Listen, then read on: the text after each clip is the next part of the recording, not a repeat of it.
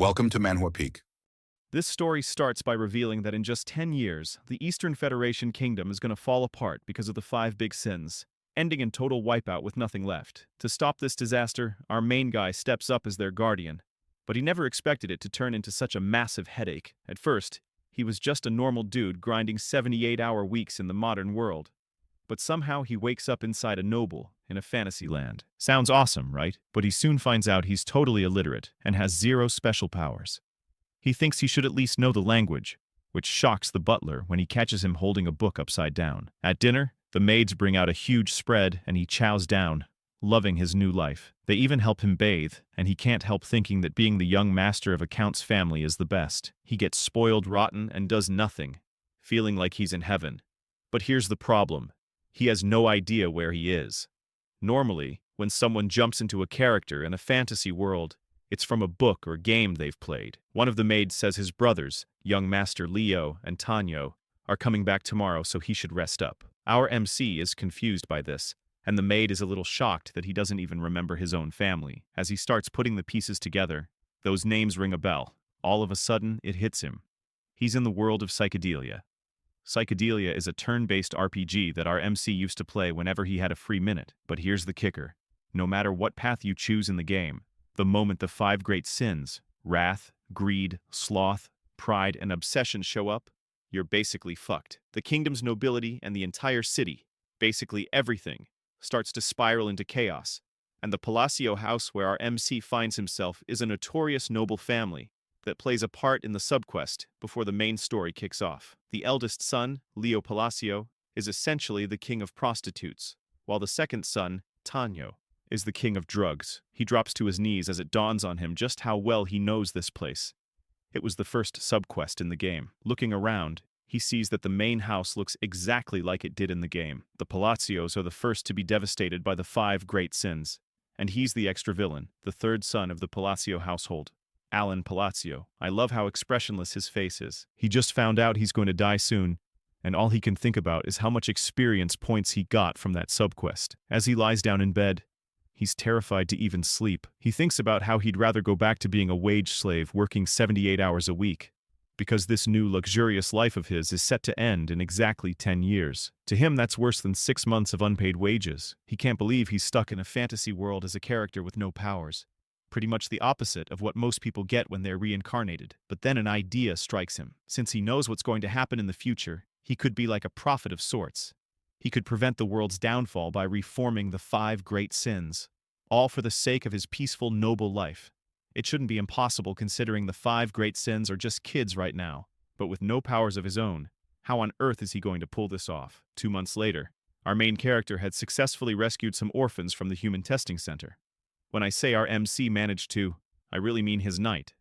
Evan was the one who did the rescuing. Evan reports that he's left the management of the orphanage in the hands of a girl named Utia. Our MC nods in agreement, realizing he made the right choice in picking Evan for this job, as he's quite skilled at handling such tasks. However, since our MC struggles to show emotions on his face like a typical person, Evan is left puzzled, wondering if what he just heard was a compliment, as he can't quite read his expression. To clarify, our MC tries to force a smile, and Evan thinks he'll never get used to his young master's face. He recalls how Alan used to wear his emotions on his sleeve, whether he was gloomy or happy. But now, it just feels strange. Even our MC suspects that his possession of Alan's body might have only affected his face, as he can't seem to smile properly. Moving on, Evan decides to accept his young master's praise, and our MC explains that Evan is a rare gem in the world of psychedelia, because he has remained honest and loyal despite all the betrayals around him.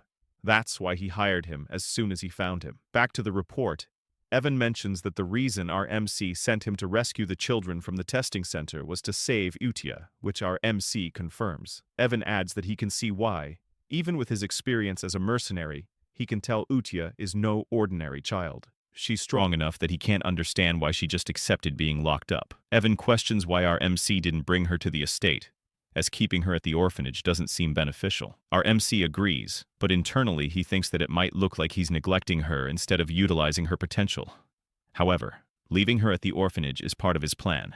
Utia Blutia is a non-human who makes a pact with an otherworldly being to gain its powers. ultimately becoming the embodiment of the wrath of the five great sins and causing the deaths of countless people. However, thanks to our hero, that grim future is averted, and he wants her to grow up in peace. He believes he has finally dealt with one of the four remaining landmine disasters. But since he can't share this with Evan, he decides to come up with an excuse. Acting all mysterious, he tells Evan that the time isn't right yet. Evan, curious as always, wonders what he means. But as is often the case, side characters have their own narratives. He assures our hero that he understands.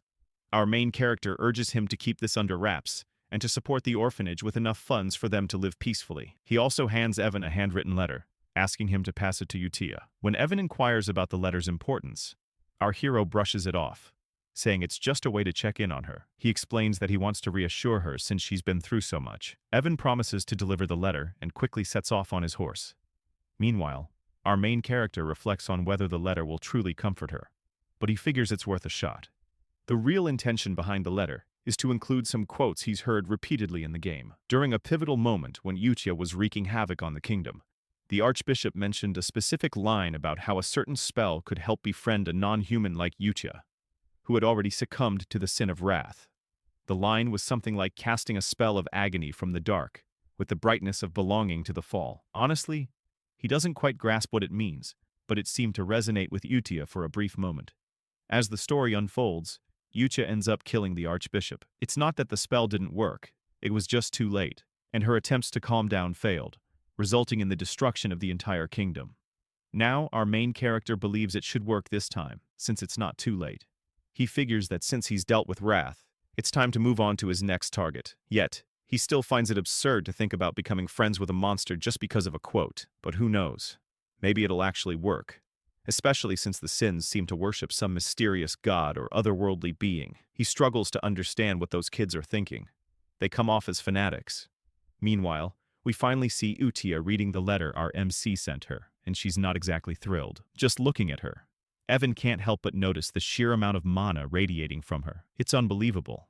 According to Evan, this little girl is the strangest person he's ever met. It's as if she has no emotions at all. She asks Evan to confirm if our MC was the one who sent the letter, and he nods. In an instant, Uchiha unleashes her mana like a crazed yander who just caught her partner cheating. She's upset that our MC didn't invite her to the estate, and Evan is about to feel the full force of her rage. Manifesting mana in solid form like Uchiha is doing now is something only those who have reached the Master Realm can achieve. Evan recalls our MC saying it wasn't the right time for him to meet with her yet, and surprisingly, that excuse seems to work. Uchiha calms down, interpreting the quote our boy included in the letter as a promise only her master would understand. Meanwhile, Evan is left bewildered, wondering what on earth is happening in front of him. Uchiha, fully in her yander mode, insists that she understands what our boy meant. This girl, who honestly resembles Sheltir Bloodfallen from Overlord, embodies the sin of wrath as the daughter of monsters, the bloody queen Uchiha. Meanwhile, back to our main character. He thinks he's managed to stretch his luxurious lifespan a bit. And honestly, he's not wrong. As he drifts off to sleep, he even imagines the bright moon in the sky cheering him on. He promises himself to work hard on rescuing the next child. We get this adorable little bonus panel of him placing a primrose flower on his bed before he dozes off. He thinks all he really wants is to live a long, peaceful, luxurious life. Is that too much to ask? In the Asteria Kingdom, there's a tradition of placing primrose flowers on wounds or old scars for the deceased during funerals, which basically means our boy is in deep trouble. The next day, our MC finds himself in the library, where books are literally falling on his head, as if they're trying to kick his illiterate ass out. He's currently on the hunt for clues about the third sin. Let's call them landmines. But the whole process is giving him a headache. Evan reports that they've successfully rescued the second child, all thanks to our boy's intel on where to find her. Our MC asks if Evan made sure they treated the child extra kindly, to which Evan confirms, explaining that after saving her from the illegal slave market, they were very gentle with her. But before he can finish, someone kicks the library door open, sending them both flying. This brute turns out to be Tonio, the second son of the county paleo. He starts bullying our MC, asking how an illiterate guy like him is even holding a book. I love our MC's bratty eyes. He's completely unfazed. As Tonio ramps up the pressure demanding answers, our MC thinks this guy is such a nuisance. He even wonders how the original Alan would handle this kind of treatment. Realistically, he would love to fight back, but that just seems like too much hassle. So he decides to play it low-key. He tells Tonio that since it looks like he wants to use the library, he'll be taking his leave. Thinking he's completely dominated our MC, Tonio steps on his head with a mocking grin. But just then, a sharp knife whizzes by, embedding itself in the wall, as another brute enters, telling both Tonio and our MC that they're being too loud. This new arrival is Leo Palladio, the first son of the county. As these two idiots start squabbling, our MC seizes the opportunity to crawl away. He reflects that in the game, the Palladio County had quickly vanished after the first subquest, but he didn't realize their power and influence were much greater than he thought. Basically, what's really happening here is that these scummy brothers are fighting over who will become the family head. The first son is a major player in the underworld, known as the Prostitute King, while the second son runs a large-scale drug cartel, earning him the title of the Drug King. As these two buffoons bicker, our MC realizes he can't afford to get involved with either of them if he wants to maintain his sweet, luxurious life. I absolutely adore this MC. He literally crawled away while his two brothers were at each other's throats, and Evan just followed him like it was the most normal thing in the world. As Evan fixes his hair for him, our MC vows to live a happy life as a weak and incompetent bastard child. A little while later, Evan shares that the second child they rescued didn't seem quite like a typical kid either. As he gazes at the lazy master in front of him, Evan can't help but wonder how someone like this could possibly learn about the illegal slave market and the secret bio-experiments happening all over the kingdom. It's making Evan question his entire reality. Looking at this foolish master, he thinks about how hard it must be for him to keep it together around his brothers, while our main character just grumbles about being tired. Moving on, Evan wonders why he sent the second child to the orphanage again. Our MC, however, knows that this second child is anything but ordinary. In fact, he's on a whole different level. Within the United Kingdom, which is made up of several nations, the central one is the Kalian Kingdom, where the second child they saved from the illegal slave market hails from. This child, or more accurately, the second boss of psychedelia, is known as Deus Macaulian. After being sold into slavery and mistreated, he ended up embodying one of the 5 sins, the sin of sloth. He then went on to wreak havoc on the kingdom in the most horrific ways imaginable. This part of the story left many players shocked by psychedelia's cruelty. Despite his title as the Sin of Sloth, he was actually known for being incredibly hardworking, always repaying debts and wrongs multiple times over. That's why our MC stressed to Evan the importance of treating Deus with utmost kindness. The graphics of Deus's fights were so intense that our MC still trembles just thinking about them. Trying to keep an air of mystery, he answers Evan's question by saying that he sent the second child to the orphanage because the time isn't right yet. Evan just nods along, saying he expected as much. He then asks if the letter he sent to Yudia this time was about the second child, to which our MC confirms. But in reality, we get a glimpse at what's really in that letter. He's just venting to Yudia about how his older brothers are picking on him. Honestly, this guy cracks me up. I really love this MC. Anyway, he claims in the letter that he told Yudia to look after the second child, who's feeling a bit under the weather. And he's not wrong. Deus could definitely use some time to chill and heal. Meanwhile, at the orphanage, Deus is trying to keep to himself, hiding his body covered in cuts. Yudia approaches him and asks if he's broken. She wonders if the Black Goat organization is responsible for his injuries, and just hearing that name gets a reaction out of Deus. In her Yandra mode, Yudia starts talking about how even though he's broken, he's still been chosen. She congratulates him for being selected by the Blue Moon, which is what they call our MC. It seems like Yudia is setting up an organization with our MC at the helm, and she promises Deus that if he stays loyal and follows their orders, he'll get his chance for revenge. Hearing this, something stirs within Deus, and his own magic, or maybe the authority of sloth, like in ReZero, starts to manifest. With that settled, Yudia decides to write her first reply to our letter, and for some reason, she's way too excited about it. Meanwhile, back at the estate, our main character was still deep in the library, searching for clues about how to track down the third child. Just then, Evan burst through the announcing that they were in big trouble. He reported that the second young master of the Palacio household was dead. Our MC, who had been expecting this news, was still taken aback by how quickly it all unfolded. The funeral was held almost immediately, but what really shocked everyone was the complete lack of mourning. Even their father showed up with 2 prostitutes by his side. Like, seriously? Our MC was a bit stunned. Bringing drugs and women to your own son's funeral is crossing a major line. He always knew this family was messed up, but this was next level. He mused that psychedelia really is a dark fantasy genre indeed. Anyway, moving on. Our MC thought that Tonio's accidental fall seemed a bit off compared to what he remembered. In the game, Leo had cried desperately after killing his brother, shouting about how he was now the sole heir of the Count Palacio. But now, here was Leo, literally smirking in front of the body. Like, come on, at least try to hide your emotions a little. Regardless, this wasn't really our MC's problem. His main focus was still on resolving the issue with the 5 deadly sins. Fast forward a year, and the successor problem was sorted out, with Leo taking over Tonio's drug business. The county became a lot more peaceful. In the meantime, Utea and our MC had become pen pals, exchanging letters more frequently. Our MC figured that keeping in touch with her would be beneficial down the line, while Utea filled him in on how the other kids were doing, which made him smirk since they were growing up nicely. She also sent over their monthly sponsorship list, which caught our MC's attention because it seemed to be growing quite a bit. He wondered what was going on, but Evan, who was busy stuffing his face, pointed out that while it was unusual, it was a good thing nonetheless. Evan then finally shared the news that our boy had been searching for. The information they needed had been found. They even got a call from the Information Guild about it, which was a huge relief for our main character, since it was all about the ancient book concerning the 3rd child. This meant he could finally uncover that little landmine, and it brought him so much joy. Everything seemed to be going perfectly, and our MC was enjoying a peaceful evening.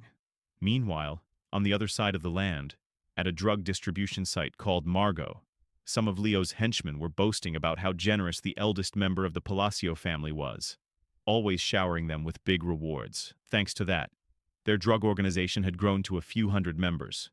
But little did they know, that number was about to take a nosedive. What they witnessed next was pure horror. Most of their members were literally turning on themselves, screaming that they couldn't control their bodies. It was as if they were being puppeteered, leading them to take their own lives. The culprits behind this chaos were none other than our MC's children, Utea and Deus. Using his thread magic, Deus wiped them out single-handedly. Turning to Utea, he asked if there was really any point in killing these fools. Utea, however, questioned whether Deus felt any pity for them. He clarified that he didn't, especially since these guys exploited human lives to produce drugs. He felt this had nothing to do with his quest for revenge. But Utea, unleashing her magic, explained that this was essential for their master's return. They were essentially clearing out the trash in the county, so that when our MC stepped up as the heir, things would be easier for him. With a majestic smile, she wondered how they could let the place look so shabby for his arrival. Deus responded that he understood, but honestly, what did he really understand? They were treating our MC like Ainz from Overlord and Sid from Eminence in Shadow. Using her magic, Utea etched a symbol into the ground, and as they soared away in style, she declared that everything would unfold according to his will. A massive surge of mana erupted, leaving a crescent moon shape behind, and Utea added that they were the blue moon, destined to become his sword. Now that's some serious Eminence in Shadow vibes. It's been 2 years since our main character and Utea became pen pals, and during that time, Evan has been working tirelessly to track down the other sins. Looking completely worn out, he finally collapses on the grass, where our boy's magic seems to revive him. Evan shares the good news that they've successfully found the 5th child and sent them to the orphanage, which really hits our MC in the feels. Even though he can't show it on his face, he explains that over the past 2 years, he's managed to save all 3 remaining children, meaning he's rescued all 5 sins. To celebrate Evan's hard work, he treats him to some delicious cake and goodies, while also mentioning that finding the sin of greed, the 3rd child, was a bit of a challenge. After making Evan put in some extra hours using his game knowledge, everything worked out in the end. He praises Evan for a job well done, and now that the mission is complete, he can finally take a breather. Evan asks if this means all the orphanage duties are wrapped up, and our MC confirms it. Evan breathes a sigh of relief, but then questions why our MC doesn't seem happier about their achievement. Our boy insists he's thrilled, but Evan points out that he doesn't look it at all. Our MC tries to defend himself, saying he's smiling right now, and we even get a close-up of his mouth, only to realize this guy isn't smiling at all. You wouldn't even call it a smirk. But Evan, used to this, just rolls with it. As they move on, our MC reflects on how he didn't expect things to go so smoothly. After all, the bosses of psychedelia became the 5 great sins due to their terrible pasts. Even though they're in the past before becoming the sins, The odds of saving them all before they went through those awful experiences were pretty slim. He was also worried he'd be too late, and they'd be too broken to save. He asks Evan how things are going at the orphanage, and Evan hands him a letter, saying everything is running smoothly as usual. The kids, who once seemed like broken dolls, have really brightened up. Our main character points out that if that's true, they wouldn't need to hire a separate caretaker. That said, he didn't expect Utia to do such a great job with the orphanage. He wonders if her background has something to do with it. In the game, she was meant to feel a sentimental connection to the place. This leads him to remark on how nice Utia is in her own way, but Evan quickly urges him to read the letter for any important updates. In the letter, Utia gives our boy a rundown of how they are doing, mentioning that they're growing well and he doesn't need to worry about them, especially Deus, who was a bit of a special case. She reassures him that all the children are improving, which brings a rare warm smile to our main character's face. He expresses that he's just happy they're all growing up well. Deep down, he wonders if the environment is the key factor in an orphanage, since these kids are thriving. Anyway, Evan asks the big question: when does he plan to meet these kids? He always says the time will come, but our main character privately admits he has no intention of meeting them anytime soon. He thinks it would be nice to be close to them, but the kids don't exactly have personalities. He's eager to be around, and honestly, he's not wrong. Having witnessed their cruelty in the game, we can't blame him. Maybe it's because of how brutal their transformation into sins was. Regardless, he thinks it shouldn't be too bad now that he managed to rescue them before those events unfolded. Yet he still feels a twinge of fear just thinking about it, so he tells Evan that he's thinking about meeting the kids in maybe 5 years. Regardless, our main character realizes that what he really needs right now is the ability to protect himself in this grim, dark fantasy world. And the answer lies in magic. As he practices, he feels lucky that the body he's in has some magical talent. Then Evan asks if he's heard of an organization called the Blue Moon. Our MC admits he hasn't, and Evan explains that Blue Moon is a group that's recently started hunting down criminal organizations. Our MC thinks that if they're cleaning up the trash, that's a good thing, but deep down he wonders why he's never heard of them in the game. He's sure they won't last long. But Evan teasingly points out that our MC should be really scared, since Blue Moon's whole thing is taking out nobles, which sends a chill down his spine. I love the chibi panels of our MC, as he tells Evan that just in case he should sleep next to his room from now on. Meanwhile, back at the orphanage, Utea is holding the Blue Moon weekly report meeting. The Sin of Pride, Solrung reports that she took care of all the slave traders by chopping off their heads. She does some acrobatics in the air, while saying that those idiots couldn't even figure out who she really was. She even claims she gave them a chance, saying she'd let them live if they could guess the color of her eyes.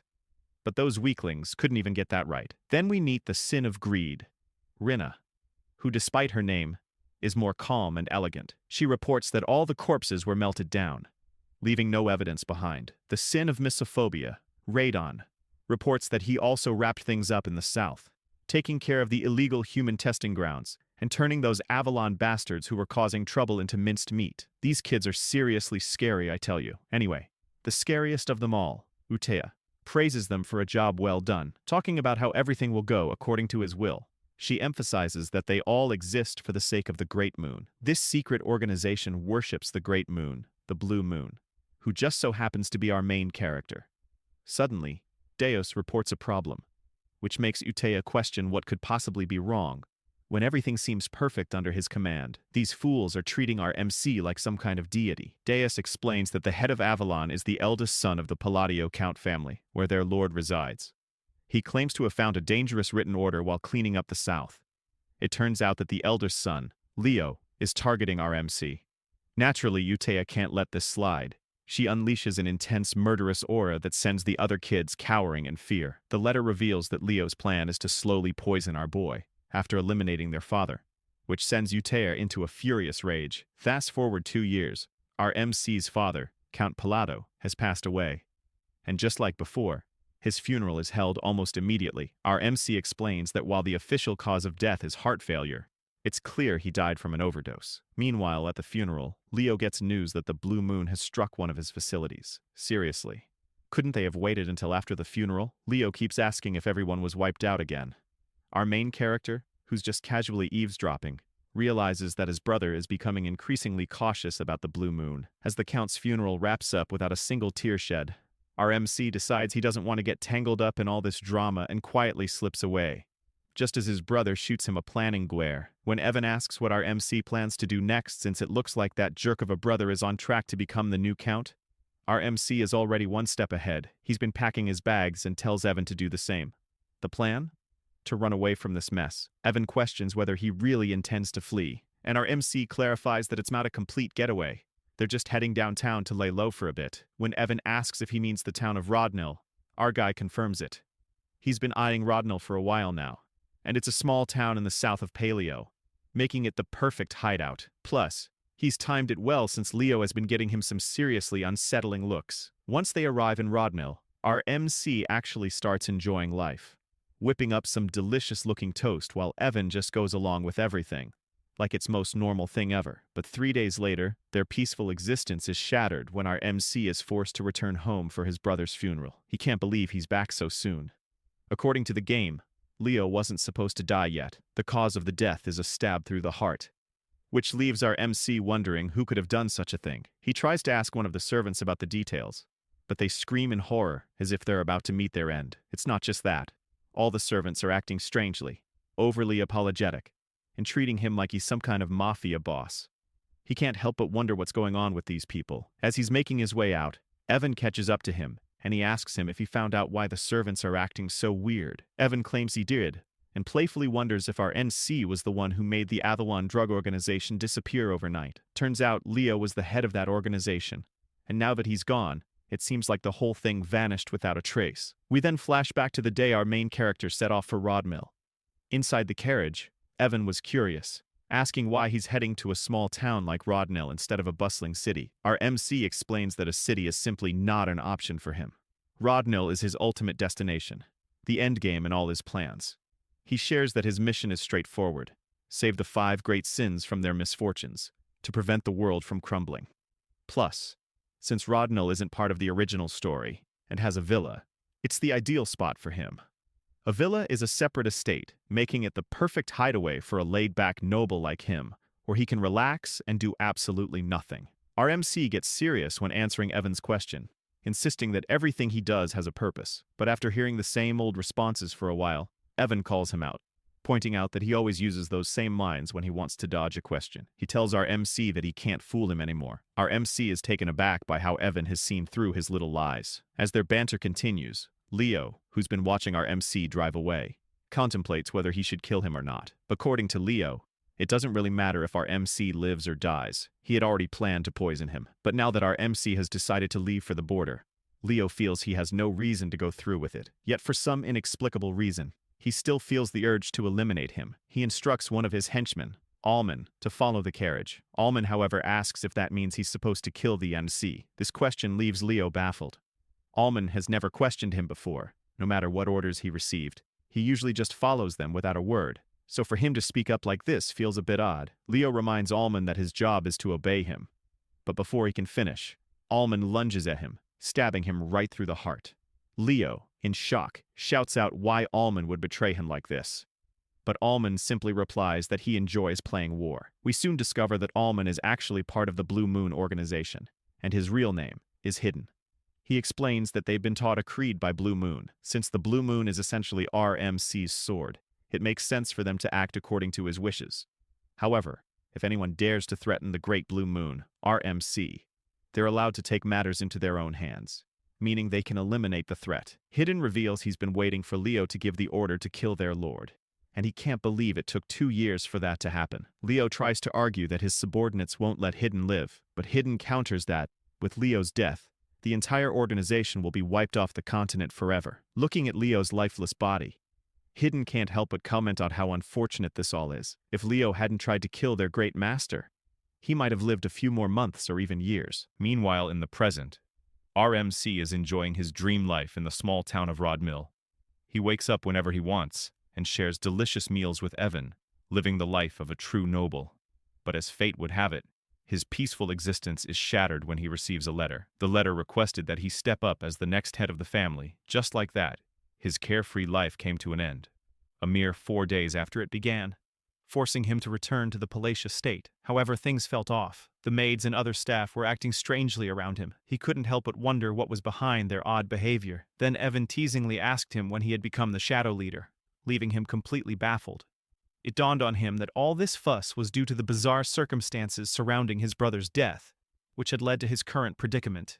In his usual dramatic fashion, he started sobbing, pleading with Evan to help him understand why he was seen as the villain in this story. Evan pointed out that since he stood to gain the most from the situation, it was only natural for people to suspect he had a hand in his brother's murder. Right after he left the estate, Leo was killed, and our main character had the perfect alibi to step into the role of the next count. Realizing how his plan to avoid this mess had backfired, he felt a wave of frustration, but Evan tried to lift his spirits, explaining that with the drug organization, Avalon out of the picture, and his brother gone, he wouldn't have to worry about anything anymore. Evan jokingly added that in short, our main character was now the new shadow leader of the county, who had supposedly orchestrated the assassination of a swordmaster.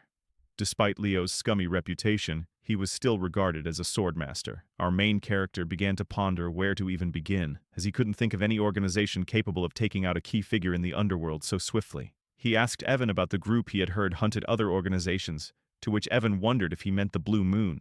Our main character speculated whether the Blue Moon could be behind his brother's death and the downfall of Avalon.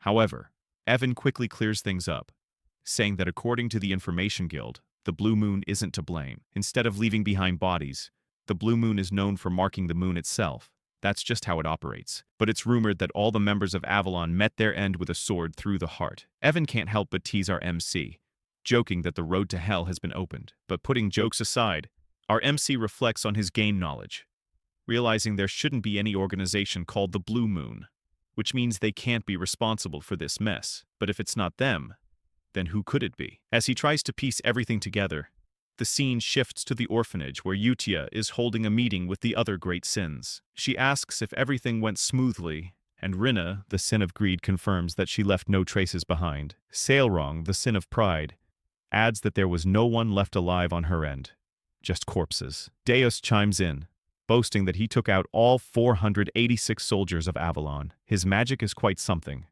like a beautiful butterfly tangled in spider webs. Then there's Radon, the sin of misophobia, who also confirms that he cut down all the bad guys in half. Utia praises them for their work, but she's a pretty intimidating child. There are whispers that she's actually over 1,000 years old in the novel, but who really knows?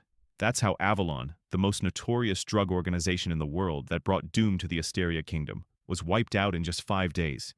But suddenly, Radon mentions that he doesn't think the cleanup was flawless. When Utea asks what he means, Radon explains that he stumbled upon some intriguing documents linked to the nobles associated with Avalon, particularly the Altea Doctum, which has some deep ties. Hearing this, Utea's magic starts to flare up, and she tells the others they already know what she's about to say. It's time to wipe them out. Radon promises to handle it quietly. Moving on, Udasai then asks if the Information Guild is clean and whether they have any ties to Avalon. Rina confirms this, explaining that the guild matter is being dealt with separately from the other issue concerning the Blue Moon. Deji Ants, on the other hand, claims that all the guilds behave similarly, referring to it as the Hell Sword crafted by the Swordmaster. Hearing this, Rina inquires if she should keep tabs on our MC's movements, to which Udasai agrees, emphasizing that this entire situation must not reach that person's ears. She insists she has mentioned this multiple times, and they should all be aware of it. When she refers to that person, she essentially means our MC. Dagius points out that since that person's family targeted them first, the order to eliminate them wasn't sanctioned by them. Upon hearing this, Udasai starts to panic. In her opinion, all their actions must be driven by a direct order from our MC. She claims they are essentially swords, and a sword should never think for itself. She declares to the other Sims that from this moment on, all members of the Blue Moon must only act on orders, and they should take this decree seriously. This leaves the other Sims feeling a bit uneasy, as Udia adds that they must never disappoint that person, no matter what. Inwardly, Degius thinks he can't quite grasp any of this. For someone as powerful as Udia to feel anxiety and restlessness simply because she's discovered by that person seems excessive, but nevertheless, he tells Udia that he understands. They conclude their meetings by chanting that everything is for the Great Moon, which is essentially a phrase how the Shadow Garden from Eminence in Shadow wraps up their meetings. Meanwhile, back to our MC, he finds himself buried in paperwork, as the new Count of Palatio. He explains that after his brother's funeral, he faced a full month of endless duties, and he feels overwhelmed by them. He starts shedding some tears, lamenting that he just wants to loaf around and do nothing. This fool even claims that's what it means to be a noble. Anyway, he couldn't help but think that even though he had made quite a few enemies, his brother Leo's death was supposed to happen 6 years from now. But with the strange circumstances surrounding all his brother's deaths, everything shifted, and now all the family responsibilities had landed on him as the sole heir. Just then, a few ministers from the county walked in, bringing even more paperwork for him to deal with. He closed his eyes and started to wonder why everyone in the county suddenly seemed to be working so hard. Back when his father was still the count, they would slack off and treat work like a rainy school day. He waved at them, signaling to drop the paperwork on his desk. But in the minister's eyes, he was radiating a deathly aura. They began to worry if they had somehow angered him, with some even vowing to work even harder to avoid any consequences. He was a secret mastermind who would eliminate anyone who displeased him. But having been a former workhorse himself, he wasn't handling all this pressure very well. He wondered if it would be possible to get the ministers to do all the work for him. Later that night, Evan was a bit shocked to find out that our boy had reached the 2nd tier in magic after just 2 years of self-study in poisoncraft, which meant he was quite talented and not shy about showing it. The little rascal was casting spells all over the house. Normally it takes about 4 to 5 years of instruction to reach the 2nd tier in magic, and it often requires a natural talent as well. Our protagonist agreed that his magical talent was pretty decent. Deep down, though, he knows he's been practicing hard for self-defense because something just doesn't feel right. To wield magic effectively for protection, one must have perfect control over their mana, just like he's managing to do at this moment. Still, he can't help but wonder what good his magic is if it's only half-baked. He insists he's tried every type of magic this fantasy world offers, and at first it was thrilling. He thought that mastering magic would mean he'd have nothing to fear, but now it feels more like he's scrambling to learn magic just to save his own skin. That's when the harsh reality hits him. His mana capacity is alarmingly small. Without enough mana, there's no magic, and that spells trouble, possibly even death. As he wallows in his predicament, we discover that innate mana capacity is akin to an athlete's natural weight class. While some are born with extraordinary talent, our main character is stuck with a minuscule mana pool, and no amount of training will change that. Yet he clings to a glimmer of hope. If all else fails, there's a way to fix it. Just then, Evan interrupts his thoughts, announcing that his invitation to the ball has finally arrived, leaving our present puzzled about what he's talking about. The scene shifts a few days later to the grand ball, where our main character makes his entrance in some truly majestic attire. The fit is impressive, but being the introverted guy he is, he claims to be already worn out, even though he just got there. This party, let's call it what it is your typical aristocratic gathering in the southern part of the Asteria Kingdom. It's basically a meet and greet for nobles, and since our MC is about to be sworn in as a count soon, he really has to show up. He gets into serious mode thinking this is his golden opportunity to network with the nobility, which is crucial for his ultimate goal of living a peaceful life. But soon enough he realizes that making those connections is going to be a lot tougher than he thought, as everyone seems to be fleeing from him in sheer terror. He even tries waving at them, but they literally just run away. Evan, his friend, tries to lift his spirits, telling him not to be down, but our guy insists he's not upset at all, even if his expression says otherwise. He tells Evan he expected this reaction, and vows to try harder as he heads out on his own. However, our protagonist seems a bit clueless about what's really happening. He thinks the other nobles are looking down on him for being a low-class noble without any backing, and he's not entirely wrong. The current Palacio household is indeed filled with troublemakers, like his 2 older brothers. Picking up a wine glass, he assists himself that he didn't come to the ball without a plan, and is determined to unlock the social skills he's been secretly honing. He starts talking aloud about the wine's unique aroma in an attempt to spark a conversation, but due to a mysterious condition that makes it hard for him to show emotions on his face, he ends up looking quite villainous, especially when he tries to smile. He'd tell the lady he'd love to have some bottles at home, all the while thinking his smile is perfect. But in her eyes, he resembles a demon king, and she bolts, saying she'll tell her father to prepare them right away.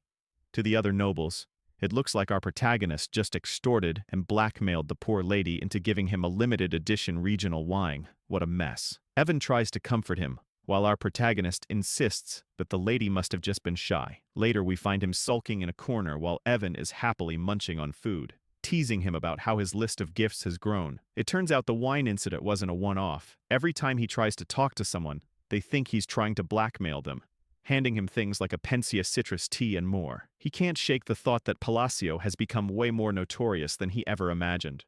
With rumors swirling about him having killed his two brothers, he's basically turned into a figure of fear and dread. Feeling down, he tells Evan he needs some fresh air. As he steps outside, a certain red-haired beauty catches his eye. While he's out there, he can't help but wonder where it all went wrong. Suddenly, a soft voice calls out to him from behind, asking if he has a moment. He turns around, puzzled about where the voice came from since he doesn't see anyone. Looking down, he finally spots a cute young girl who introduces herself as Loria, the third daughter of Duke Altea. Hearing the name Altea, our MC recognizes it from the game, and he explains that the Altea family was one of the 3 major shadow players in the psychedelia game, known as the Northern Troublemakers. This realization stung a bit, as he hoped someone normal had actually spoken to him.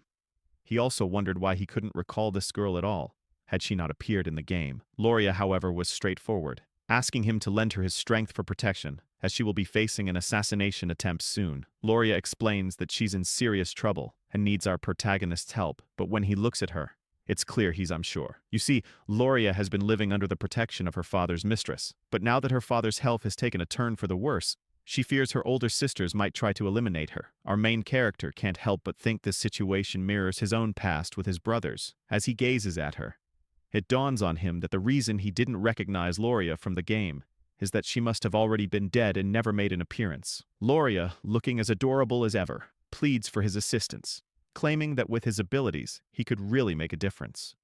But our protagonist firmly turns her down.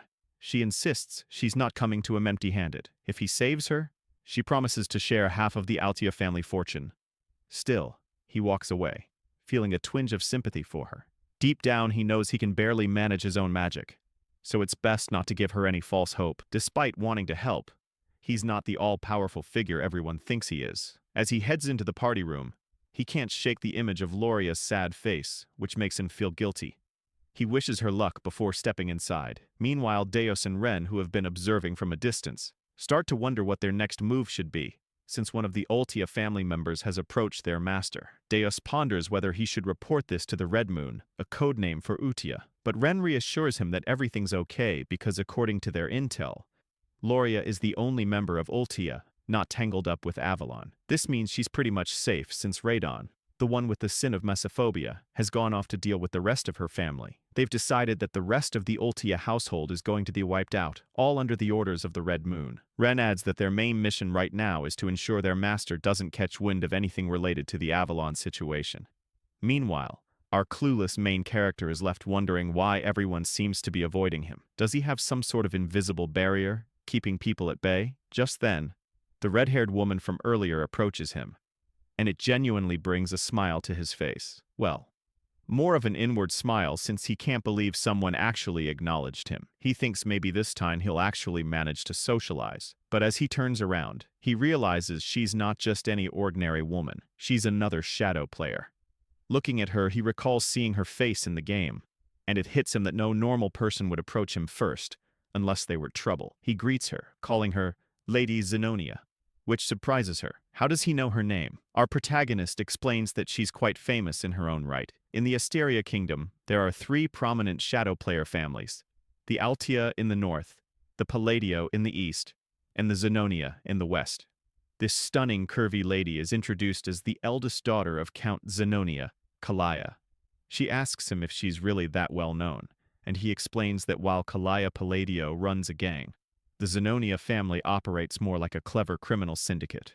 Just thinking about it makes him shudder. He insists that what he really needs are some solid connections to help him maintain his peaceful, noble life. For the sake of that easy life he's always dreamed of, he believes he must steer clear of this curvy, stunning woman who seems like trouble. With a respectful bow, he compliments her beauty, almost as if he's trying to say goodbye, but she stops him, saying she wants to have a word with him about something. He replies that he'd love to, but there are too many eyes on them right now. Deep down, he wishes she would just leave him alone. With a smile, she tells him he's just as the rumors say, and adds that she looks forward to seeing him again, leaving him completely dumbfounded. As she walks away, he wonders what that could mean, sensing it's some kind of code, but he shakes it off. Meanwhile, Renee and Deus, who have been watching from a distance, are pleased that their mission to keep our protagonist in the dark is going smoothly. However, Deus points out a problem. Looking out the window where our protagonist is standing, they spot someone who has been tailing him for a while, and they quickly rush out to deal with the threat. The next day, our protagonist and Evan find themselves in a forest, with Evan asking if he's really sure this is the canyon he's been searching for. Evan notes that it's midday, the sun is shining, but the canyon is oddly dark. Our boy, however, isn't paying much attention. He's ecstatic that he's finally found his true objective. As they venture inside, he jokes that if this place turns out to be empty like the others, he might actually cry. But as he looks at the symbols on the walls, he realizes this is the real deal. He explains that in the game, finding this place was a breeze. Truthfully, he admits that the only reason he traveled all the way to the south under the guise of attending the ball was to discover this labyrinth right here. The labyrinth, it's called the Labyrinth of Whispers, and if you can crack all the riddles in its 8 rooms, you'll earn a powerful artifact as a reward. Exactly what he claims to have memorized all the routes and puzzles this labyrinth has to offer. Finally, he arrives at a massive door, and as he gazes at it, he confesses that seeing the labyrinth entrance in person is breathtaking. It feels so much more real than it did in the game. In the game, he tackled this labyrinth countless times. Evan, on the other hand, asks how our protagonist even knew a place like this existed. Our boy, without thinking, replies that he's been here often, leaving Evan puzzled about what this guy is talking about. Realizing he might have slipped up, our protagonist quickly backtracks, saying he was just kidding, and suggests they head inside. Once inside, they encounter some monsters and giant golem hands that could easily crush them like twigs. Evan wonders if these creatures are tied to the riddle, and if our boy gets the answer wrong, those giant hands will show no mercy. But our boy, unfazed, starts solving the riddle, leaving Evan to wonder how he can remain so calm in such a dire situation. Evan reflects that they've been together for 4 years now, yet he still doesn't understand him at all. Things like saving orphans, repaying random debts, helping free slaves, and even delivering seemingly pointless messages. Yeah, in Evan's eyes, our boy is a total weirdo. Still, watching him solve the riddles with ease makes Evan question how this is even possible. This guy has barely left the estate, yet he seems to know everything about this labyrinth. Regardless, Evan admits that the reason he keeps following this mysterious master of his is simple. Everything he does somehow leads to a good outcome. They finally make it inside, but our main character can't shake off the gruesome visuals of the game. He's feeling queasy, but as they step into a lavish room brimming with treasures and gold, his attention is immediately drawn to a hand statue adorned with multiple rings. He declares that their goal is the Black Ring, and insists they should grab it and get out fast. Meanwhile, Evan, who's busy stuffing his pockets with gold, questions why our protagonist is so fixated on the Black Ring, which looks like the least valuable of the bunch. Our hero explains that taking anything else could lead to trouble down the line. Deep down, he realizes he's finally got his hands on the ring that holds the Oath of Restraint. As they start to head back, our MC feels pretty pleased with himself, thinking that snagging the ring was a breeze thanks to his gaming knowledge. But Evan suddenly gets a bad vibe, and points out that the rock piles they passed while entering the canyon are actually golems, and they seem to be stirring. Evan quickly gets into battle mode, feeling anxious about their situation. To him, these golems are total unknowns, making this a nightmare scenario. He thinks that if he can just get his young master out safely, he wouldn't mind sacrificing himself. But our protagonist steps up, telling Evan to stand down because he'll take care of the golems. As the golems prepare to attack, Evan urges him to find an escape route first. With the golems closing in, Evan shouts a warning, saying his second-tier magic won't be enough to handle them. But our MC stands tall, confidently invoking the Oath of Restraint, which activates the Black Ring. Suddenly, time seems to slow, and he finds himself in a different dimension. A voice introduces itself as a fragment inheriting the great will of Nyasala, instructing our protagonist to state the 2 restrictions he wishes to impose on himself. Our main character finds himself in a pretty intense situation. In the game, this part showed up as a choice window, but now, hearing this mysterious voice and seeing a gigantic face looming in the dark cosmic expanse is a bit overwhelming. The Oath of Restraint is an absorption-type artifact, and as the name suggests, it lets the user impose limitations on themselves in exchange for power. However, the sheer force of the voice makes our MC tremble a bit. The voice urges him to declare his first restraint, and with a hand sign, he states that he will always perform the hand signs of Babylonia when casting magic. The voice then asks what he hopes to gain from this restriction, and our boy responds that he desires the ability to bend the laws of the world just a little more. The voice grants him this power. For his second restraint, our boy explains that he will strictly chant the words of Babylonia when using magic. When the voice inquires about his desire behind this restriction, he boldly claims he wants even greater power to defy the laws of the world, which momentarily surprises the mysterious entity. Our protagonist starts to worry that he might have messed something up, especially since the entity paused. He even mimicked the exact skill icon from the game just to be safe. By choosing both the hand signs and the word restrictions, he believes he can achieve the highest possible magic attack power. Thanks to all his repeated gameplay, he has memorized every combination used in the game, so this should work. Finally, the entity speaks again, confirming that his restraint has been granted. It expresses gratitude to the human who has remembered all the gestures and mysteries of the forgotten god. Our protagonist is puzzled by what the entity means, but he quickly notices that the ring is being absorbed, indicating that all the restrictions were successfully applied. The entity concludes by telling our MC that it will always be watching over him as the one who will inherit its will, whatever that means. Just then, time seems to start flowing again, and it's right as the golems launch their attack on our MC. Evan tries to reach him, but our hero, unfazed, begins to cast his magic. He can't help but chuckle at his own spell, thinking how in the game it looked so impressive and powerful. But now, thanks to his meager mana, it's just so small. He gathers it in his hand, reflecting that no matter how hard he pushes himself, this will always be his limit. But hey, it's time to test out his new restraints. I have to say, his magic looks majestic. Maybe it's the pose. Anyway, he starts chanting with the first word being refraction, which makes his magic begin to take shape. Then comes repulsion, causing it to swell in size, transforming into a stunning blue light of electric magic. The magic ball is massive. Using hand signs, he adds another chant for direction, and finally, he unleashes it. The way he does it is so grand, reminiscent of how Gojo releases his purple. The sheer power of our boy's magic leaves Evan in shock as the lightning obliterates all the golems, turning them to dust. In the aftermath, Evan can hardly believe his eyes, wondering what on earth just happened. He asks our protagonist if he's been hiding his power all this time, but our boy shakes his head. Evan explains that in all his 15 years as a mercenary, he's never seen anything like that. He questions if our MC is really sure that was second-tier magic, to which our boy confirms, though deep down he's just as confused about what transpired.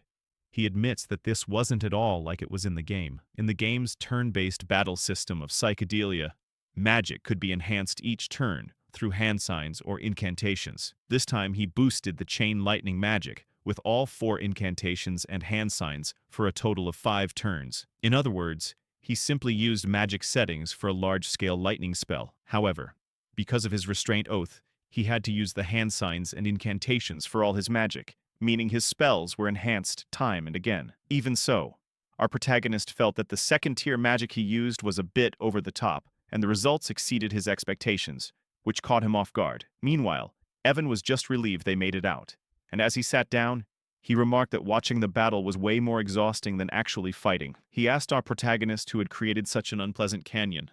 After a moment of thought, our hero realized that the Maze of Whispers had a different name in the game. The map layout and strategy guide were posted on the game's community website, and it was called the Maze of Paladon. He told Evan that a guy named Paladon was the one behind it, but Evan was too worn out to even process that information. I really love this duo. Our protagonist grabbed Evan, saying they needed to head back home because he had something in mind to do once they got there. This made Evan question why his usually lazy master was suddenly so motivated today. Our main character explained that every time he picked a hand sign that matched the spell's attribute he was casting, the power increased. If he chose the right incantation, the magic properties would get enhanced, which is how the game mechanics were designed to work. The only difference was that, unlike in the game where the visuals remained the same, and only the numbers went up. In this world, the spell actually changed shape with each incantation. But he suddenly wonders if this only applies to him, especially since he's particularly skilled at controlling mana. He decides he'll need to test it out once his mana has recovered, but for now he's just relieved that everything turned out okay. As they prepare to leave on their horses, we see Ren, who has been quietly following our main character, watching the whole scene unfold. She quickly makes her way to the canyon, and upon arriving she spots the runes on the wall, and realizes she can actually read them. She explains that these are the glyphs of the Alanef Empire, which essentially tell the story of the era of the forgotten outer gods. Rena's eyes catch another glyph hidden in a corner, which she translates as, "For my friend who shall be left alone, from the coward Palon." As she examines the glyphs more closely, a smile spreads across her face. She shares that the one who halted the invasion of the dark creatures, standing victorious against the Al-Alkalaka that devoured the hearts of the citizens, was none other than the brilliant emperor known as Palon the Great. The reason she knows all this is that she inherited all this knowledge at birth, thanks to the ancient library she received. She briefly recalls our main character mentioning that Palon was the one who built the canyon. But as usual, she misinterprets the situation. She thinks that she knew our MC was special, since someone like the bloody Queen Eudia follows him, which is a pretty big deal. Having someone like Eudia as a subordinate is something you'd only read about in history books. However, she continues to believe that our MC is actually a friend of Palon, completely misreading the glyphs he saw. Moreover, she claims that the phrase our boy used while casting magic doesn't exist anywhere in the ancient library, which only strengthens her belief that our MC is truly remarkable. Blushing, she admits that Eudia was right all along, feeling a bit embarrassed about having followed orders without question all this time. And just like that, our boy ends up with another yonder in his harem. Kind of a strange thing to say since they're basically just kids, but I digress. Anyway, Rena spots Deus arriving and immediately asks if he got any info from the fool who was tailing their great master. Deus responds that the idiot is dead, and he didn't even do it. It's more like the guy's head just twisted in midair. Rena insists they need to report this back to Eudia for processing, and Deus agrees, so they head out. Meanwhile, in Zenonia County, Lady Kalia is sipping her tea, pondering how our main character is just as the rumors say. She notes his chilling, emotionless expression and those abyss-like eyes. It bothers her that he called her famous. Count Zenonia is indeed strong and well-known, but for our protagonist to label her as famous despite not being involved in social activities is quite intriguing. What's really going on here is that Kalia is the true mastermind, using black magic to control her father, the Count, making her the real head of the family.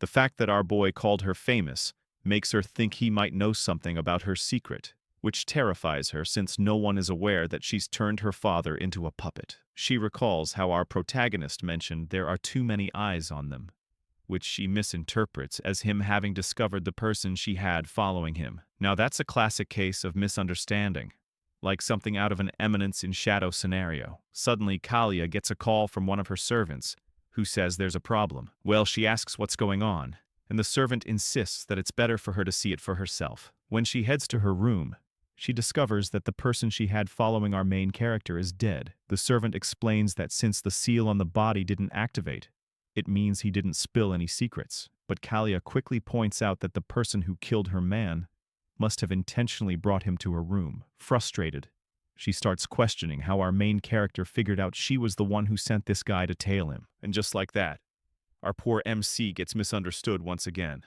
Later that night at the Altea Dachel estate, Loria was feeling pretty low. She couldn't shake the feeling that our main character was exactly what she expected someone not to be taken lightly. To her, he had those cold eyes reminiscent of her father's, and it made sense why he was known as the distinguished one of the underworld. It kind of reminds me of the honored one from JJK, but I digress. Loria realized she could never afford to make an enemy out of him, yet he was also her last hope. However, since he turned down her request for help, she misread his refusal, thinking it was clear he wouldn't take a deal that would leave him with nothing, especially since she had lost all her assets and power to her siblings. Speaking of siblings, there's the eldest son, Timalian, the eldest daughter, Marian, the second daughter, Piran, and the second son, Keeg. Being the youngest and the weakest, Loria felt completely powerless. As she walked into the estate, she reflected on how she had managed to survive this long, thanks to her father's love and mercy. But now that he was fading from the picture, she felt lost. Suddenly, She was jolted from her thoughts when the servants rushed in, breathlessly reporting that her siblings had all taken their own lives. She was left in utter disbelief. She knew they would never do something like that. Those fools would rather stab each other in the back. Literally, the idea of them ending their own lives was just insane. She quickly demanded to know what had happened to Tamalian and Marion, only to hear that they had met the same fate. In a shocking twist, we see them actually stabbing each other, and it felt like the work of Deus pulling the strings. But it wasn't. As Loria stands there in shock, trying to wrap her head around what just happened, we catch a glimpse of Radun, the sin of Mysophobia, striding out of the Altea castle, boldly announcing that the mission is complete. As Radun fades into the night, Loria is still reeling from the events. She recalls our MC reassuring her that she shouldn't worry because good things are on the horizon. Like everyone else, she's convinced that our MC is the true mastermind behind it all. In her mind, he's been playing it cool, hiding his claws until the perfect moment to seize control. Essentially, Loria believes that our MC turned down her request at the party, but secretly took out her siblings. Honestly, I can see why she'd think that.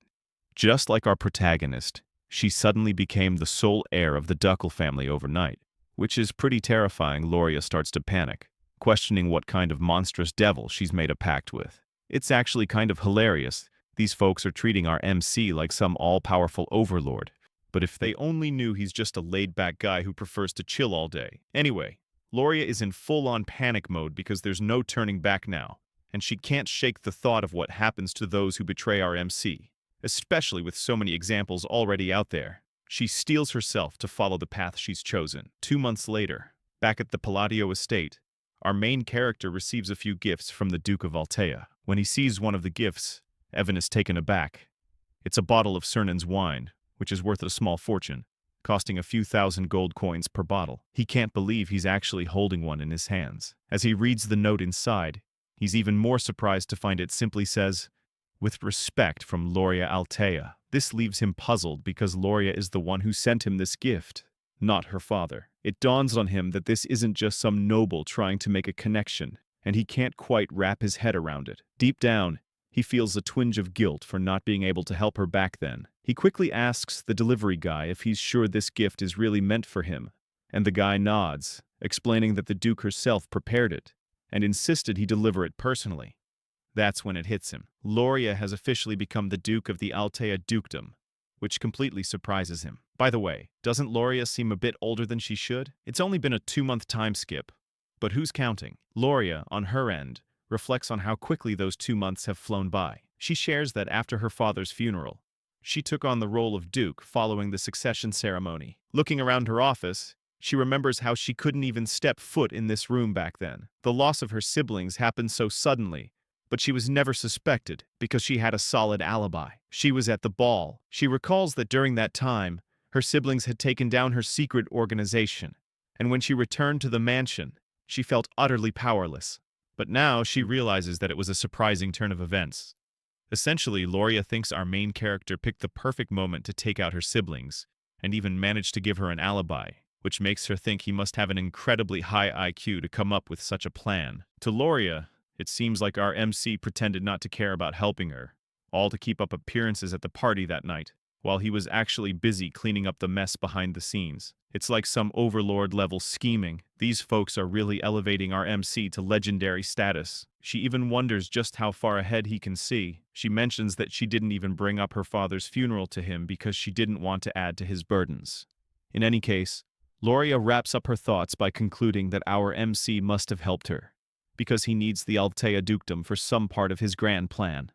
She acknowledges that while she managed to unite all the subordinate organizations of the Altea Dukedom, it still wouldn't be enough to match the hidden power our MC possesses, which can only mean one thing. He's after something from her. She points out that our MC is the Count of Palazzo, a major player in the underworld, who has built his power and influence solely through his business savvy. Loria wonders if there's even anything she could offer him that he doesn't already have. She also speculates whether our MC needs the Altea name to continue manipulating the political landscape from the shadows. But for now, she decides to focus on her own tasks, knowing that the Distinguished One will reach out to her soon. And just like that, our boy adds another problem child to the orphanage. And honestly, The nickname The Distinguished One is just too cool. I'm loving this series. Blushing, Loria hopes that our MC appreciated her gift and the gratitude she sent his way. Yeah, things are definitely getting a bit out of control. Back to our MC. The delivery guy takes off, leaving him still bewildered about everything that's happening. He reflects on how Loria was threatened with death, and now she's the Duke. Even Evan is scratching his head wondering what's going on with our boy. But our MC senses that something feels off. Fast forward a few months. 5 years before the original story kicks off, and our boy has matured quite a bit. As Evan approaches him, he asks if he should start calling him Count from now on, but our boy reassures him that he can call him whatever he likes, since the succession ceremony hasn't happened yet.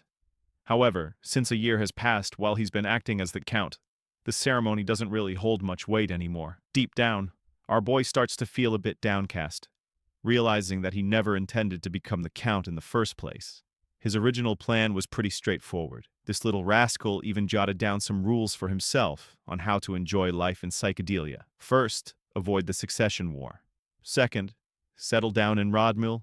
And lastly, embark on a gourmet adventure. But he lifts his spirits, thinking that since he's gotten used to this new role, he can really make the most of being a noble. Which is true because the balance between work and relaxation is way better than he ever imagined. Anyway, Evan hands him a letter saying it's from Utya. As they head inside, our MC asks Evan if he's found out anything about the assassins who took his brother Leo's life. But Evan admits he hasn't got any leads yet. Still, he encourages our MC to give the Information Guild some time, since they're still on the case. This actually sheds light on why Utya was so jumpy, and asks the other sins to ensure our boy didn't find out they were behind Leo's death. Anyway, Evan then asks what our boy plans to do with that information, sure that it's not about revenge, but our boy thinks to himself that the slight changes from the original game are probably butterfly effects caused by his actions, so he tells Evan he just wants to be ready for any surprises. Evan teasingly remarks that he sounds like a real Count when he says that, but our boy just lets out a sigh. As he opens the letter from Utya, he can't help but wonder what he has to share this time. In her letter, Utya fills him in on life at the orphanage,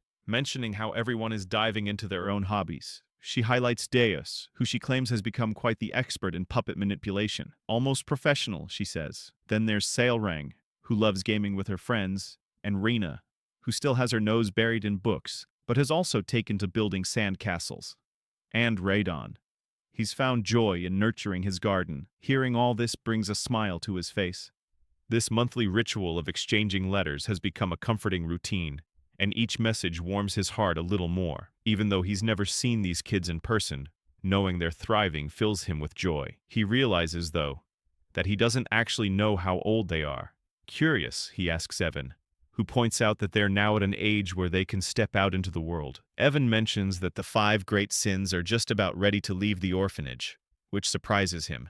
He hadn't expected them to grow up so quickly. He even pictures them as adults, coming back to thank him for everything he's done. It dawns on him that it might be time to let them go. When Evan questions this, reminding him that he brought them to the orphanage because they were hurting, he reassures him that they've grown enough to stand on their own now. It's time for them to forge their own paths. Deep down, he knows he cared for them just enough to prevent them from becoming the deadly sins, so they should be all right. Evan nods in agreement, acknowledging that since they're all healthy, it makes sense to set them free. Our boy recalls that in the psychedelia game, each boss battle came with a vivid description of its setting through narration. Utea had the gift of faith, Deus wielded the sword, Renee excelled in studying, Shulrang was a natural fighter, and Radan had the calling of an apostle. Essentially, our main character believes that if these kids harness their talents in the right ways and in the right areas, they'll be just fine when they step out into the world.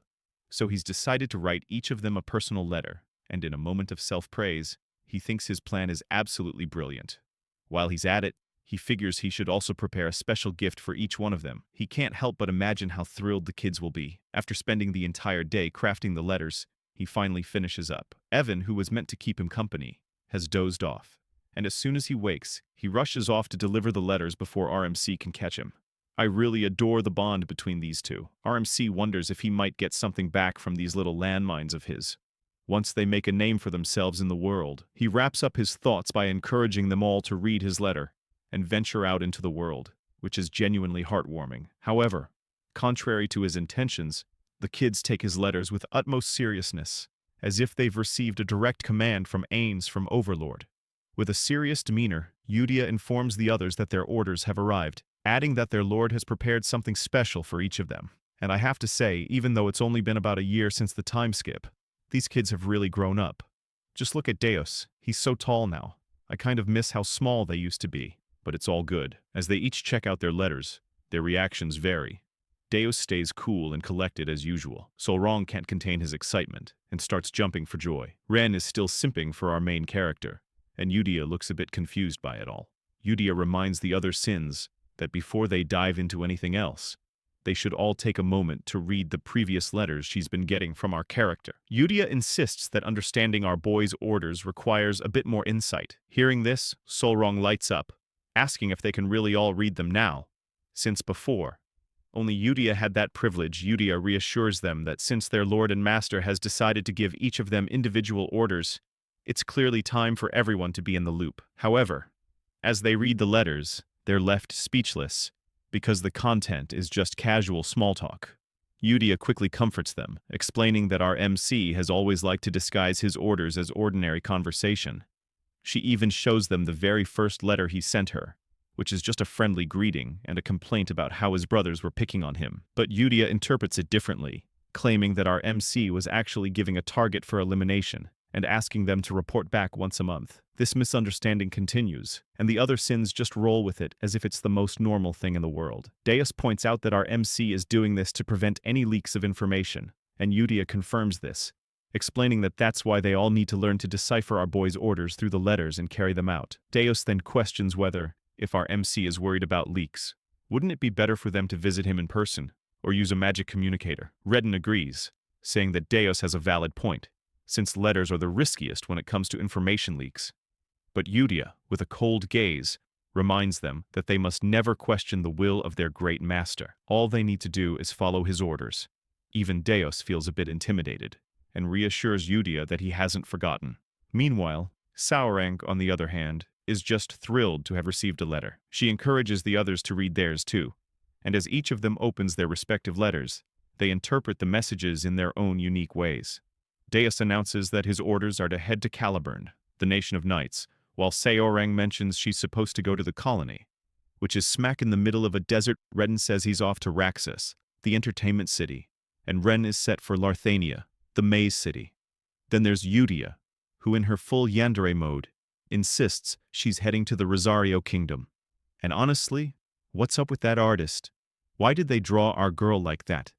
Not that I'm complaining, though. Yudia then asks if everyone knows what they should do once they arrive, and they all nod in agreement. Deus admits he's not entirely sure why, but his orders are to become a knight. Saorang reassures everyone that they've also been told not to worry, as the patronage will continue. Rena chimes in, saying their master has also revealed the gifts, and Redden adds that whatever those gifts are, they'll find out when they get there. Yudia praises them all, and reminds them to keep one crucial thing in mind. Unless their great master says it first, they should never mention the name of the Blue Moon. This basically means they can't reveal our boy's real name under any circumstances.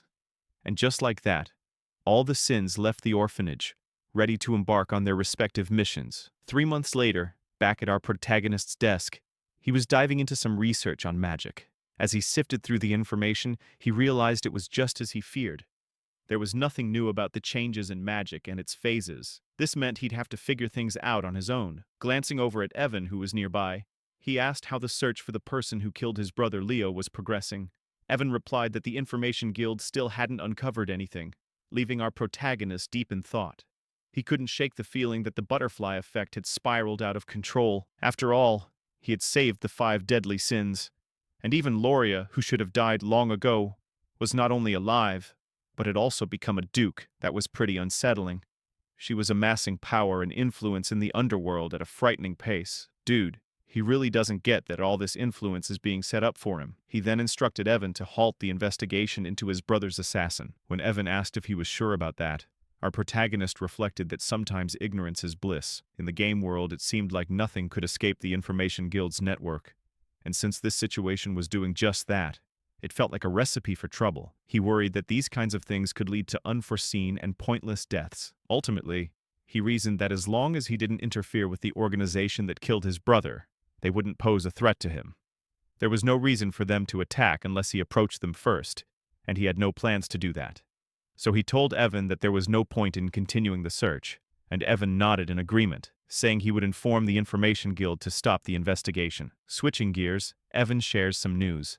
It seems Deus has just been named a knight in Caliburn. Our boy, fully aware this was coming, simply brushes it off with a casual, "good for him." 3 months later, and Evan has more updates. Deus has apparently formed an entire knight order, but again our boy shrugs it off, only remarking on Deus's talent. He then asks if this means Deus has reached at least the sword expert level, or maybe even higher. The sword skills are divided into 3 tiers: sword user, sword expert, and sword master. Our boy figures it hasn't been long since Deus was knighted, but Evan points out that people are buzzing about it, claiming the world will see the 5th Master Knight in under 10 years. Curious, our boy asks if Evan is referring to the rank of Sword Caliburn when he mentions Master Knight, and Evan confirms it, hearing that our boy can't help but feel a swell of pride. 6 months later, a whole year has passed since the 5 deadly sins left the orphanage, and by now our boy is settling into his responsibilities as a count. Suddenly, Evan calls out to him with some fresh news. Deus has become a Sword Caliburn, officially making him the 5th Master Knight in the kingdom. Our boy is taken aback and reminds Evan that only sword masters can achieve the title of Master Knight. The Sword Master of Psychedelia is a superhuman who has surpassed the Aura Blade and unlocked a unique ability called Derivation. He presses Evan again, asking if he's sure Deus has really become a sword master. Evan clarifies that, to be precise, Deus is on the verge of becoming one, he just hasn't developed his derivation yet. Still, the kingdom has already bestowed upon him the title of Master Knight, and on top of that he has triumphed in a duel against the 4th sword.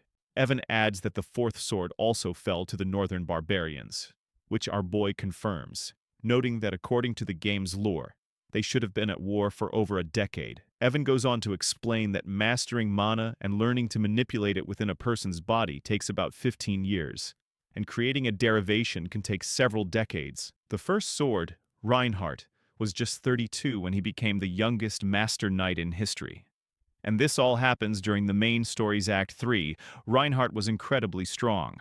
Even with his natural talent, it took him over 20 years to reach that level. Now here's Deus, a child with no sword knowledge, who's already a Master Knight. Our boy thinks that if Deus is just waiting for his derivation, it basically means he's surpassed Reinhardt while still being a sword master. He wonders if he can latch onto him sooner than he thought.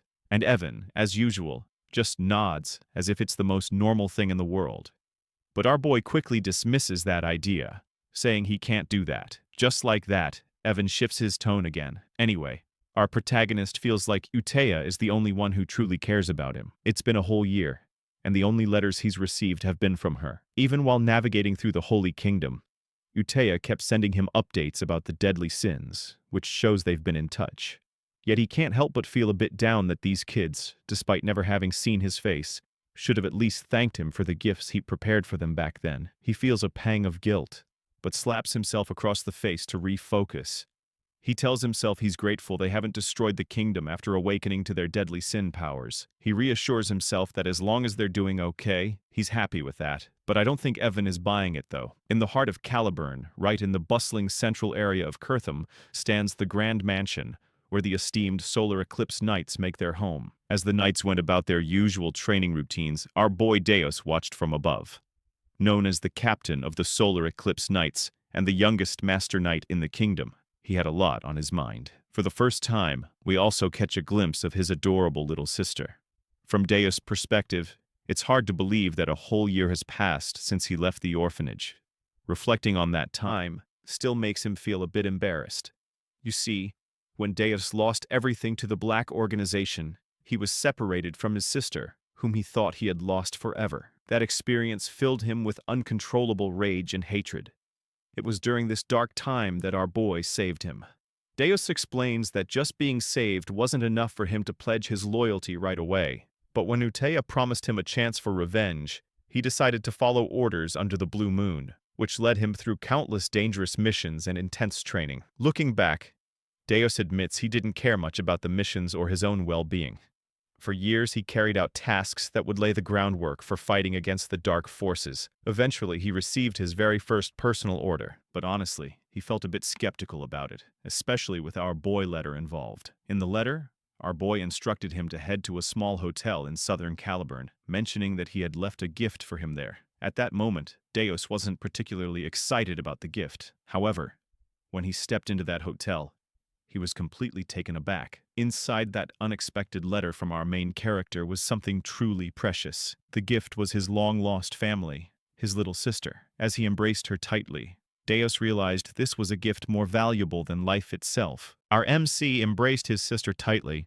His voice trembled as he tried to speak through the tears. He said that the sister he had believed to be dead was still alive.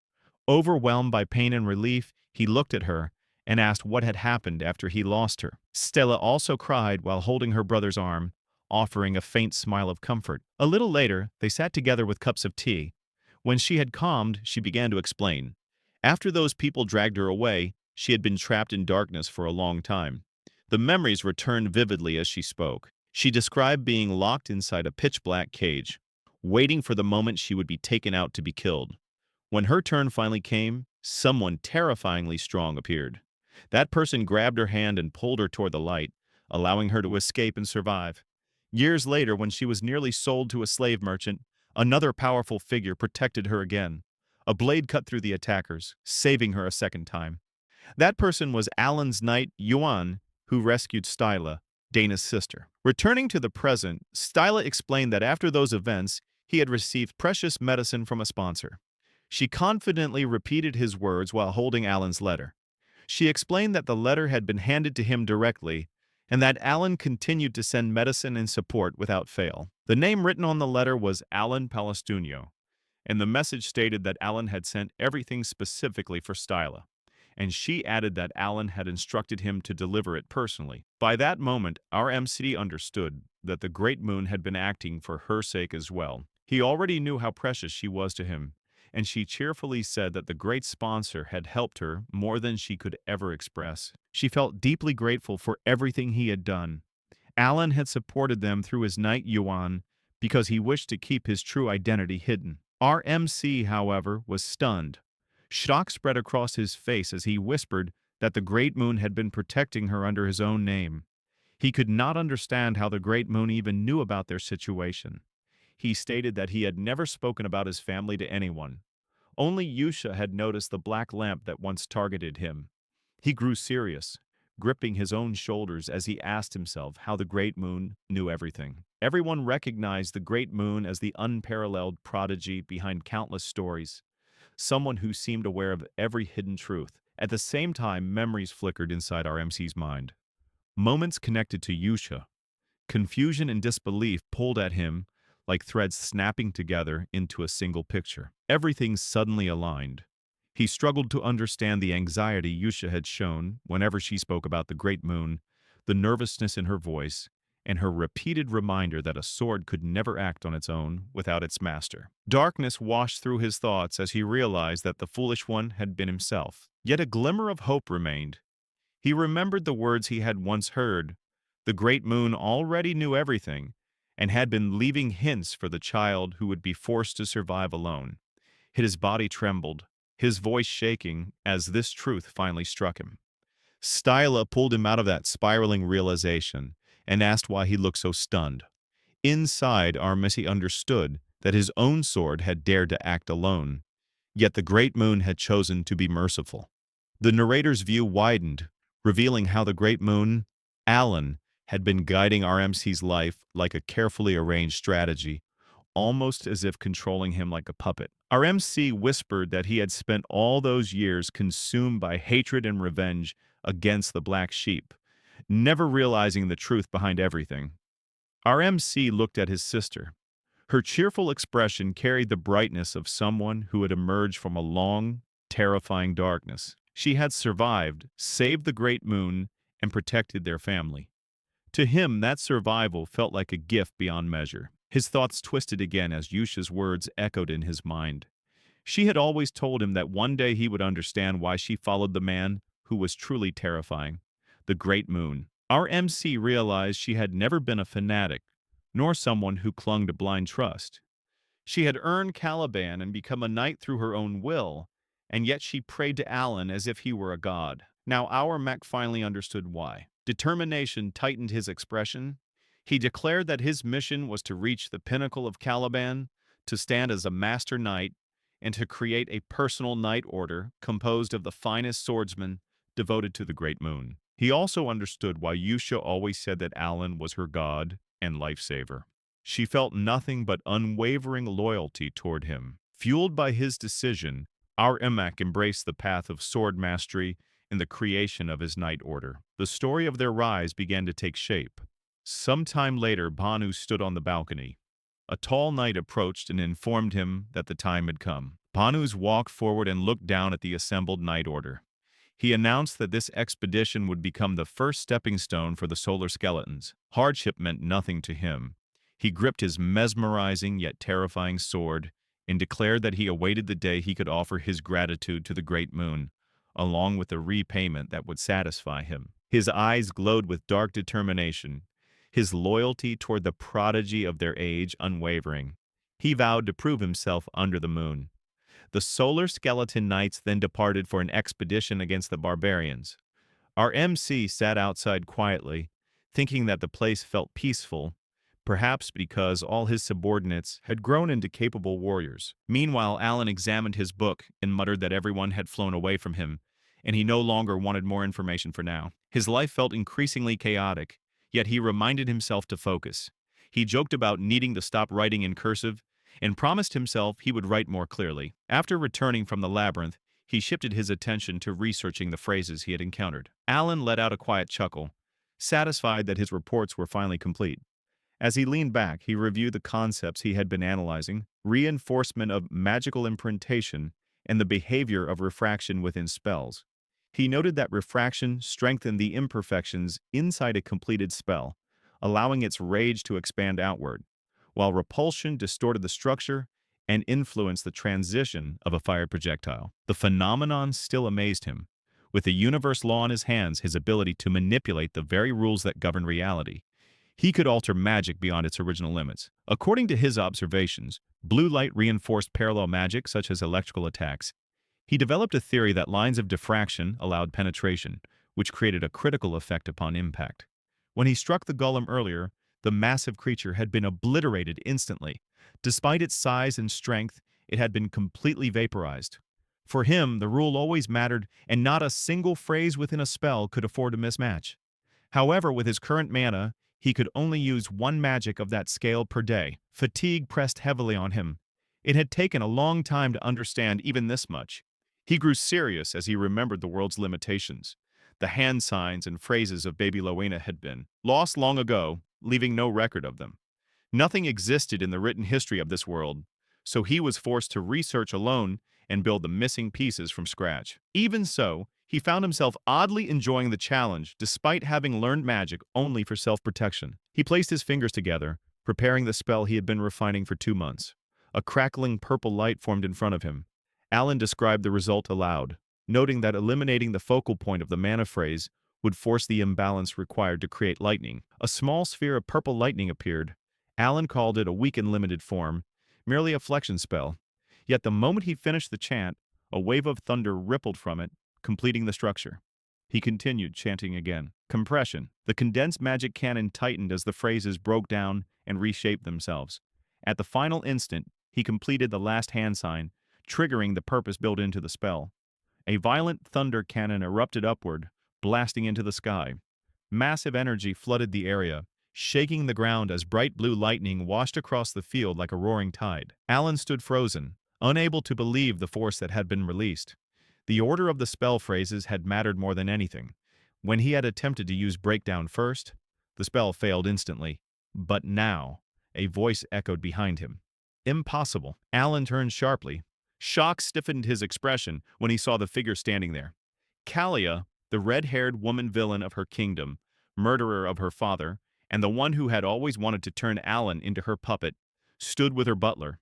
Her eyes were fixed on the remnants of lightning still flickering in the air. The butler's eyes widened. Origin magic. Using origin magic means he stands at the caliber of a seventh circle mage. Alan stiffened again, stunned by the term. Origin circle. He had never heard his abilities described like that. Yet the truth was clear. Someone had just named what he had become. Alan's expression twisted with disbelief as he watched the two of them stare at him with those ridiculous, exaggerated faces. He wondered how they could look so foolish at such a moment. Their reactions reminded him of his days at the academy, and his thoughts drifted back to a memory of his professor. During his time in Clyburn, the nation of knights, he had once received advice from that professor. The man had explained that one could establish an order only after gaining recognition from the king, and Alan had originally intended to become a mage simply to defend himself. He wanted strength only for protection, both for himself and for those he cared about. Yet his professor had never taken him seriously. Instead, the man had treated him like a pet, constantly praising him and patting his head with the flat of his sword. He would call Alan talented, claiming him as his own student, begging him not to leave the country because he considered him precious. The narrator had even shown how fondly the professor looked at him. Alan, however, had always been annoyed by those assumptions. His magic ability had not come from the professor. None of it had been inspired or created by that man. Every spell, every theory, every refinement, he had achieved them through his own research. The story then shifted toward the coming tension. The next chapter would reveal another twist as Alan prepared more dangerous spells and tested more destructive magic. Meanwhile, Kalia, the red-haired woman who had killed her father and aimed to claim the kingdom, had reappeared with her butler. Alan had never helped her, yet she continued devising schemes to devour him for her own ambition.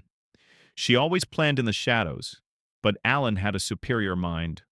The moment he recognized her intention, he quietly prepared to use Kalia as a pawn in a far greater strategy of his own. Inside Allen Castle, the red-haired Lady Kalia sat quietly in the reception room of the Platino family.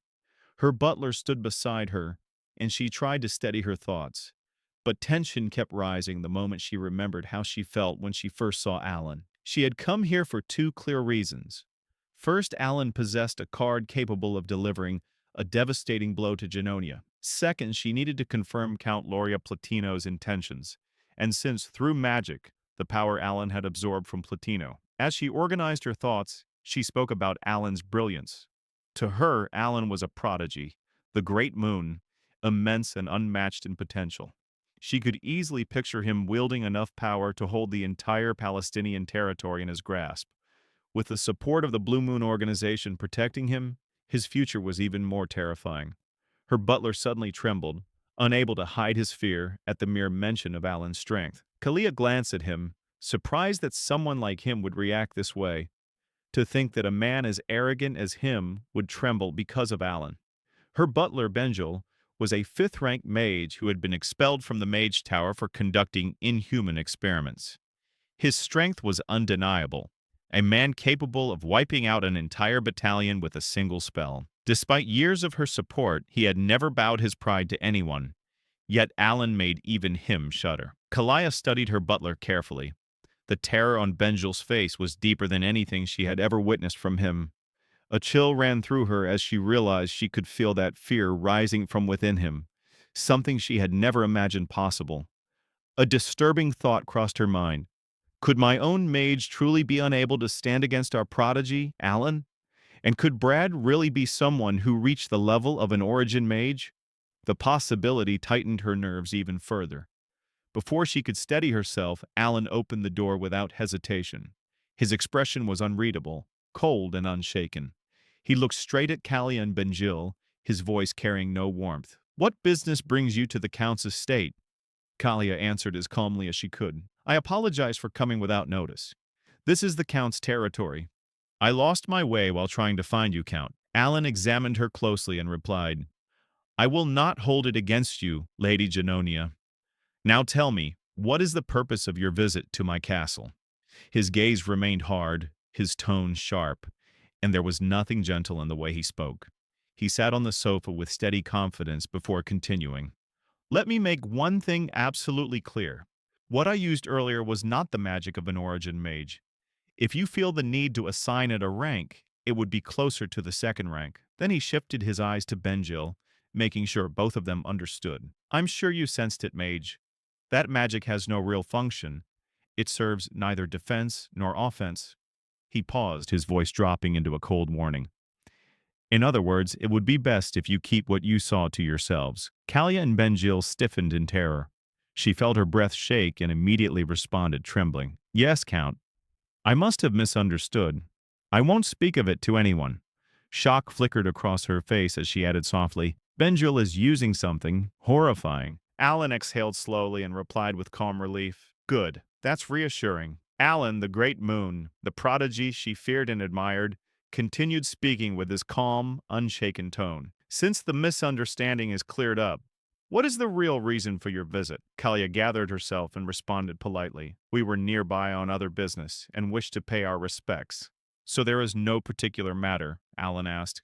She denied it immediately. There is not. Alan rose slightly, his voice steady. Regrettably, I have work to attend to, so I cannot spare much time for conversation. Understanding the clear dismissal, Kalia stood and bowed. I understand. Thank you for granting me even a brief audience. I will take my leave. But Alan spoke again before she turned away. If what you seek is someone to talk to, Kalia froze at his unexpected words. He finished coldly. It may be best to visit Duke Altai. I have a feeling the two of you would get along well. She blinked, unsure of what Alan was implying or what scheme he intended. Still, she bowed again with proper courtesy. Hearing your words, I will keep that in mind. I shall visit Duke Altai's castle. Moments later, she and Benjil stepped out of the mansion and left the estate. Outside, Alan stood with his knight Yuan. Yuan watched the retreating pair and asked, If that was Genonia, why would a ruined Western family come looking for us? Alan answered with a casual tone, I have no idea. Nothing comes to mind. Inside, however, a quiet thought surfaced. Good grief, this is troublesome. Outside the mansion, Alan's mind tightened with a single thought. If rumors spread that I'm using origin mage magic, people desperate for power will come hunting. And this world is nothing but a dark fantasy. An intruder could appear at any moment, trying to kill me and steal my abilities. The possibility alone felt suffocating. Returning to reality, Alan muttered softly, You understand what I mean, don't you? There is no reason for Genonia to approach Altai. Those two families are rivals in the underworld. A cold tension settled in him. In any case, don't come to me alone again. Inside the carriage, Kalia's POV. As the carriage moved, Kalia broke the silence. Count Palestinian's magic? Was it truly origin magic? Benjil trembled.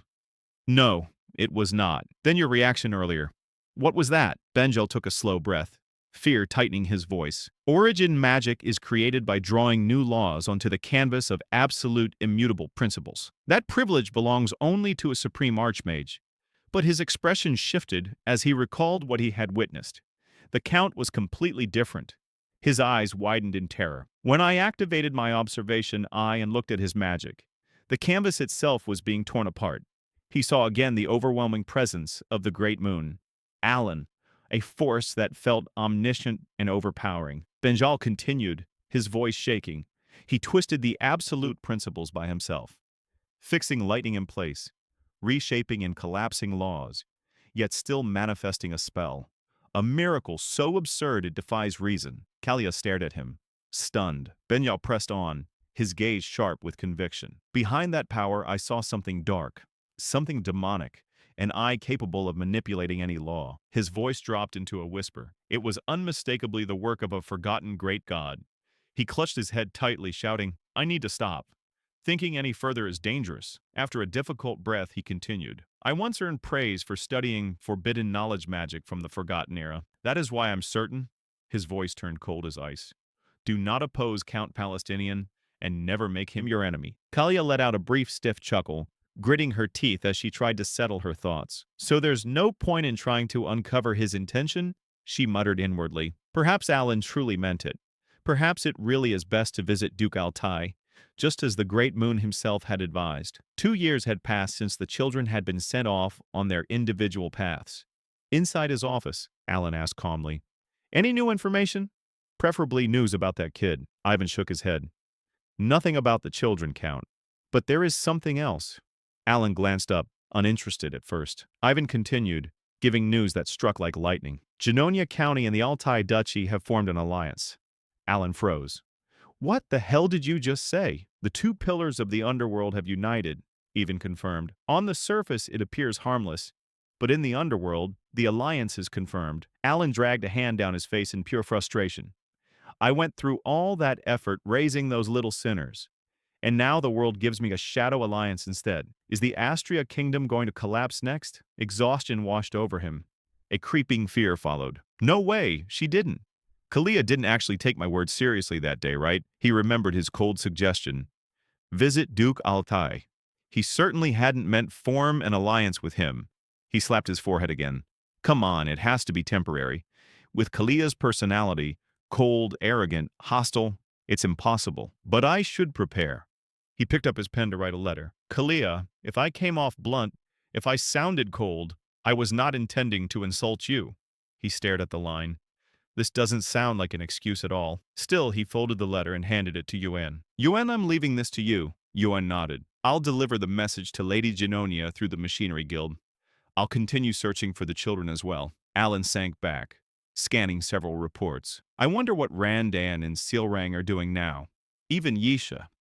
His eyes landed on a blood-stained letter the two had sent after reaching their destination. Sairang wouldn't have died, right? The thought was dark, but it slipped out. He continued reading. If they followed the instructions and found the gift, they should have gained their warrior symbol. Maybe even escaped Baba Yaga by accident. Alan reviewed the note describing the ability of the gold-mounted beast's hand glove, the treasure he had given Sairang. That girl received something valuable. She wasn't born with the sin of pride. She could have become a strong warrior instead of a fallen sinner. He sighed. It was right there in the item description. If I had told her about the treasure's hidden value, she could have sold it or used it for funding. With her talent, she could have made a living anywhere. His gaze drifted toward the balcony and the stretching horizon beyond. After all, he murmured, this land is a place where anyone can seize the world through strength. Night draped the desert colony in a quiet, shimmering glow. Deep inside a hidden cave, Sairang stretched her arms with a tired yawn and waved her hand as she walked forward. At last, the ordeal is finally over, she murmured cheerfully. She lifted the golden hand glove, the treasure Alan, Great Moon, had given her. Oh, Great Moon, thank you, she whispered, eyes sparkling. This gift is incredible. Clutching the glove with affection, she thought of the pale gold kitten-like spirit that had appeared earlier. I always believed the essence of the Golden Mane tribe was just some random charm, she said. But what I heard as a child wasn't some fairy tale at all. Memories surfaced, her mother's gentle voice, the warmth of their old home, her tribe's forgotten pride. Our Lenjin are descendants of the Golden Mane tribe, her mother had once told her, kings of all beastkin. The essence of the Golden Mane tribe is a high relic passed down for hundreds of years. It grants us power and divine authority. Returning to the present, Sairang held her breath. And I found that very essence inside this desert cave. The moment she had put on the golden glove, pain had surged through her entire body. So real, so overwhelming. She had faced trial after trial inside her own consciousness, each challenge tearing at her mind. But she endured. Looking at her hand, she whispered, one day I nearly died as a test subject. Yet the Great Moon saved my life. The memory stung her heart. Abandoned, orphan, treated as nothing. But Alan had changed her fate. The power to take revenge on the Black Dragon. The monster who killed my parents, she said, voice trembling with emotion. She tightened her fist. Golden aura burst from her palm, flaring across the cave like sunlight tearing through darkness. I must repay the Great Moon's grace. Energy surged violently from her body, the golden essence blooming outward with force strong enough to shake dust from the walls. She stared at her glowing hand, amazed. This gift was never meant to make me an ordinary gladiator, she muttered. Not at all. Testing the glove's strength, she felt the awakened lineage roaring behind her blood. All I have to do is become the strongest gladiator alive, gather the scattered golden mane relics, and restore our tribe's glory. Golden light erupted again, brighter, fiercer, unstoppable. Raising her hand high, she declared with absolute resolve, I will slay the Black Dragon. Meanwhile, a few moments later, Sairang stepped out of the cave and looked up at the beautiful moon. With confidence, she said, all of this is for my savior. Let us begin. Excited, she continued.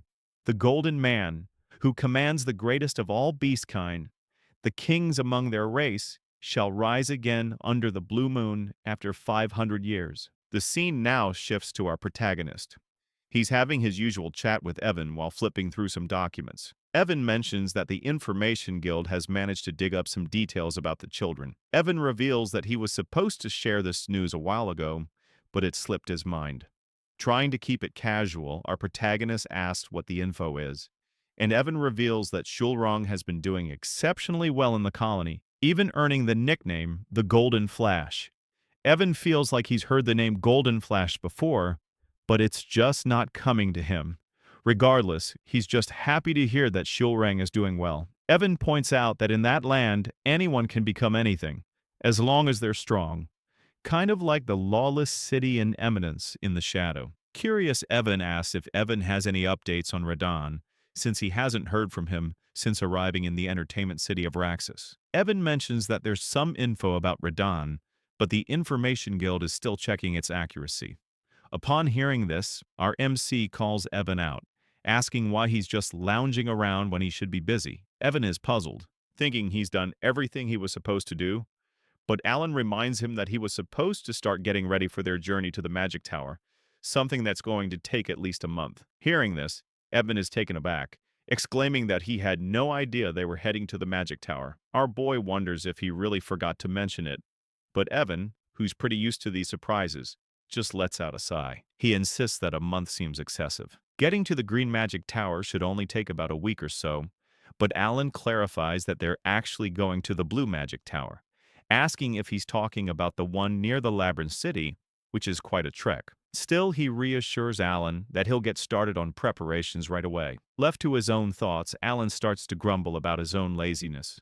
He can't believe he's going to be stuck in a carriage for an entire month. Just the thought of it is already wearing him out. Alan then reminds himself that he doesn't have a choice, especially since the item that can help with his tiny precious mana hole is waiting for him there. As he reminisces, he recalls the Labyrinth City and the fond memories it brings back from his gaming days. He used to spend countless hours grinding there. The labyrinth at the heart of the city is the iconic level grinding spot in Psychedelia. Players could snag better items by leveling up and delving deeper into the labyrinth.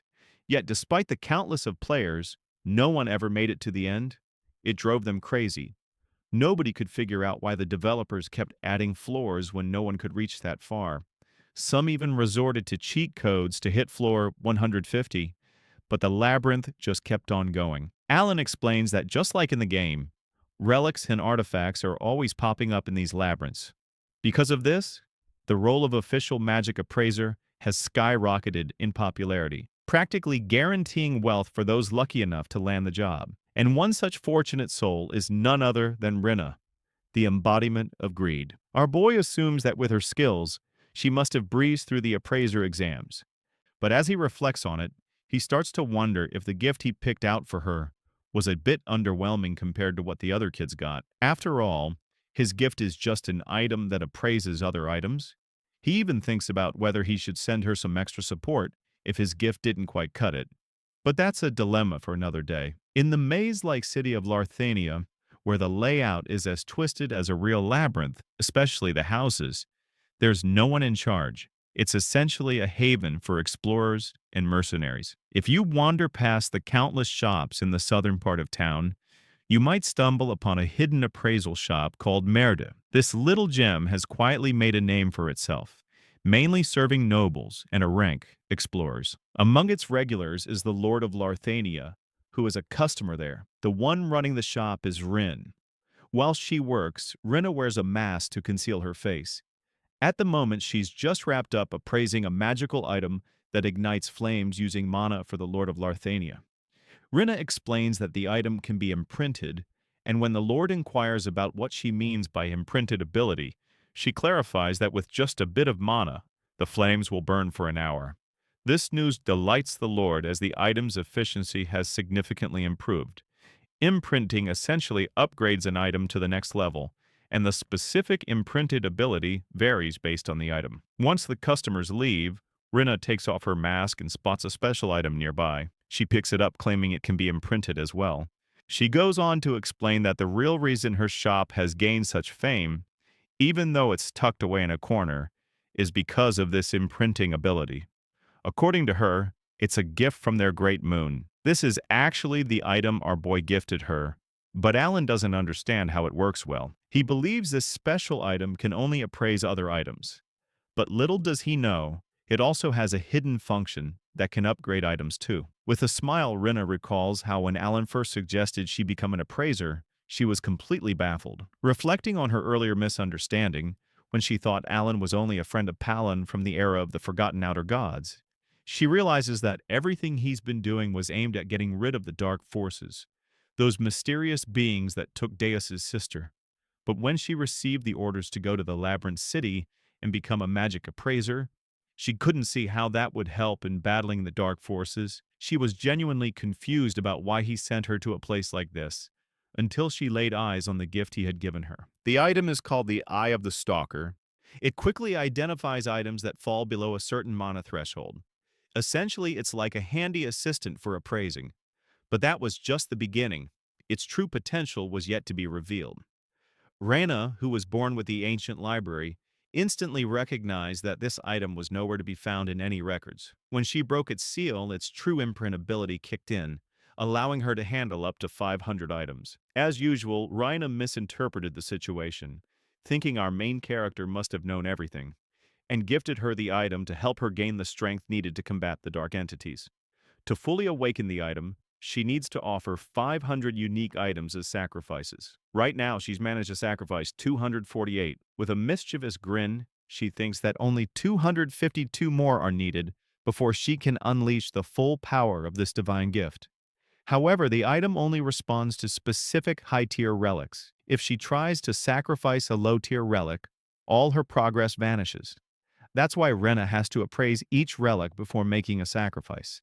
Then she starts acting a bit strange, hugging the item and declaring that their great master must have known she was the only one fit for this task, given her connection to the ancient library. It appears that Rina is also a Yandere, just like Utia. Rina insists that everything she does is for his grand will, and that it will all unfold according to the will of the Great Moon.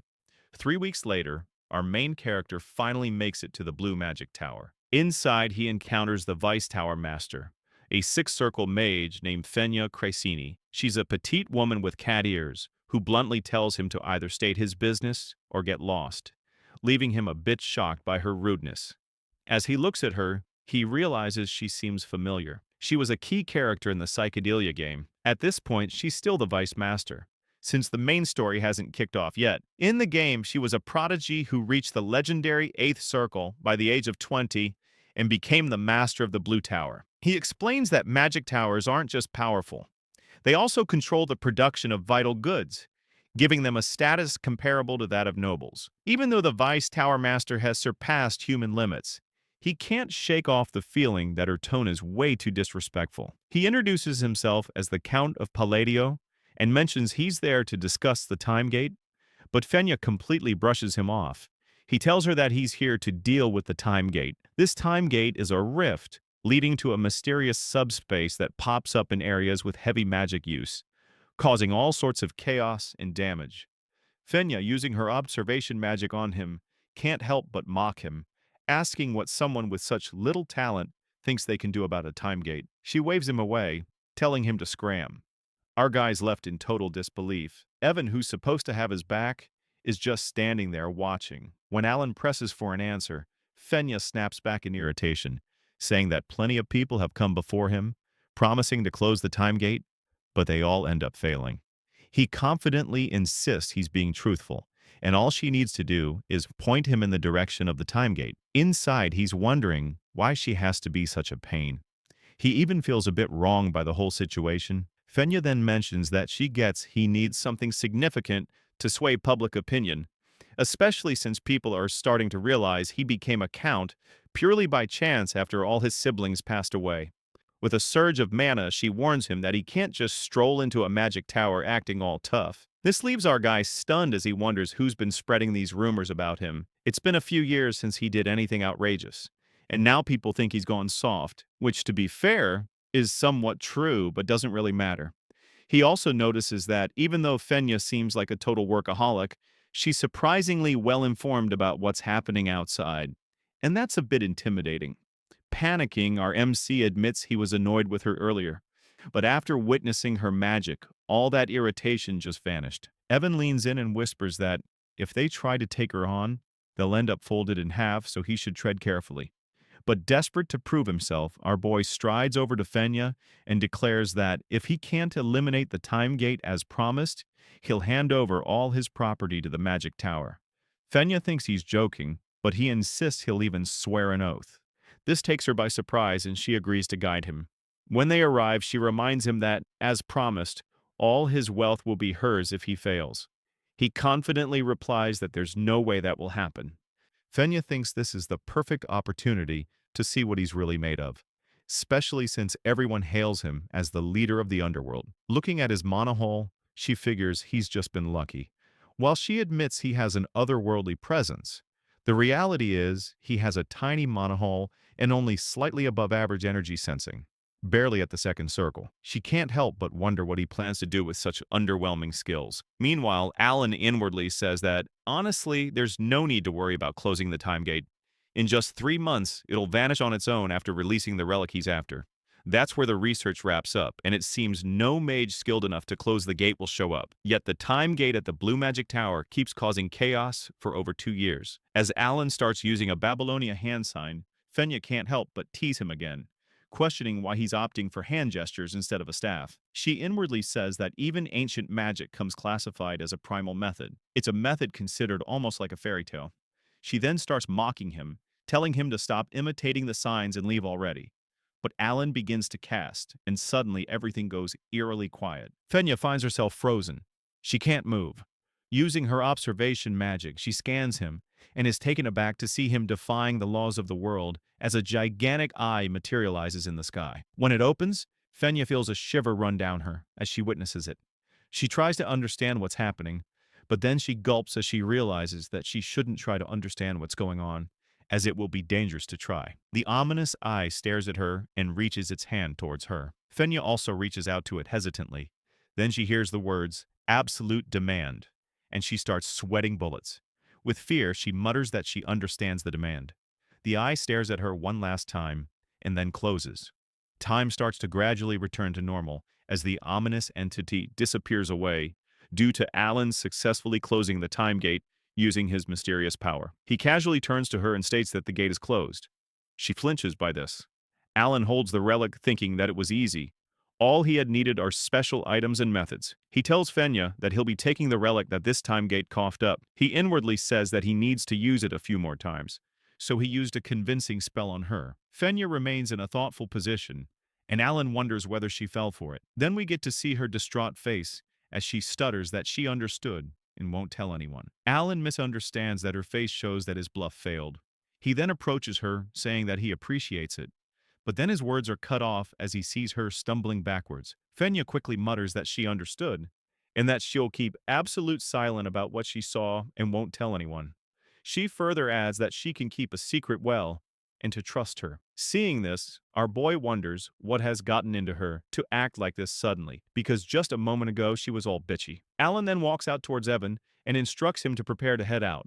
But right at that moment, Fenya tells him to wait. She, all sweaty, shows a case filled with valuable recovery potions that she made.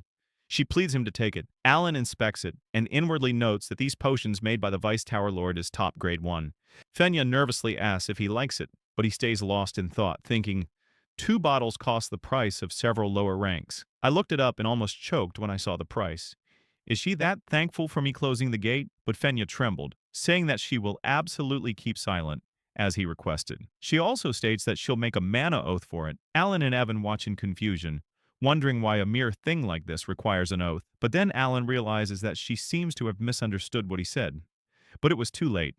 She performed the mana oath, sealing her promise of not revealing what she saw. Fenya proudly states that now he can believe that she keeps her promises well. Alan awkwardly says that he sees, and inwardly thinks that she shows no sign of clearing up the misunderstanding.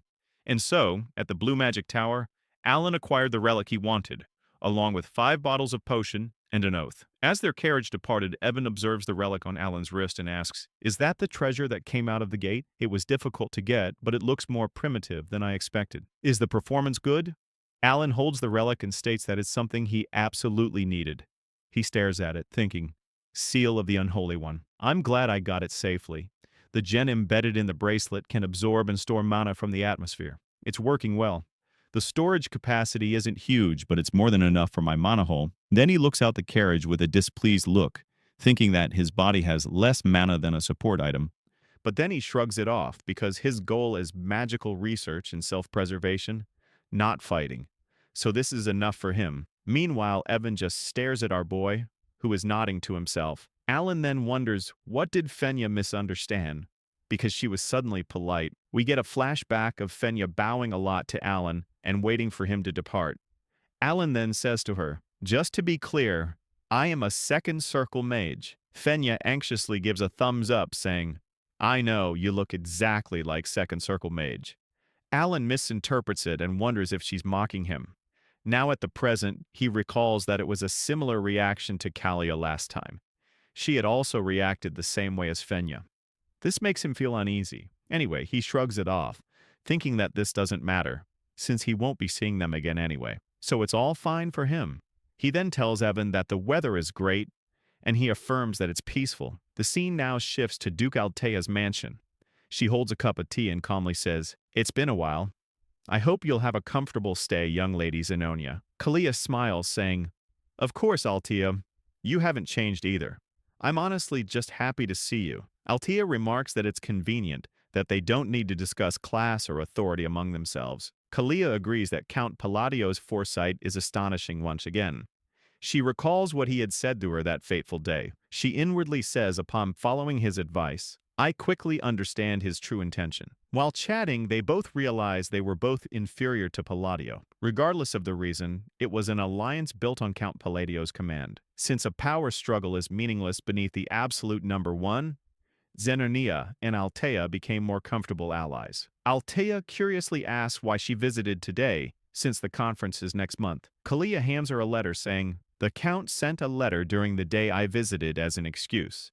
Loria opens it, wondering what it could be. The letter reads, young lady Zenonia, I hope you are well. Regarding your visit the other day, a few nobles have grumbled to me about it as well. Therefore, there are not many nobles that suit me. So please understand. Altea is confused, wondering that this is just about the conversation of noble families. Kalia remarks that it seems like a normal apology letter, but Altea then adds in that there must be some kind of scheme hidden within. Kalia smiles and affirms, stating that they need to discuss it together. They both read the sentence again.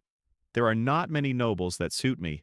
They both check the noble's background, saying, Baron Cania belongs to the noble faction, and Marquis Maranchino is one of the key figures in the royal faction. Viscount Belanda belongs to the royal faction. Duke Faldian is a key figure in the noble faction. Among the nobles he was speaking to at the ball, they both finally come to a conclusion. In short, Alan doesn't like either the noble faction or the royal faction, so they should kill them all. Altea then states that they should draw a conclusion based on common sense, and Kalia agrees to it. Then they both mutter that he wants to push out the existing nobles and create a new regime. Loria then looks up, thinking that this is the reason Alan made her the Duke of Altea, so he could use that fame to influence. She mutters that if the hegemon of the West is with him, then certainly victory is near, and no force can stand in his path. Kalia remarks that it seems that way. Then they both decide what move they should make. Meanwhile, the scene shifts to the Blue Magic Tower. The Tower Lord, in surprise, asks if she's saying that Count Palacio resembles the gate. Trinia slumps onto the table and affirms. The Tower Lord then asks for a detailed explanation. Fenya lets out a sigh, and so the puzzle pieces were randomly being created, running wild and sitting into place. Then the scene shifts, and we see Alan nearly choking. Evan asks if he's all right, to which he says that he's suddenly choked because of the sweet potato, though he remarks that it's still delicious. Evan offers him water, and Alan thanks him. He drinks the water and mutters that he wants to go home quickly. He also wonders that it's about time Utea's letter arrived. Meanwhile, the scene shifts to the Holy Kingdom, Rosario. We see a woman standing in front of the statue of Rosario. She smiles, and it is revealed that it's none other than Utea, who is wearing a saint uniform and is looking stunning. After shifting into the Mage Tower area, an elderly man appeared quietly. "Oh, my disciple, I am back. He looked around trying to sense a familiar presence. His brow slowly furrowed. I can no longer feel the time gate. What is going on here? This man was the tower master of the Blue Magic Tower, an eighth circle mage. Salim Microdot. A faint sense of unease rose within him. Did something go wrong while I was away? Inside the tower, the wise tower master was in terrible condition. Extreme exhaustion weighed down her body, and her face looked pale and lifeless, almost like a corpse. She stood silently, staring at the deck beneath her feet. When she noticed his presence, her eyes widened slightly. "Master, you're really back," she said weakly. "I've completed the task you entrusted to me." Salim was startled. "What?" He stepped forward. "What happened to you?" Before he could react further, her legs gave out, and she collapsed into his arms. His expression stiffened. "Did something serious happen? She isn't arguing with me like she usually does." He carefully supported her, his gaze turning cautious. Lena became the wise tower master at a very young age due to her exceptional talent. Her arrogance and sharp tongue were notorious. Some even said she had reduced rookie mages to tears more than once. She was undeniably gifted, but difficult to deal with. I never tried to correct her personality, Celine thought. A genius mage realizes the limits of their achievements upon reaching the seventh circle. Humility comes naturally after that.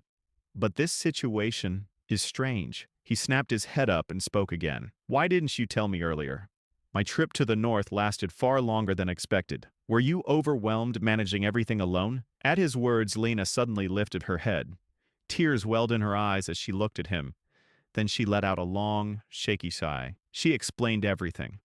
The situation surrounding the magic gate and the man named Alan. "The gate couldn't be closed," she said quietly. "That man was involved." Salim's gaze sharpened. "You can't explain the exact reason, can you? You made an oath?" His voice hardened. "Why would you swear an oath to a mere count?" "There was no need." Lena trembled slightly. "There isn't much I can say in detail," she replied softly.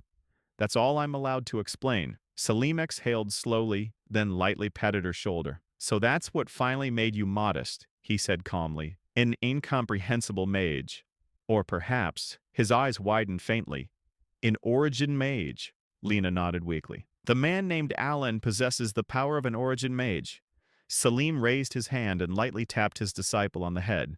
She was so shocked that she did not even try to brush his hand away. Salim then lifted his gaze toward the distance and spoke calmly. "The Count Palatine of the Astria Kingdom." Quite interesting. 1 month later, after returning from the Blue Magic Tower, Alan continued immersing himself in magical experiments. While organizing his research, Silas spoke in a thoughtful tone. "After obtaining the mark of corruption, I began researching phrases seriously. Since I can now use more mana per day, my progress has increased." Alan carefully wrote down his theories. "The key lies in the rules governing phrases," he said quietly. "If the conditions are not met, the magic collapses. Phrases that do not match the spell should never be used." He added another note. "Identical effects cannot be repeated. Only 4 components can be used at once. Similar phrases overlap, creating interference." After a brief pause, he continued writing. "Some phrases require proper arrangement, almost like guidance. I believe I've discovered a new rule related to phrase usage." He glanced at the page and spoke casually. "It might be connected to how magic aligns with the laws of nature, or perhaps where I place those laws. I'm not entirely sure yet." At that moment, Yuan arrived. "My lord, what's going on here?"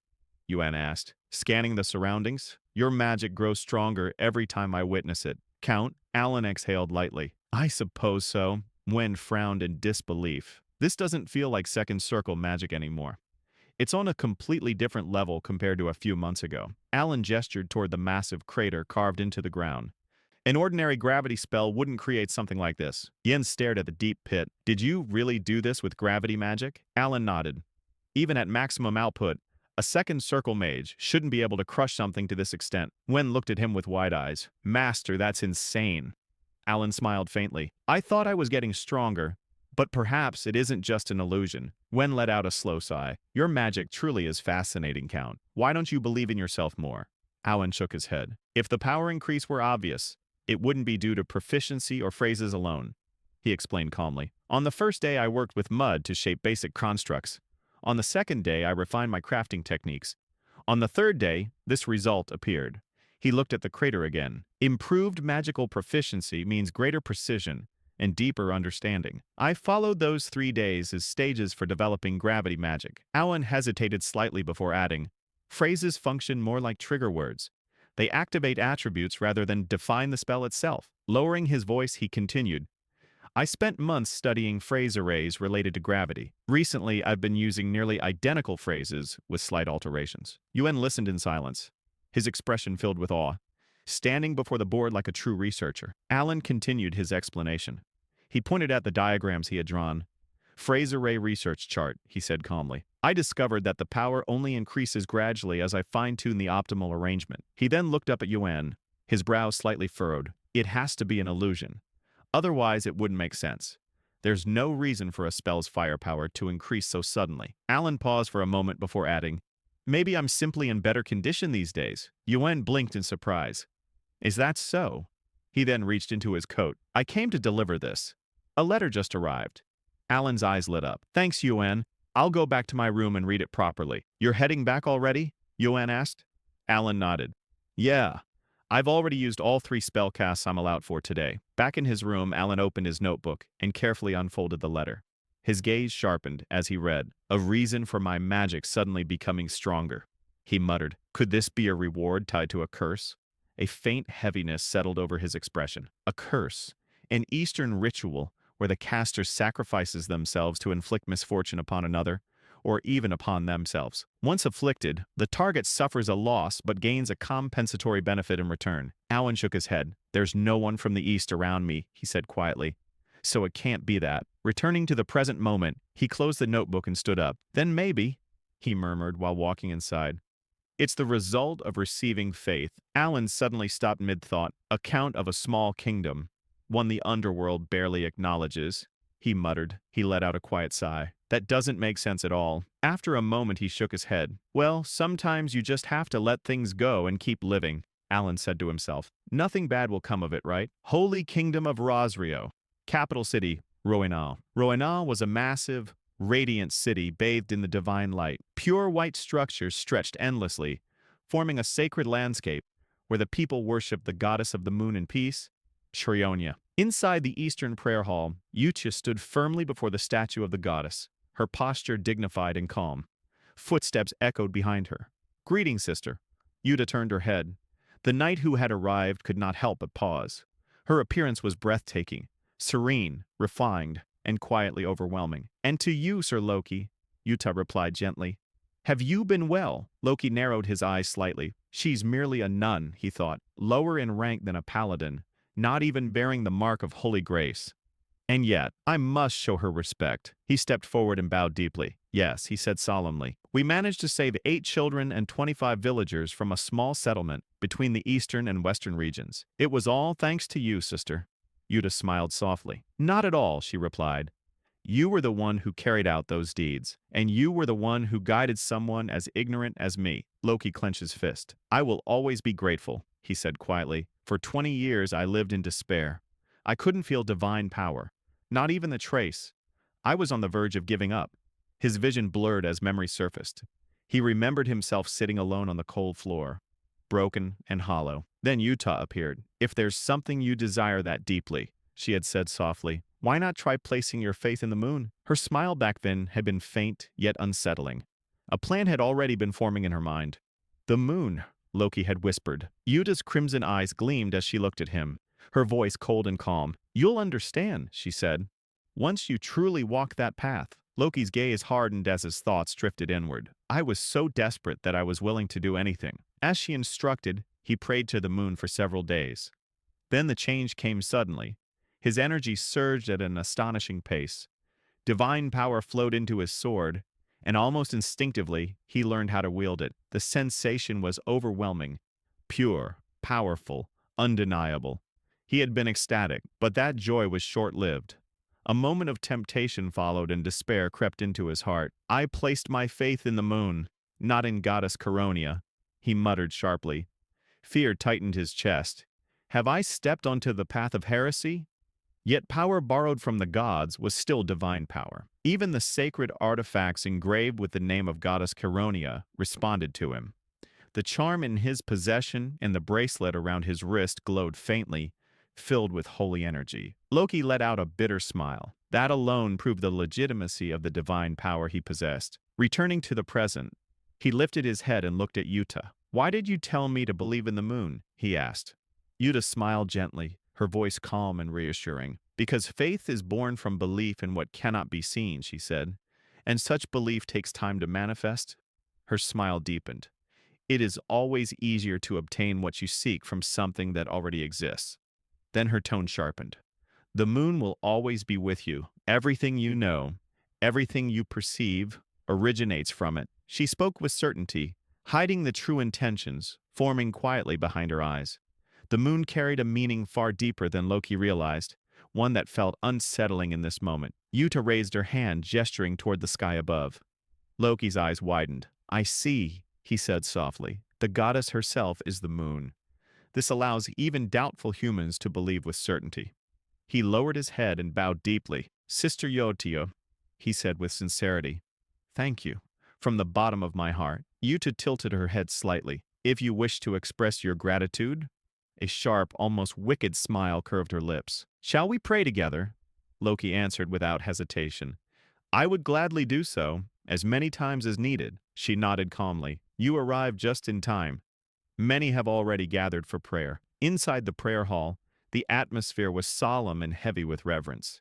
Yuta walked forward, her footsteps echoing softly as she ascended the elevated platform. The gathered believers lowered their heads at her presence. Standing at the highest point, she raised her hands. "Now then," she declared, "let us pray to the great moon." At that moment, she stood as Yotia Bludia, sister of the Holy Kingdom of Rosario. Meanwhile, Alan sat in his office reading the letter that detailed the latest updates. There was nothing special about it. After finishing, he let out a deep sigh and lowered his head onto the desk. Fate meant that everyone was doing well. Of course, that was good news. Still, a quiet loneliness crept in. Other than Yusha, he had not received a single letter from anyone. A sense of despair surfaced as he reflected on it. From their perspective, it was understandable. They had never even seen his face. To them, he was merely a benefactor. No, perhaps just someone who had helped them once and then faded into the background. Alan lifted his head, his eyes narrowing slightly. In the end, he had already achieved his goal. He had guided them onto the right path and ensured they would not become those who destroyed the world. There was no reason to feel hurt, yet deep inside his mind a silent truth remained. Nothing.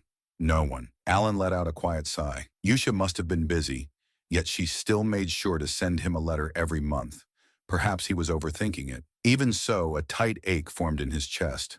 No other child had written to him. That realization hurt more than he expected. More than anything, he wanted to know how Yusha was doing now, what she was occupied with, and whether she was safe. Tears welled up before he could stop them. After raising 5 children, was it possible that the eldest was the only one who truly appreciated his efforts? Alan clenched his hand and forced himself to calm down. "I'm fine," he murmured to himself. Just then, "Count, are you busy?" Alan stiffened in shock and looked up. "You scared me." He coughed lightly, regaining his composure, then glanced toward the door. "You're still here?" Yuen stood straight and replied calmly.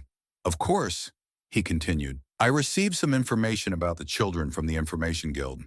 I thought it would be best to report it to you immediately." Alan's eyes sharpened. "Oh, what is it about?" Yuen answered without hesitation. "It's about Raiden, the one you asked me to keep an eye on last time." Alan was momentarily confused, but he did not voice it. He had asked Yuen to gather information, so this was not unexpected. Still, the report caught him off guard. "What is it?" Alan asked, leaning forward. "Tell me everything, from start to finish." Yuen nodded and began his explanation. "First of all, Xiaoran and Deus are the ones causing the most commotion." He continued calmly, laying out the details. Xiaoran had already secured 32 consecutive victories out of the 100 required to challenge Baba Yanga. Alan froze. 32 wins in a row? He frowned. "Wait, the fighter with the highest streak isn't." "The Lion King," Yuan interrupted. 41 consecutive victories. Alan fell silent for a moment. Then realization struck him. The Lion King was that broken character who temporarily joined the player's party in the game. "So that place really is filled with monsters," Alan muttered under his breath. They rely on fighters for military strength. A nervous sigh escaped him. Shaoran was already nearing the peak of that hierarchy. The growth was unnatural, far too fast. What exactly is going on there? Alan murmured. Something must be driving this. Yuen let out a restrained sigh before continuing.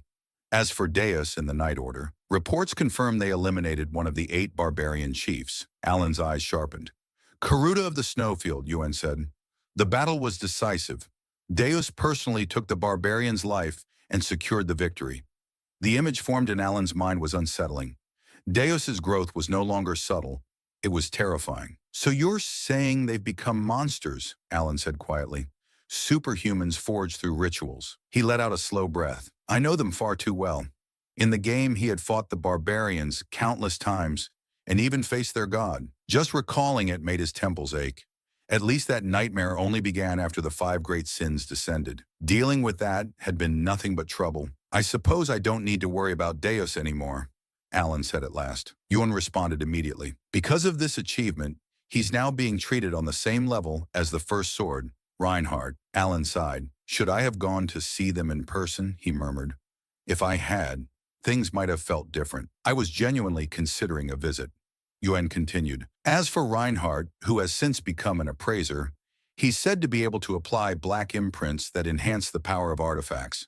He explained the process briefly, his tone carrying a hint of excitement. Isn't that interesting? Alan gave a faint smile. If things keep going well, I'd like to see it myself. Then his expression hardened. What about Raiden? He asked. Did he truly become a pirate? Yuan's gaze sharpened. That's the main issue, Alan frowned. You're serious? You've heard of the 7 April leaks in the Sea of Rak? Yuan said. The regions where the great pirates gather. He paused before delivering the report. Raiden has become the captain of the largest among them. The first April leak? What? Alan shouted. The strength left his body and he nearly collapsed back into his chair. Disbelief flooded his mind. Impossible. He had sponsored that child for an entire year. All he wanted was for him to grow up happily and live a normal life.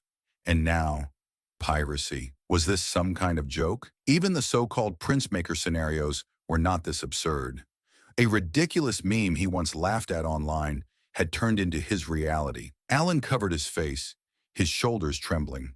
Then he snapped his head up. A pirate, he said hoarsely. That's not why I sent him to Rax in the first place, Yuan explained calmly. Raiden possessed exceptional sensory abilities, making him adept at detecting enemies. As a member of the sea god race, a rarity on the continent, the sea was his natural domain. There are countless rare artifacts hidden in the Sea of Rax, Yuan continued. You recommended the path of a treasure hunter. It was a promising career. You even gave him a specialized item to enhance his sensing ability. Alan clenched his jaw.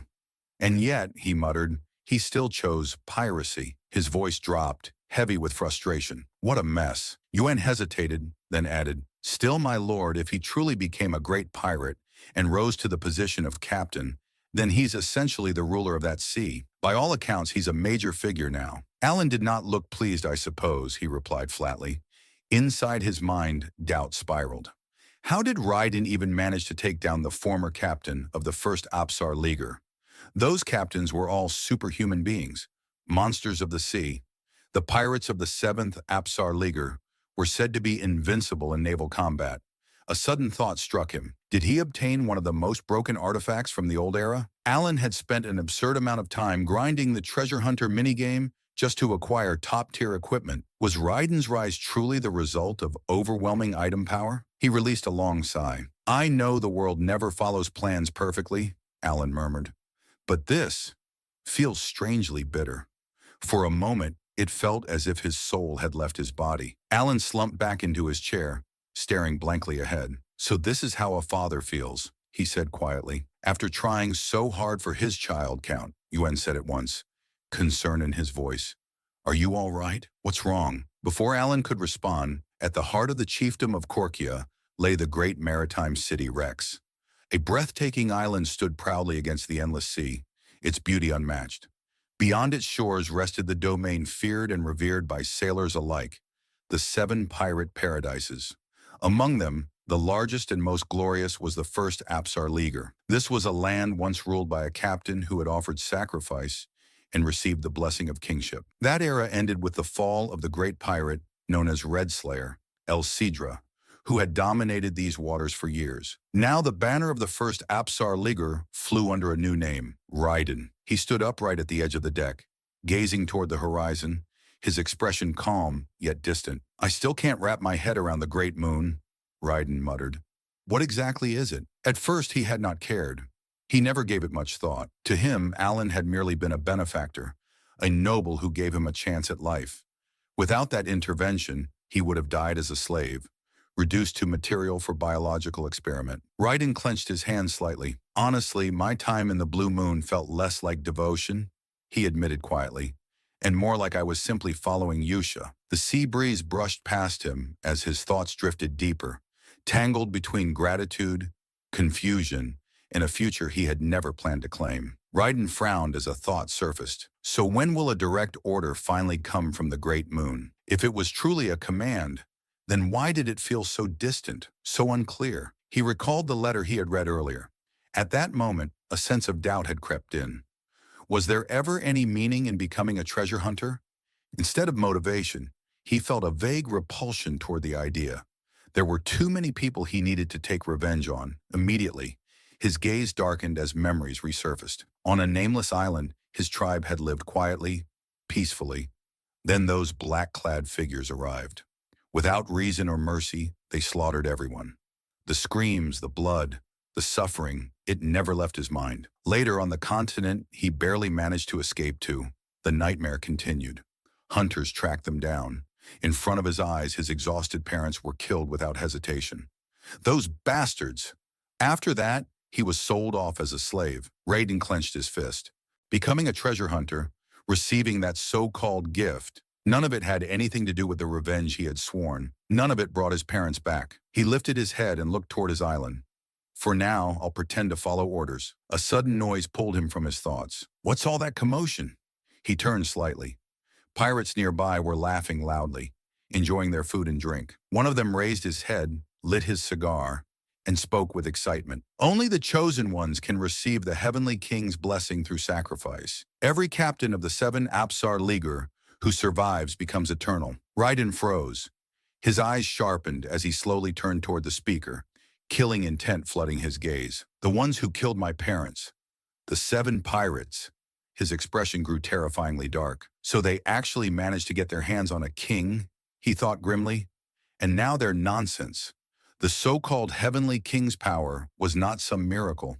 It was a blasphemy. That power could only be granted by the sea god Clyde. It required a scarred ritual, one that used the body of a member of the sea god race. That power was never meant for outsiders. It belonged to his tribe, to his family, and every single captain of the 7 Apsar Leaguer was using it." Raiden's breathing grew heavy as rage surged through him. Those hunters, he thought, teeth clenched. "They split my parents apart for this." His hand tightened, veins bulging. "I'll destroy them," Raiden vowed silently. Every last pirate. A chilling darkness surged through his body. Under the midnight moon, Raiden stood atop a high hill, overlooking the distant celebration of his enemies. His gaze was dark and heavy. "How did they know?" Raiden muttered under his breath. "I never told anyone my story." A cold realization settled in his heart.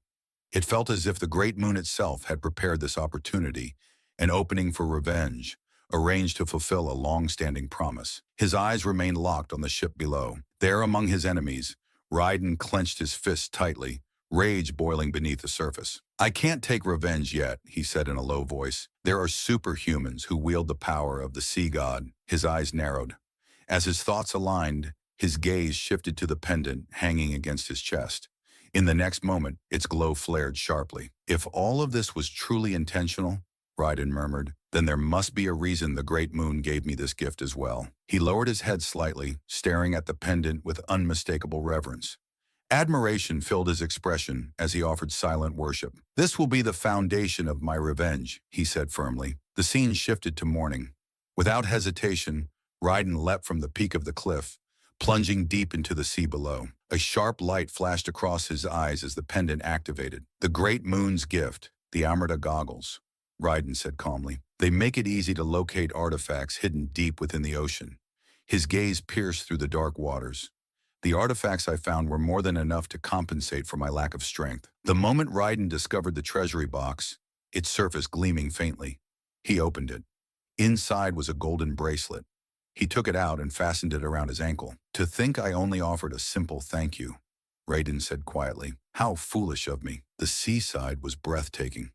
Raiden lifted his gaze toward the moon, its light reflecting across the water. "The great moon kept its promise," he said. "Not only did you bring the target of my revenge directly before me, but you even granted me the power to carry it out, the power that truly belongs to my tribe." A trace of understanding appeared in his eyes. "I finally understand the command you sent in that letter." A faint smile formed on his lips. "Your true intention was never just revenge," Raiden continued. "It was to help me seize control of the 7 predators." He lifted his head slightly. Under the moonlight, his posture was composed and confident, his presence striking. "I was right," he said calmly. "I won't forget anything." His thoughts drifted to Yusha. "That woman is truly a genius," Raiden muttered. "And terrifying as well." He exhaled softly. "That day marked the beginning," he said. "What once felt like an unbearable sentence has slowly become a source of trust." He sighed, his voice low. "Everything has been engraved deep into my heart." Raiden's eyes sharpened as he silently spoke a vow to the great moon. He turned back, gazing at the vast sea beneath the moonlight, immersed in the breathtaking scenery. Raiden looked up. 3 months later, the oppressive heat had faded, and autumn had arrived. It was the most beautiful season in Benel, Estria, the time of the grand social gathering. Inside a moving carriage, Alan sat stiffly, his expression tense. "I was forced to tag along," he said with clear displeasure. "Once every 4 years, mandatory attendance. I truly hate this ridiculous event." His mood darkened at the thought of the banquet ahead. The carriage moved swiftly along the road. "Lord," Yuen reported, "the carriages from the Cartelad and Adran families have joined us as planned." "All right," Alan replied. Inside, he understood the reason. Traveling in a large group reduced the risk of bandit attacks. Even so, the frustration remained. What a strange and annoying culture. Alan let out a quiet sigh. Only then did he realize how tense he had been that evening. When he reached the gathering hall, 2 men were already speaking nearby. "Count, honestly, even a single guard is more than enough," one of them said. The other replied with a mocking tone. "Ever since you accidentally inherited the title, your treasury must be in trouble." The atmosphere made Alan feel suffocated and irritated. "For me, the problem isn't bandits," Alan thought coldly. "It's that bastard, Brad Nobles." The 2 men kept hovering close, their behavior oily and unpleasant, smiling excessively as if trying to curry favor. One of them even licked his lips in an exaggerated manner. Alan felt increasingly uncomfortable. He lowered his head toward his plate, hiding his expression, and muttered irritably, "These guys spread poison with their words, then immediately run off to gossip behind my back." It wasn't surprising. The Palatineo family had long been notorious, a scoundrel faction that once dominated the western and eastern underworlds. Their power had been built on enormous wealth, all scraped from the darkest depths. "But I'm satisfied with my current life," Alan thought calmly. "I've already washed my hands of the underworld." It wasn't as if he had any trouble living peacefully now. "Besides," he continued inwardly, "that world is far too dangerous. Yet some wolves never stop barking." Because of that, the eastern underworld had recently become a target for bottom feeders. Nobles and the so-called predators were always standing at the forefront, stirring chaos. "And then there's that rumor," Alan thought with mild irritation, "that I only became a count because of luck." As expected, it fueled jealousy among the nobles. He knew very well that the rumor about him being the mastermind behind the kingdom had long since faded, downgraded into nothing more than the tale of a lucky beneficiary. At that moment, one of the nobles exclaimed dramatically, "Oh dear, Count, how unfortunate that you're so short on funds." Another chimed in with a fake smile. "You know, I could help you anytime if you just ask." Alan's patience thinned. "Aren't you both a little too old to be acting this pitiful?" he said bluntly. "I didn't expect you to mock me right to my face." His gaze sharpened. "These jerks are really crossing the line," he thought. "I see," Alan continued inwardly. "It's time for the Palatineo Victim Association. The Cartelade and Adron families, once bullied endlessly by Palatineo, were now venting all the resentment they had bottled up for years." Alan looked at the 2 men coldly. "Now they're using me as an outlet," he thought, suppressing his irritation. Trying to regain control in their own twisted way, The image of their smug expressions made his stomach churn. "What a bunch of filthy dogs," Alan muttered inwardly. "It's not like I was the one who bullied them in the first place." Alan spoke with a faint mocking smile. "I feel like I'm dealing with some internet dog shit trolls." Yuan glanced at the two nobles in surprise, then nodded slightly. "Those jerks, you're right, my lord. I have to give you credit." Alan ignored the troublemakers entirely. "I won't respond," he said calmly. "Ignoring them completely is the best revenge." He then lifted his head and looked at Yuan. "Where have you been?" "They were handing this out in the kitchen." Yuan replied, holding up a plate. "You should try it. The roasted prawns are excellent." Alan glanced over and raised his brows slightly. "They look good," he said. "Very tempting." The two of them began eating together. "Root vegetables are always the best," Alan remarked, "especially on a chilly evening like this." Before Yuan could reply, the nobles spoke again. "I suppose all those underworld troops vanished because you couldn't manage them," one sneered. Another added mockingly, "It seems you can't even take proper care of your own carriage." Alan didn't even look at them. He continued eating his prawns without pause. "Listening to them," he said casually, "it's starting to sound like mosquitoes buzzing." The two nobles raised their voices. Clearly irritated, Alan simply took another bite. "Still tasty," he commented. Yuan nodded thoughtfully. "It would be even better with butter, my lord. You should try it next time." Their quiet conversation continued as the background noise faded. The scene shifted smoothly. Far to the north lay an endless land of freezing cold, a desolate expanse swallowed by snow and wind. The air itself felt lifeless, though all warmth had been stripped away. Barbarians lay scattered across the pale ground, collapsed and motionless, their bodies resembling frozen corpses. One man still struggled weakly. His gaze was dark, filled with pain and rage as he whispered through clenched teeth, "Those damn Caliban brats. They know nothing of honor." He was one of the 8 great Kulkan, a barbarian chief who worshipped battle itself. He recalled Samu's earlier words. They had expected a fair clash, a glorious confrontation. Instead, what lay before him was nothing but slaughtered bodies. For a Kulkan, combat was sacred, honorable, and magnificent. But this defeat, it was the result of a cowardly surprise attack. "This war is unjustified," he whispered, honored. Blood spilled from his mouth as he remembered the betrayal. The moment someone struck from behind, luring him into a trap under the guise of a duel proposed by a Caliban knight. Kul Khan coughed violent, his body finally giving way as he collapsed onto the frozen ground. "What happened to Garuna of the snowfield?" he murmured painfully. His eyes shifted to the side, where a lifeless body lay motionless. A deep bitterness surfaced. "Garuna, I have met an end so shameful," the chief whispered, "one that won't even allow me to close my eyes in peace." Suddenly, the surrounding area darkened unnaturally, as if the light itself had been swallowed. A demonic voice echoed sharply through the frozen land. "Call my name!" Kul Khan nearby cried out, blood and tears spilling together. Yet the dark voice did not stop. "Call for me," it whispered again. "Call upon my great name, the name you all worship." At that moment, the barbarian chief's breath finally faded. With his last strength, he exhaled a single name. The god of this world, Altaz. In the next instant, his body twitched. The barbarian chief slammed his palm into the frozen ground, forcing himself upright through sheer will.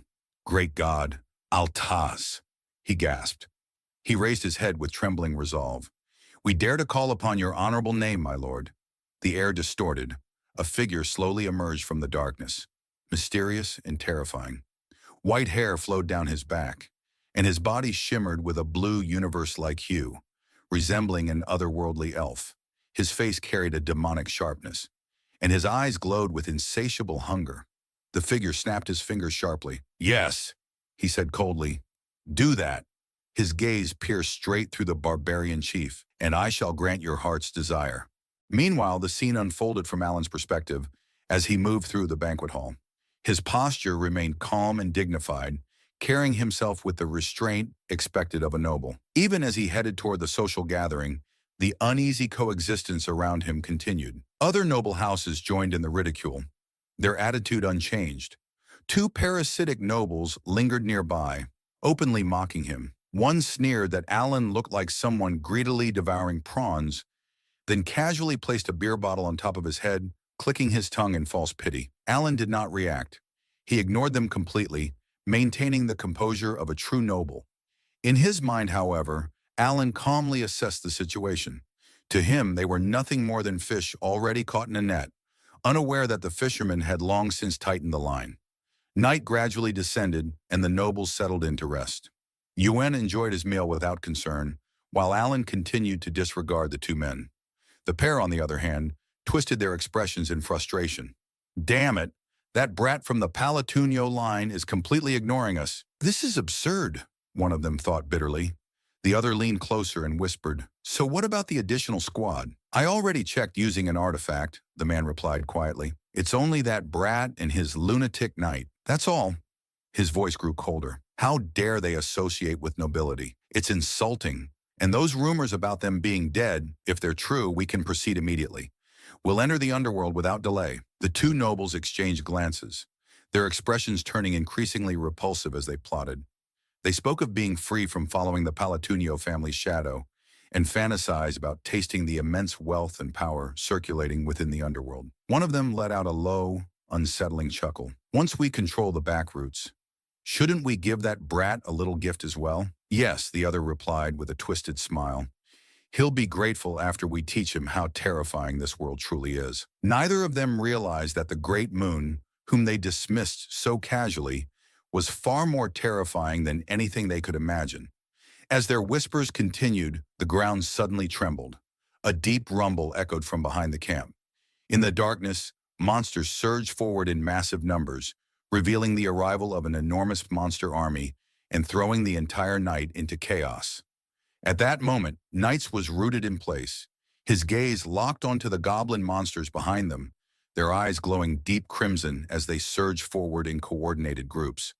A panicked noble fled past, and Knights seized the opening, stepping into position to intercept the attack.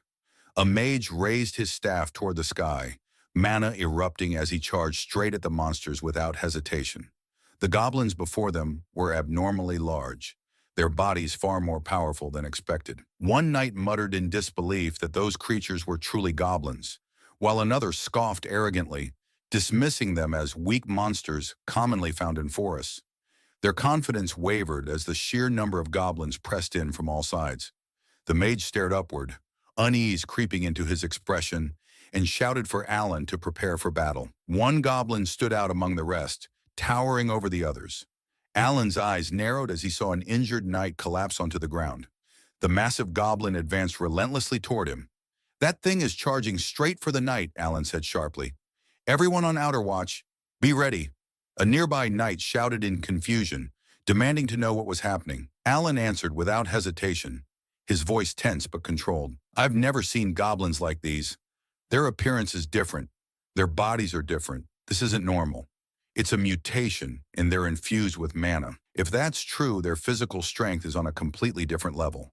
The knights launched a counterattack, but the goblins pushed forward with terrifying force. The leading goblin slammed into the ground, releasing a brutal shockwave that cracked the earth beneath them. Debris scattered as the monster prepared to charge again. Suddenly, the ground trembled violently. The surrounding area shook as Alan completed his enchantment. Massive slabs of rock surged upward from the earth, as though summoned by an unseen force. One knight whispered in disbelief, comparing it to an earthquake. The enormous goblin was caught off guard as the rock formation crashed down, forcing the goblin horde to retreat instinctively. A dull, oppressive glow spread through the battlefield, and silence followed. A knight broke it with a stunned voice. Third-tier magic, rock wall, and a second-tier shield. Another mage stared around in shock. "There's another mage here? Who is it?" Alan did not answer. He calmly began a second enchantment, his mana compressing inward as he spoke a single word. Compression, mana converged, layer by layer. A powerful shockwave rippled outward, and a massive construct resembling a golden cannon took form. All the monsters were forcibly drawn toward the rock formation at its center. This point became the core of Alan's enchantment, the focal center of his overwhelming power. At that moment, every goblin trapped high within the magical barrier froze in place. Alan's gaze swept across them coldly. The surrounding men were completely stunned by the sight. Alan spoke again, his tone calm and refined. "Vacuumlation." A violent rumble followed. The energy within the barrier fluctuated wildly, distorting the air itself. Alan continued without hesitation. Return to the primordial. The gentleness in his voice only made it more terrifying. Mana burst outward as the crystal embedded in his bracelet shone brightly. The goblin monsters sealed within the barrier were engulfed by overwhelming pressure. One by one, despair overtook them as Alan's magic erased their existence entirely. The two despicable nobles stared in disbelief, their faces drained of color as they watched the scene unfold through the night. Alan stepped forward and spoke sharply, his presence commanding. "Don't just stand there. Stop spacing out. Prepare yourselves." His eyes shifted toward the remaining goblins, charging in from the darkness. The clash resumed immediately as monsters and knights collided. Alan also moved, mana surging through his body as he joined the battle. One monster fell after another, and the knights followed through, cutting down everything that remained. By the next day, the goblin army had been completely annihilated. The area was left in ruins, stained with the aftermath of the massacre. One of the nobles exclaimed excitedly that it was finally over. Several knights, exhausted yet smiling, spoke quietly among themselves, saying that the one feared by the world truly lived up to his reputation. Otherwise, none of them would have survived. Alan suddenly grimaced, his expression twisting. "I almost got sent straight to the grave," he muttered. Only then did he realize the strain on his body. The number of spells he had cast far exceeded his usual limit. From the middle of the battle onward, he had been little more than an ordinary person, his already limited mana completely drained. Just then, Yuan hurried over. "Count, are you injured anywhere?" "I'm fine," Alan replied, though his body trembled slightly. "Even with you nearby, losing the ability to protect myself was frightening," Yuan frowned. "Are you truly all right, Master?" Alan did not answer immediately.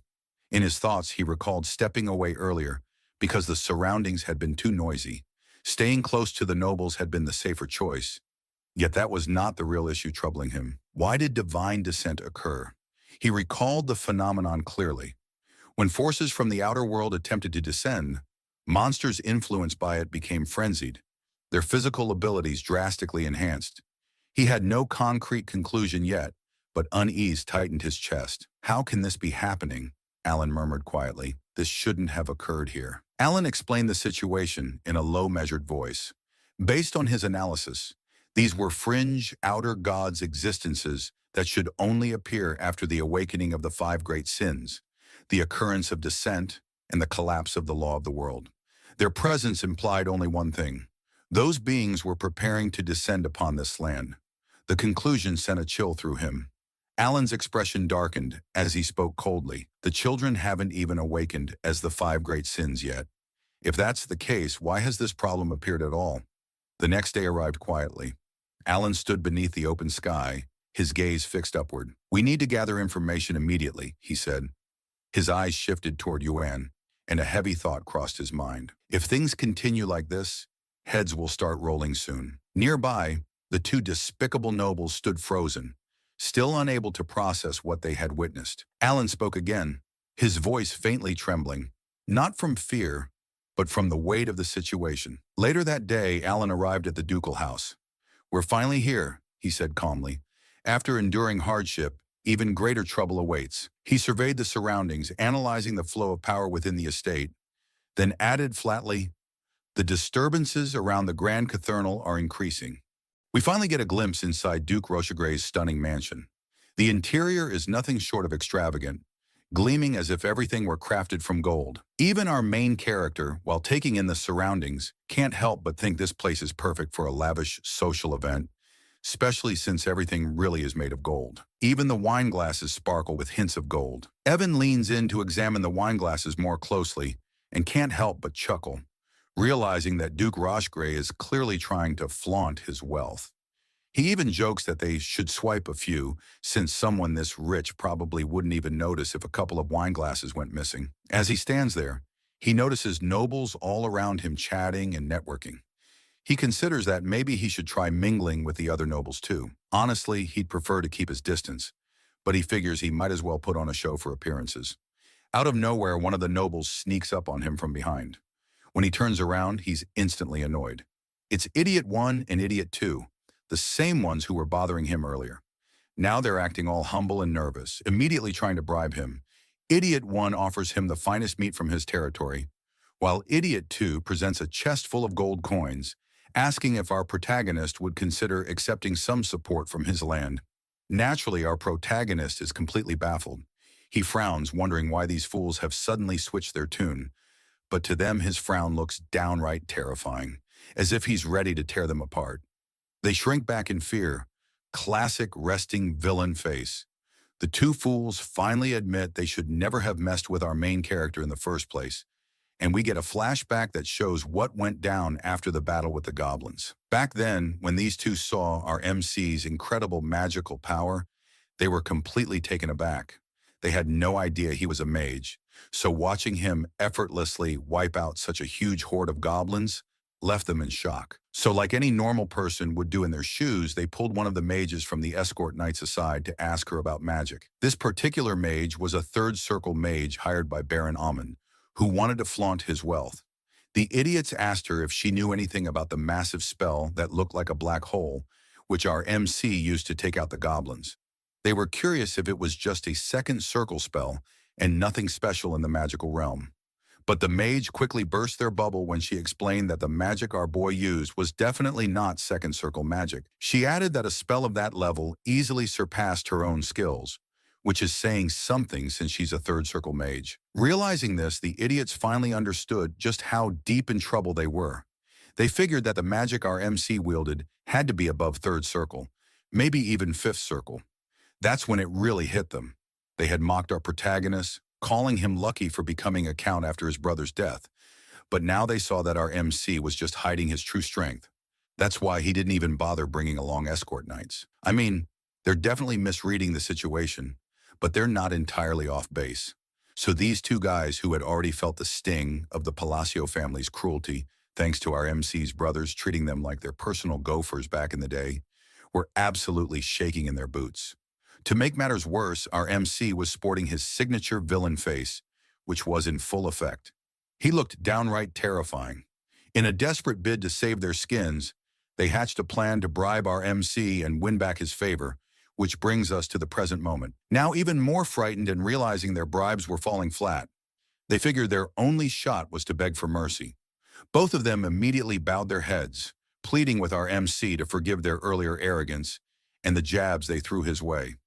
Of course, our protagonist, blissfully unaware, has no clue what these two are up to.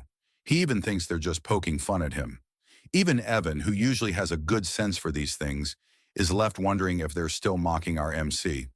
Anyway, our guy decides that if this keeps up, it's just going to lead to more trouble. Evan jokingly suggests he should just take them out altogether, but our MC counters that would only stir up more chaos. Deep down, our MC is completely misreading the situation. He thinks that even though he's generally a merciful guy who doesn't care much about what others say, these two have really crossed a line by making fun of him. Getting serious, he shoots them a death glare. Internally, he knows he doesn't really have the power to do anything drastic, but he figures he might as well give them a little scare. This guy can be pretty petty sometimes. The two fools, catching sight of our MC's death glare, instantly realize they're in deep trouble. A little while later, our MC acknowledges that now that he sent Evan off to the Information Guild, it's time to do some snooping for noble gossip. Grabbing a bite to eat, he scans the area for his first target and quickly spots two nobles engaged in a hushed conversation. This cheeky guy then uses a bit of magic to enhance his hearing so he can eavesdrop. He catches snippets of their chat about Duchess Altia and Count Zenonia, and they seem pretty shocked that these two heavyweights have teamed up. Hearing this, our guy figures he doesn't need to stress, since they're just discussing stuff that doesn't involve him. He thinks to himself that families like the Altia dukedom and the Zenonia clan have never really seen eye to eye, so their alliance probably won't stick. He shrugs it off and goes back to savoring his egg tart, which he insists is absolutely delicious. But then, out of nowhere, he hears the nobles mention something even more jaw-dropping, something that's supposed to be kept under wraps. They claim that the real kingpin of the underworld isn't Duchess Altia Loria or Count Zenonia, but rather the Count of Palladio. Our guy freezes mid-bite. The nobles double down, calling out his name and insisting he's the true leader of the underworld, completely taken aback. Our MC drops his food and starts to panic, wondering who's spreading such absurd rumors about him. He recalls that he's only met Altia once when she was younger, And as for Zenonia's notorious daughter, just twice. So how on earth did such rumors even start? He tries to reassure himself, telling himself that it's all just gossip and baseless chatter. But while he's lost in his thoughts, someone suddenly calls out to him from behind. Turning around, our boy can't help but wonder why so many people seem to be approaching him today, which makes him feel a bit uneasy. The newcomer introduces himself as Carmine, the third son of Duke Camelon from the Ashidalon Kingdom, a noble from a different land. Our MC, in his usual awkward fashion, gives a slight bow that almost comes off as sarcastic and introduces himself. Inside, he's kicking himself for forgetting that nobles from other kingdoms were also part of this grand social event. In an instant, Carmine flips the script and starts poking fun at our protagonist, claiming he heard that our MC only became a count by sheer luck. He adds with a smirk that he was so envious he just had to see him face to face. Naturally, our guy gets irritated right away, thinking that these days even twisted donuts can talk. A little dig at Carmine's donut-shaped hairstyle. Just then, two nearby nobles jump in to defend our protagonist. They stride right up to Carmine, questioning if he's really mocking a noble from the Asteria Kingdom. Realizing the high status of these nobles, Carmine's face drops as he comprehends the blunder he's made. Panic sets in as he wonders what just happened. He thought Count Palladio was the weakest and most ridiculed noble, so he figured it was safe to take a jab at him. Carmine introduces himself as Carmine Camelon, a self-proclaimed charming and romantic guy hailing from a distant land. His mission in the Asteria Kingdom: to win the heart of Duke Rotegri's youngest daughter and make her his wife. This guy is so full of himself, he genuinely believes that no woman could ever regret saying yes to him. At a fancy gathering, he was meant to unwind with his fiancée and enjoy getting to know her better. But honestly, this guy had no shame. Every time they walked past other women, he would stop to gawk, making comments about their weight and looks right in front of his fiancée. He even had the nerve to insult one woman by saying she had a big nose. Then he'd turn back to his girl and throw out compliments like, "You're beautiful just like your mother." Seriously, did he think that was romantic? Before he knew it, his fiancée dumped him, leaving him utterly shocked and confused about what just happened. He somehow managed to blow his chance with the daughter of Duke Rotgri. He admits he still can't figure out what he did wrong, but the marriage is off the table now. In a fit of frustration while he was venting, he spotted our main character, mistaking him for Count Palacio. He thought he'd found the perfect target to unleash his anger on. Rumor has it that Count Palacio is an immature noble with no connections, making him an easy mark. Fast forward to now, and Carmine realizes just how foolish that decision was. The three high-ranking nobles in front of him tower over him like giants. Meanwhile, our main character, observing the whole scene unfold, thinks this is just plain old bullying. He's not quite grasping the full picture. No matter how clueless Carmine might be about politics, he should at least recognize who these nobles are. Standing before him are some of the most significant figures in the Asteria Kingdom. The host, Duke Rotegri, the leading figure of the royalist faction, Marquis Mardanio, and the key player of the moderate faction, Count Palin. These nobles are the backbone of the Asteria Kingdom, and they have the power to easily put someone like Carmine in his place. Duke Rotegri kicks things off by asking Carmine if he's looking down on them, questioning whether that's why he insulted a noble of the Asteria Kingdom. Feeling the heat, Carmine quickly tries to clarify that he didn't mean it that way at all. But Count Palan jumps in, asking why Carmine would dare to call our main character by his name so casually. By doing so, he's shown a complete lack of respect, and since our main character's a noble, it suggests that Carmine is looking down on all of them. Carmine hastily apologizes, acknowledging that he messed up. However, Marquis Mardanio steps right up to him, pointing out that the real problem is that he disrespected Count Palladio, our main character. Something feels off here. These high-ranking nobles are being way too polite and protective of our main character. Why are they defending him so fiercely? Did someone have a word with them beforehand? Well, we'll find out. As our main character watches the scene unfold, he can't help but wonder just how unlikable Carmine must be for three high-ranking nobles, who hardly know him, to come to his defense like this. He also notes that the whole situation feels strangely familiar, and honestly, he's spot on. It's like a junior officer in the army getting bullied by the higher-ups. For some reason, this brings back some painful memories for our guy. And yes, since Korean men have to serve in the military, Our protagonist is definitely dealing with a bit of PTSD here. Anyway, Carmine takes off, running and crying like a kid, which is honestly pretty amusing. Shifting their focus back to our MC, the three nobles start asking if he's okay. Their faces filled with concern. This completely catches our MC off guard, leaving him to wonder what on earth is happening today and why everyone is suddenly being so nice to him. With his enhanced hearing thanks to some magic, our MC tunes into the conversations buzzing around the hall. It turns out the other nobles witnessed Duke Rodagray, Marquise Mardano, and Count Pallone rushing to defend him, and they've completely misread the situation. They now believe the rumors that our MC is actually the leader of the underworld. They even speculate that if powerhouses like Duchess Altea and the Zenonia Count were to enter politics, Count Palladio, who supposedly outranks both Altea and Zenonia, would have an overwhelming influence. Hearing all this, our protagonist realizes that everyone has totally misunderstood what's going on. He admits it's becoming quite annoying, and he thinks about just setting the record straight and telling them the truth. But before he can say anything, Duke Rodagray and Marquise Mardano start showering him with compliments. They acknowledge that he's a busy man, but they have something they'd like to present to him. Marquise Mardano kicks things off by mentioning that he's heard our boy has been diving into the world of magic lately. He goes on to say that he's recently gotten his hands on a top-notch magical artifact and wants to gift it to our MC. This artifact, he adds, has the ability to store mana. Before our MC can even get a word in, both Duke Rodagray and Count Pallone jump in, eager to share that they too have gifts they'd like to present. Our protagonist, hearing all this, is left utterly speechless. Tempted by the offers, he wisely decides to keep quiet, which turns out to be a clever move.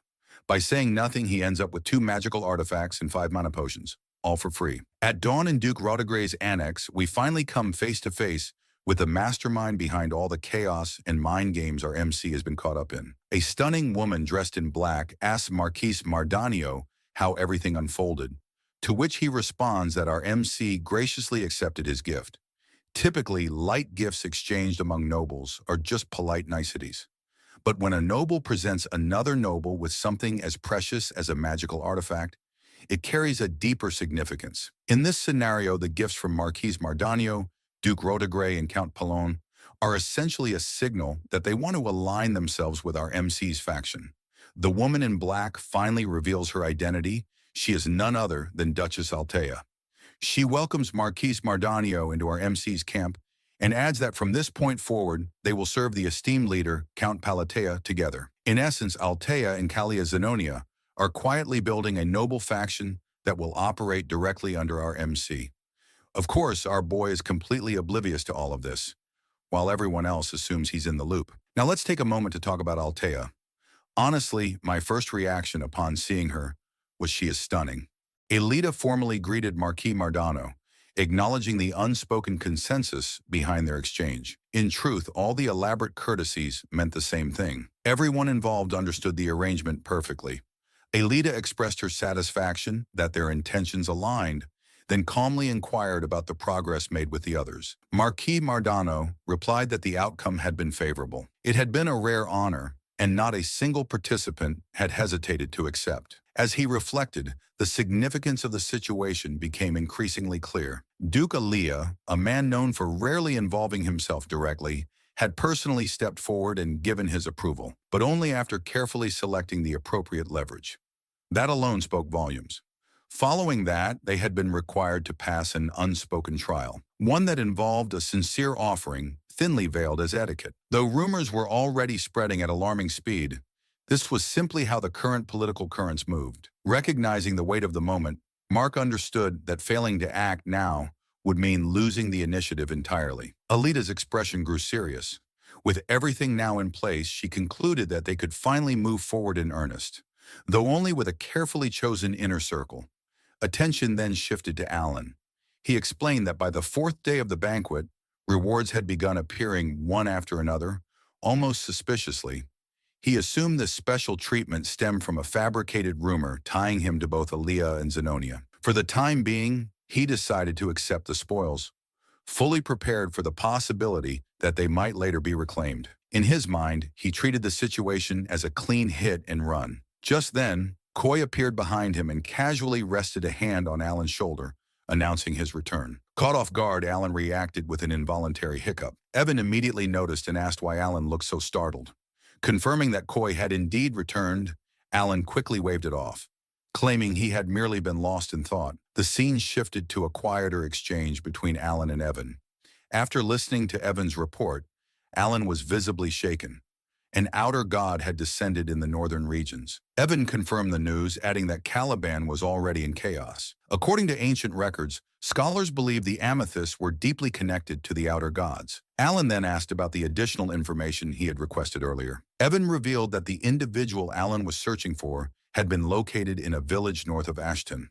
He then firmly stated that their ultimate destination would be Caliban. Evan was stunned by the sudden decision and asked why Caliban had been chosen. Sensing his confusion, Alan said he would explain everything on the road and instructed Evan to begin preparations for immediate departure. Evan acknowledged the order and left at once.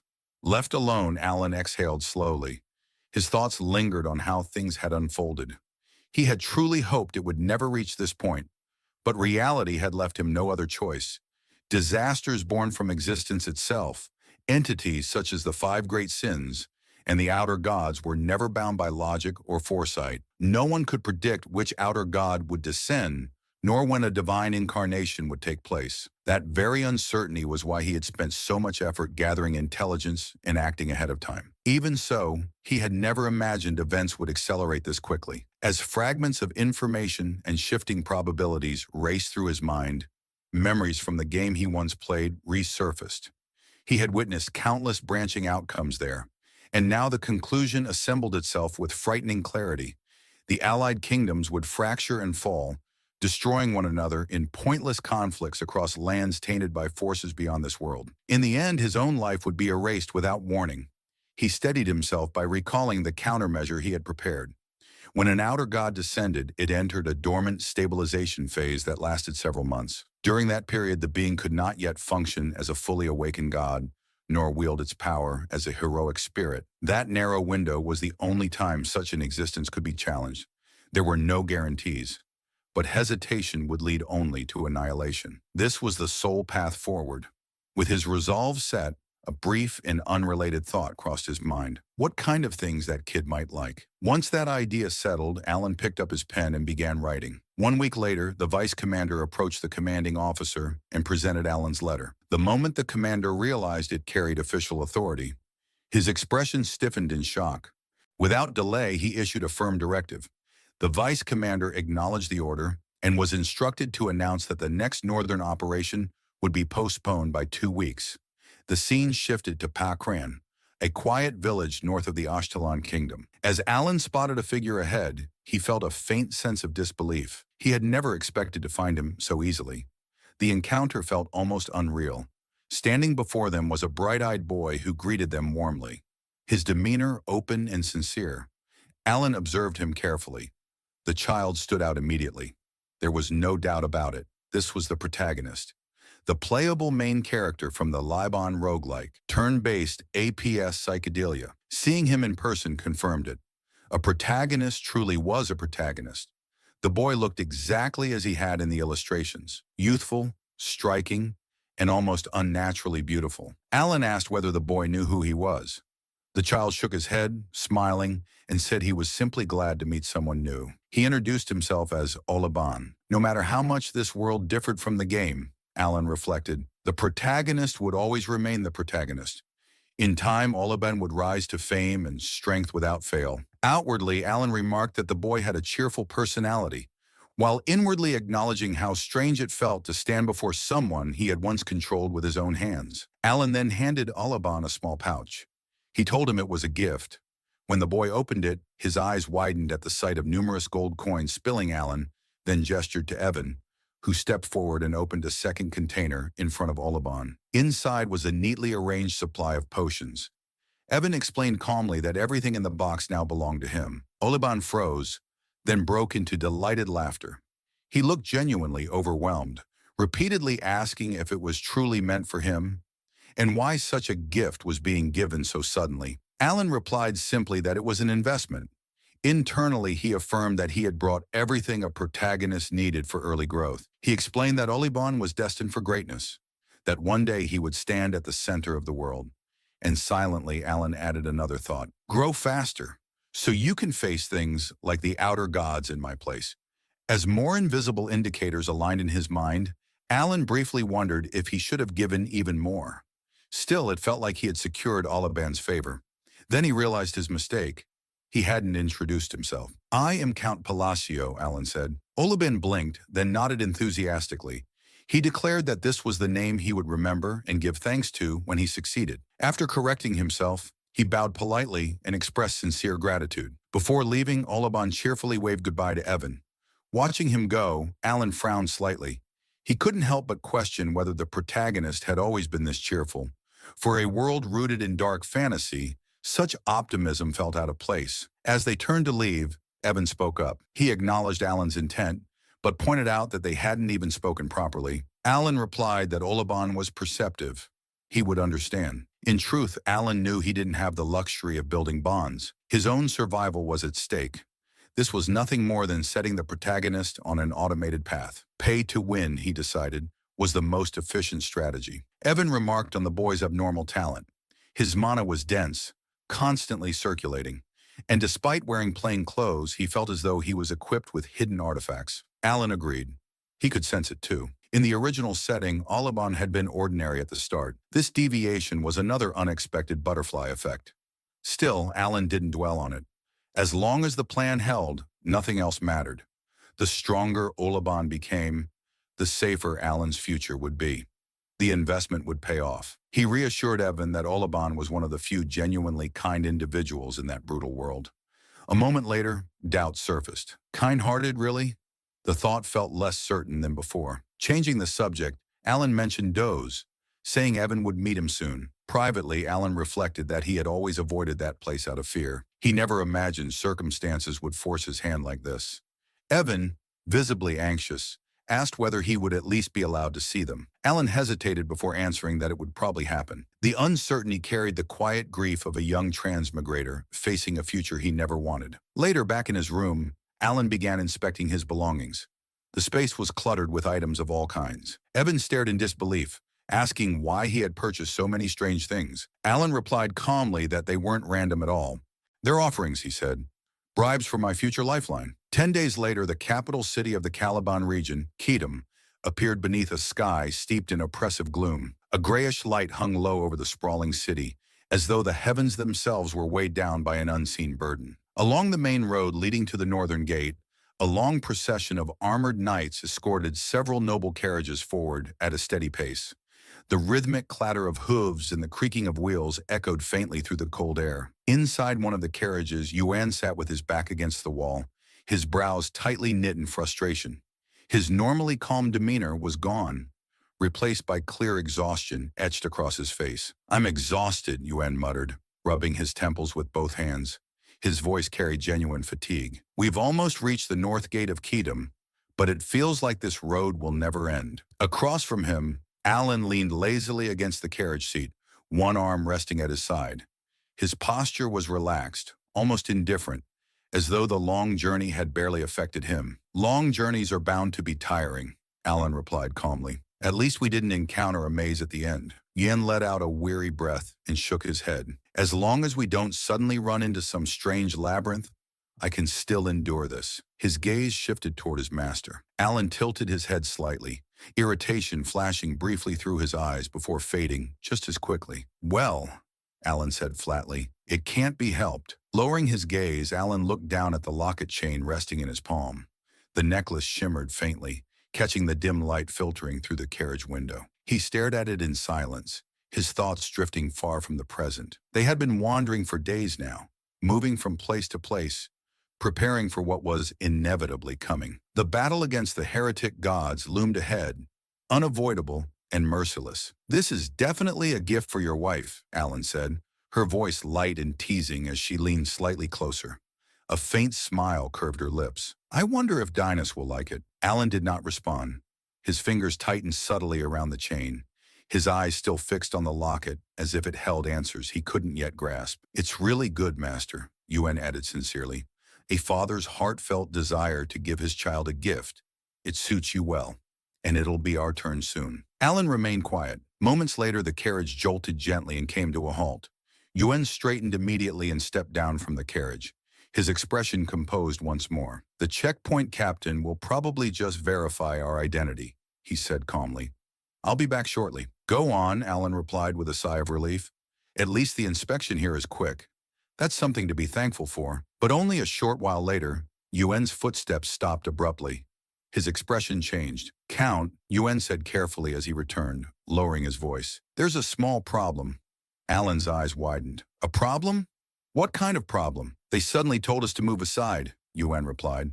"The inspection didn't go as expected." Alan frowned and stepped out of the carriage, his boots landing softly on the stone road.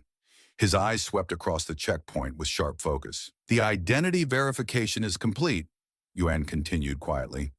"But something feels off." Before Alan could respond, a loud and arrogant voice rang out. "That's Count Palatineo, isn't it?" A sturdy man stepped forward, his posture brimming with self-importance. He wore finely polished armor and carried himself as though the world existed solely to acknowledge him. "I am the fourth sword, Baron," the man announced proudly, lifting his chin. "A direct disciple of the great knight Faloya." His eyes were filled with open contempt as they locked onto Alan. Alan's gaze darkened instantly. Faloya? What nonsense! The man's arrogance and crude behavior irritated him at once. "Bringing knights along like this," Alan asked coldly. "What exactly is going on?" Baron sneered. "Coincidentally, some of my friends live in the Kingdom of Austrian. I just wanted to let you know." He paused deliberately. "I owe them a small favor." Alan's expression stiffened. "Kamina, that bastard noble." Baron chuckled, clearly enjoying himself. "Looks like you've made my friends hate you quite a bit." As he spoke, memories of the magical voice transmission he had received earlier resurfaced vividly in his mind. "That guy, Alan, humiliated Kamina at the banquet," the voice had mocked. "If you want to improve your strength, use more power cores. And if you disable him or kill him, I'll give you what you want." Back in the present, Baron laughed loudly. "I owe him money, so I'm just fulfilling his request." At his signal, the surrounding knights stepped forward, weapons half drawn, clearly ready to seize Alan. Alan let out a slow breath, his voice steady but cold. "That idiot started a fight and ran away. What exactly did I do wrong?" Baron smirked. "Hand over all the valuables in the carriage. If you do, I might spare your life." Alan's gaze sharpened dangerously. "What kind of ridiculous demand is that?" With a cruel laugh, Baron drew his sword and pointed it straight at Alan. "No loss either way. You're from the Kingdom of Austrian, virtually powerless in the Union. And you're a noble with no ties to Caliban. No one will care." His laughter echoed loudly. Alan's expression hardened completely. "They really suit each other," he said calmly. "I'll teach you a lesson." Energy surged around his hand, invisible but overwhelming. In the next instant, Baron's eyes widened in shock. Before he could even react, his attack stopped short. His neck was suddenly seized by an unseen force. His body lifted slightly off the ground. He screamed in pain, thrashing desperately. Who is it?" Alan froze. The energy around him dispersed instantly as shock washed over his face. Standing behind Baron was a knight he had not noticed before. The knight's voice rang out coldly, sharp with anger. "What kind of madness are you pulling here, brat?" Baron struggled violently. "How dare you hurt me?" Alan's pupils shrank. He could feel it clearly. That man was blessed by the sword. The knight tightened his grip around Baron's neck and spoke in an icy tone. "Turning your sword against your benefactor, how dare you?" Slowly the knight lifted his head. His face was revealed. It was Deus. Alan's mind reeled. Deus, one of the 5 deadly sins. The man who had once fought and emerged victorious from the Karuta snowfield duel. And more importantly, the one who followed the great moon. Before Baron could react again, Deus slammed him violently into the ground. A deafening impact echoed. Baron groans loudly in pain as Deus relentlessly kicks him again and again without mercy. Deus then grabs Varen's hair with an iron grip, holding him down with overwhelming force. Maintaining a cold, deathly glare, Deus shifts his attention toward the surrounding knights and issues a clear warning. He makes it known that if even a single one of them dares to move, the consequences will be beyond their imagination. Deus delivers a brutal kick straight into Varen's chest, so powerful that blood spills from Varen's mouth as he is sent flying and crashes far away. Alan watches in shock, a realization forming in his mind as he recognizes that night, understanding that this is the present-day Deus. Deus then makes it clear to Varun that he should be grateful to be in a situation where he cannot be killed. Varun struggles to even stand after the earlier attacks, barely able to move as he leans against a tree for support. In the very next moment, Deus steps in and slams his knee forcefully into Varun's chest, sending him crashing violently into the tree once again. Varun's cheeks swell badly from Deus's kick, and Deus continues to strike him mercilessly, landing punch after punch and kick after kick without pause. Nearby, Evan remarks to Alan that his strike was quite impressive. Hearing this, Alan's mind drifts back to the moment when Deus had declared his outrage at anyone daring to lay a hand on his benefactor. A realization settles in as Alan reflects that Deus did, in fact, call him his benefactor. He considers how Deus may have been grateful when he was young, yet now that he has grown, Alan assumed he would not welcome someone he barely knew. He remembers that Deus never even sent a single reply, and it makes him feel as though he has received every possible reward for raising a son. Alan acknowledges to himself that Deus has truly grown, calling him a troublesome rascal in his thoughts, yet admitting his genuine growth. The impression becomes clear, marked as 52% certain, that one can plainly see who sponsored Deus. As he has developed remarkably well, Alan recognizes that Deus has matured into an exceptionally upright young man. With this realization, Alan reflects on how this must be what it feels like to see a well-raised son, and he feels a deep sense of pride as a father. A heavy impact echoes through the scene. Evan then teasingly points out to Alan that he is aware his son is beating someone senseless. Alan responds by making it clear that he cannot hear him.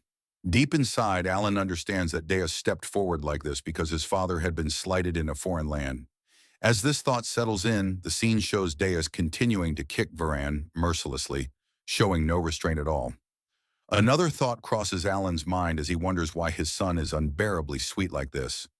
Soon after, Varan is shown taking an overwhelming beating, struck again and again, until he finally loses consciousness. Even then, Alan cannot help but think that this still feels a bit excessive. At that moment, another realization suddenly occurs to Alan, reminding him once more that Deus is one of the 5 great sins. As the situation shifts, Deus is seen turning and walking toward Alan. He then stops in front of him, bows respectfully, and wears a confident smile as he states that he will escort him. Hearing this, the remaining knights are left completely shocked by what they witness. The scene opens in a frozen, icy land where a brutal war has taken place.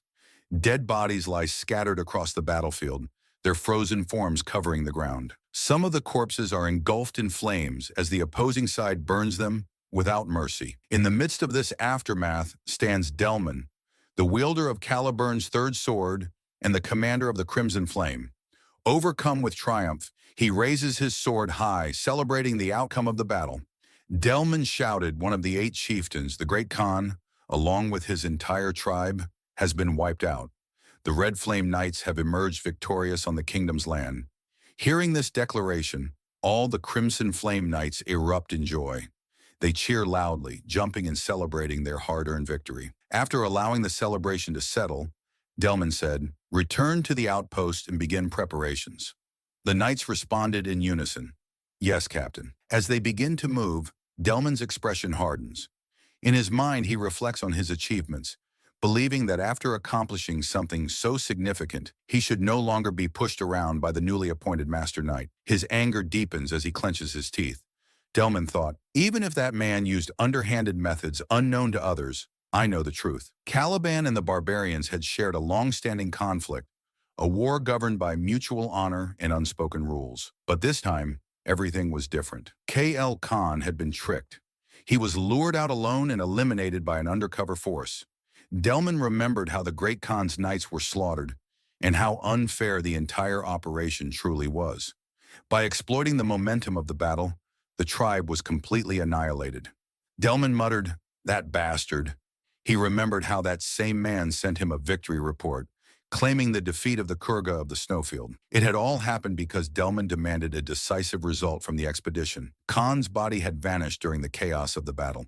Even if he had survived, The poison would have ensured his death. Eventually, Delman convinced himself there was nothing left to do except return to Caliban and report the mission's success.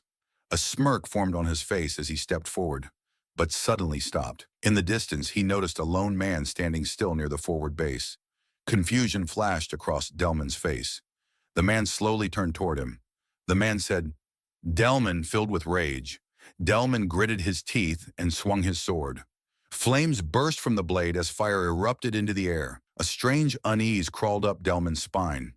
Delman thought Clank should already be dead. As he looked closer, an overwhelming aura began to rise from Clank's body. Within Clank's shadow, Delman perceived the shape of a demon forming. Clank said, You defiled a sacred duel, a duel meant to be fought with honor. Terror radiated from his presence. Even superhumans capable of ending hundreds of lives could be devoured by this being. Cold sweat poured down Delman's face. Delman realized this is not Clank. Driven by desperation, Delman launched another attack. Flames exploded violently from his sword. The man dodged effortlessly. The man said, Answer me first. Refusing to hesitate, Delman attacked again, unleashing even greater flames. Once again, the man evaded him with ease. Delman thought bitterly. Believing in duels on a battlefield and was foolish. The flames scorched the land, melting the ice around them. The man stared at him with a deathly glare. The man said, You are strong. For a human, I will give you one last chance. Duel me. Sensing danger, Delman shouted, Prepare for battle. The knights surrounded the man from all sides. The man smirked. Demonic mana gathered in both his hands. The man said, A mortal without honor does not deserve an honorable death. There will be no duel between me and a barbarian like you. From his hands, poisonous mana erupted and spread into the fallen knights' bodies. The toxin infected every corpse. The knights began screaming in unbearable pain. Their eyes turned blood red as their bodies collapsed. Several knights cried, Kill us! Please, end it! As their screams faded, the man stepped forward. He slashed Delman's throat with his bare hand. Immediately after, he struck the ice, triggering a massive explosion. The remaining knights were blasted into the air and slammed violently into the ground. Blood spread across the sky like a grim mist. The man then delivered a devastating punch. His fist pierced straight through Delman's chest. Blood poured from Delman's mouth. Delman whispered weakly, What alternative remains? He collapsed to the ground, trembling in agony. Delman cried, It hurts. Kill me. Please, kill me. Moments later, Delman died. As his life faded, the man's eyes turned blood red. The man said, Savages, all of you, creatures formed from the dead, robbed of your rightful death. The fallen knights began to rise, surrounding the remaining Crimson Knights. Shock spread through their ranks. The man announced, The bloody Colosseum is now open. Suddenly, a terrifying presence descended. Althus appeared with a twisted smirk. Althus declared, I am the god of all barbarians, the father of duels. I will personally grant you honorable deaths. If you claim you are not barbarians, prove it in a duel. Blood began raining from the sky. The scene then shifts away from the battlefield. Daus lowered his head respectfully. Daus said, I will take you there, Count Alan. The surrounding knights froze in shock. The narration explained that in Caliban, the prestige of the swordless Duke Daus Massilian stood as high as the sky itself. He once defeated the second prince and never showed courtesy to anyone except the king. Alan observed him carefully. The knights thought, What kind of man is Count Palladius to receive such respect? The surrounding knights stared at Alan in disbelief. One knight whispered, Who is he? Daus summoned a luxurious carriage. Daus said, Please sit inside. Alan felt burdened by the excessive attention.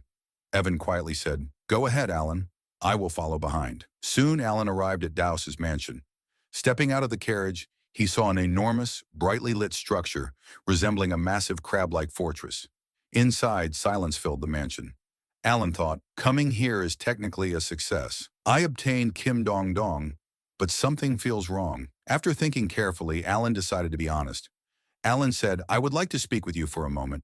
I came here with a purpose. I have a favor to ask. Daus looked shocked. Daus said, You came to ask something from me?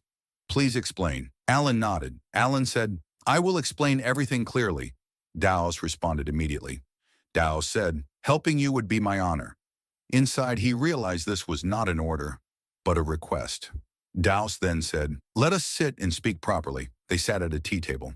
Silence filled the room. Alan thought, isn't the owner supposed to sit at the head of the table? Despite the awkwardness, he felt strangely comfortable. After a long pause, Alan spoke again.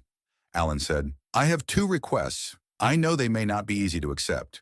He continued, I must travel north, and I would like you to travel with me. Dowse smiled slightly. Dowse said, I would gladly accompany you. Alan felt uncertain. Then Dowse revealed something unexpected.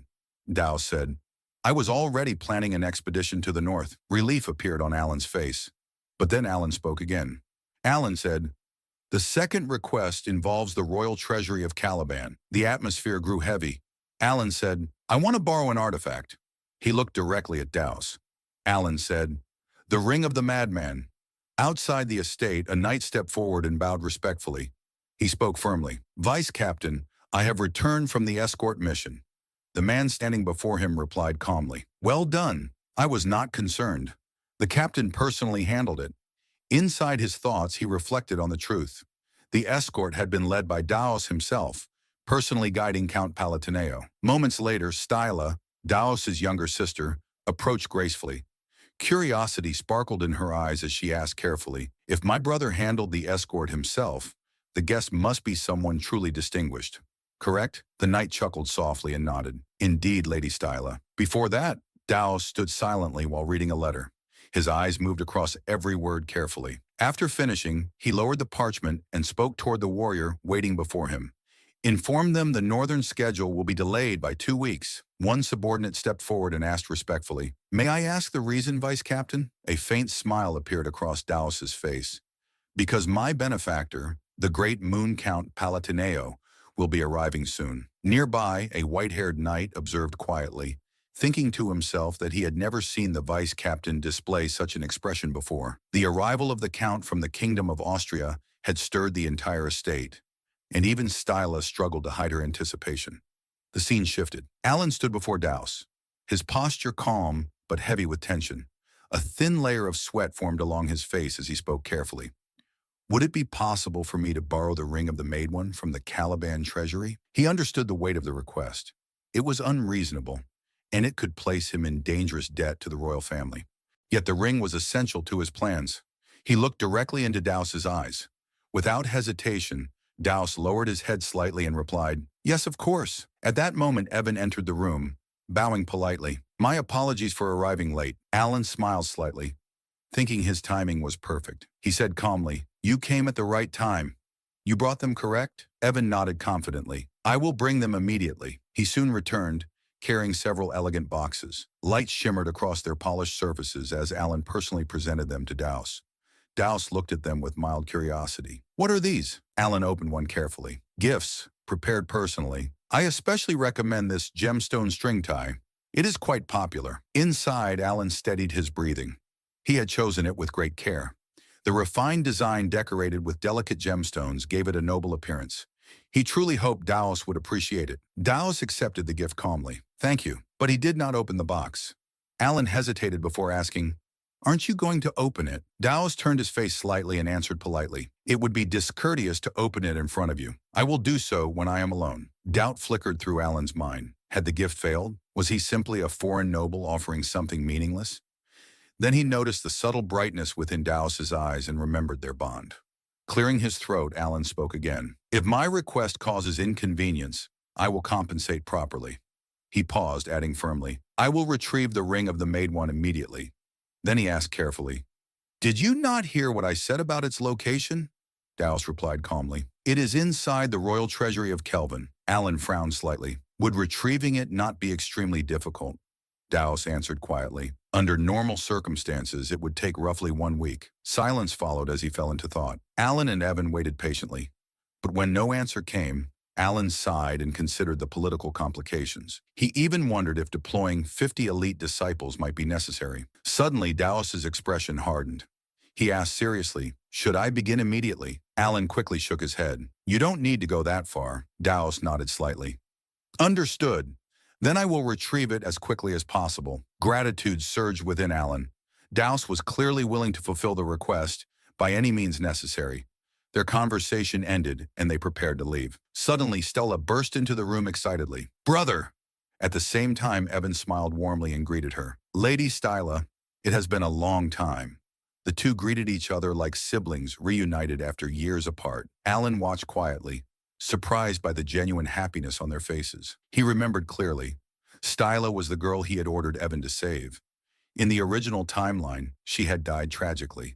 Seeing her alive made him realize how strongly she resembled Daos. But the warm moments shattered instantly.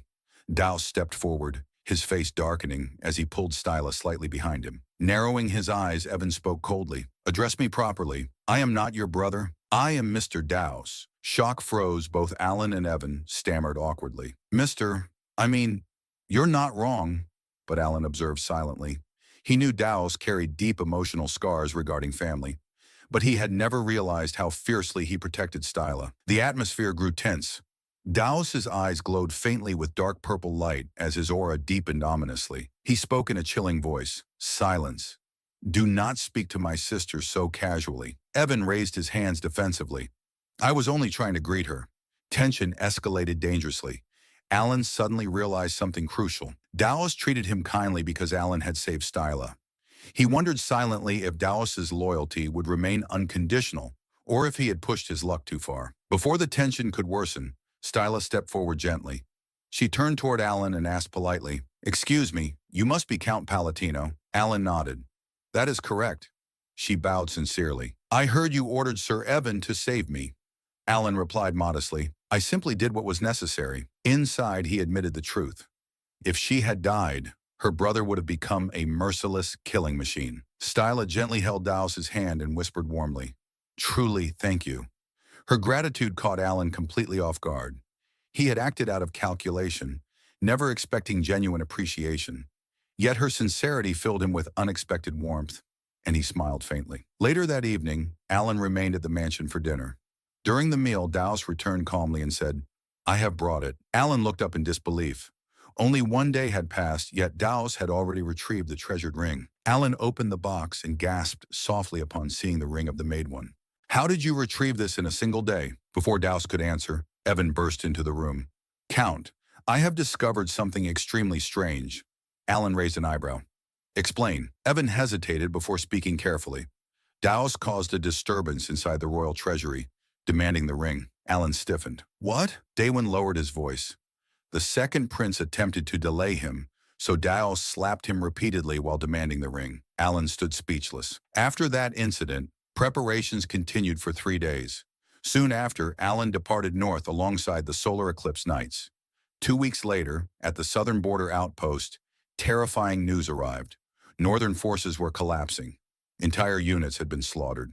Demonic monsters had begun appearing across battlefields. Inside the war tent, chaos erupted. One officer shouted, Retreat immediately. Another slammed his fist against the table. Are you suggesting we abandon the barbarians after witnessing this devastation? A third officer argued. The soldiers are barely standing. They cannot continue fighting. Another voice snapped. The first sword has already fallen. Victory is impossible at this rate. Suddenly a sharp clap echoed across the tent. Silence swallowed the room. All eyes turned toward Daos. Standing beside him was Folia, the fourth sword of Caliban. Daos spoke calmly. Every opinion here holds merit. We will decide after calming ourselves. Later outside the camp, Folia explained grimly, the outer god is sweeping through our bases using undead armies. He continued heavily. The third sword, Dalaman, has fallen. The second sword, Chiron, is critically wounded. Daos gazed toward the distant horizon. I can already sense it. Folia nodded grimly. The mana is overwhelming, distorted, and filled with a strange red aura. Only warriors who reach the realm of 3 open eyes could perceive such terrifying corruption. Folia frowned. That aura keeps drawing my attention. Perhaps retreat truly is our best option. Suddenly, Daos narrowed his eyes. Smoke! What is that? Across the camp, Alan sat calmly roasting a sweet potato over a small flame. Daos stared in disbelief. That is a sweet potato. Alan looked oddly relaxed, as if war meant nothing. Voices suddenly erupted behind them. A young woman shouted sharply at 2 soldiers. I told you the treatment is complete. I am here to investigate the barbarian ritual, one soldier pleaded. Saving lives should come first. She cut him off coldly. All you can do now is watch over him. Daos looked up suddenly and whispered, "The wise master of the blue magic tower. She has arrived." The woman snapped irritably, but suddenly froze. Her eyes locked onto Alan. Alan returned her gaze calmly, his presence heavy and unsettling. Her expression stiffened as she whispered in shock, "Why is he here?" Meanwhile, the Vice Tower Master looked up at Alan in complete disbelief, and her expression stiffened the moment their eyes met. Alan casually waved a hand and addressed her as Vice Commander, stating that he had heard she was present and that the rumors appeared to be true. The Vice Tower Master trembled while still holding a meat skewer in her hand, clearly caught off guard by his sudden arrival and calm demeanor before her. She quickly explained that the medicine he had mentioned was currently out of stock, and that preparing it would require time and effort. She added that she was rather exhausted at the though she tried to maintain composure.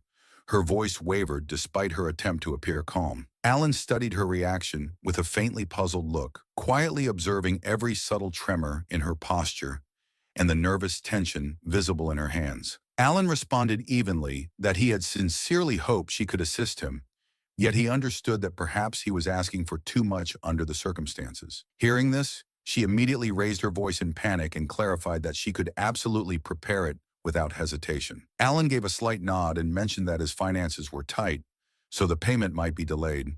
She insisted that 1 gold coin would be more than enough for her service. Although she spoke calmly, her fingers still shook as she forced a nervous laugh. Alan's gaze sharpened as he stated that he could not refuse such generosity. Behind them, several knights exchanged stunned looks, whispering among themselves in disbelief. One knight questioned what was happening. The Vice Tower Master quickly composed herself and reassured them that there was no need to worry, respectfully addressing Alan as Count. The knights were speechless that the Vice Tower Master of the Magic Tower was smiling in such a manner. 2 mages from the tower stared in disbelief and recalled that she once extracted 100 gold coins without blinking, wondering whether she had lost her mind. Without delay, she hurried off and announced that she would prepare the concoction immediately and serve it at once with utmost care and speed. Alan and Yuan stood frozen briefly, observing her retreating figure. The nearby knights looked at Alan with shining admiration, commenting that she was showing him remarkable respect and that it was impressive to witness such deference from someone of her standing. The atmosphere carried a mix of awe and confusion as everyone processed the unexpected turn of events unfolding before their eyes. Not long after, inside the camp, Deus suddenly stiffened as a disturbing sensation spread through the air. One of his knights asked whether he had felt the immense energy approaching from afar. Deus tightened his grip on his sword and glared at the faint red mist forming in the distance. He declared that they were under attack, his voice firm and resolute. Outside the camp, zombie-like corpses staggered forward, slowly but relentlessly closing in on their position. A knight shouted for everyone to charge, and the soldiers rushed ahead without hesitation. Swords pierced through rotting flesh and twisted bodies convulsed grotesquely as they fell. Yet more corpses continued advancing, creating an overwhelming wave of decay and hostility pressing toward the camp. Suddenly, a freezing wave burst across the battlefield, scattering pale light like countless shards. The Vice Tower Master raised her staff and activated her detection spell, her movements swift and controlled. In an instant, the advancing corpses were sealed in thick layers of ice, frozen like stone statues. She began another chant without hesitation, reinforcing the battlefield with calculated precision. Behind her, Deus stepped forward with purple energy flaring around his blade. With a decisive and powerful strike, he cleaved through the frozen monsters, shattering them into fragments. He then lifted his gaze toward the sky and alerted the others to look above. The Vice Tower Master followed his line of sight, her expression darkening at the ominous sight unfolding overhead. The heavens had turned crimson as thunder roared within swirling clouds. An oppressive force pressed down upon the battlefield, radiating despair born from overwhelming power. A massive sphere of condensed magic descended like a cannon shot, slamming into the ground and tearing the earth apart. The impact sent shockwaves across the field, shaking both soldiers and terrain alike with destructive intensity. From the smoke emerged a towering demonic figure. A massive clawed foot stepped forward, marking the arrival of a being far beyond ordinary comprehension. The demon laughed mockingly and warned the soldiers not to belittle the sins of those who had lost their honor. His laughter echoed through the burning air, carrying a cruel and disdainful tone that chilled the hearts of those who heard it. Without hesitation, one of Deos's subordinates lunged forward and struck his sword directly at the demon. The knight gritted his teeth and swung with full force, determined to land a decisive blow. However, the blade failed to pierce the creature's body, proving ineffective against the overwhelming demonic presence standing before him on the shattered battlefield. In the next instant, the demon retaliated with terrifying speed. A flash of red light cut through the air, and the knight's head was severed cleanly. It fell to the ground before his body collapsed lifelessly. The battlefield fell silent for a brief moment as the brutality of the scene weighed heavily on everyone present, intensifying the murderous atmosphere surrounding the confrontation. The demon lord coldly declared that those who had abandoned the nobility of their souls would not be granted an honorable death. One of the soldiers shouted in panic that Pelvo was going to die at that rate. Before chaos could spread further, Alan stepped forward with unwavering composure. His gaze lifted toward the demonic figure looming above the battlefield. He addressed great god Alpi Deleuze and invoked the oath of Kaigun, presenting himself as Alan Palatuni to honor the sacred promise.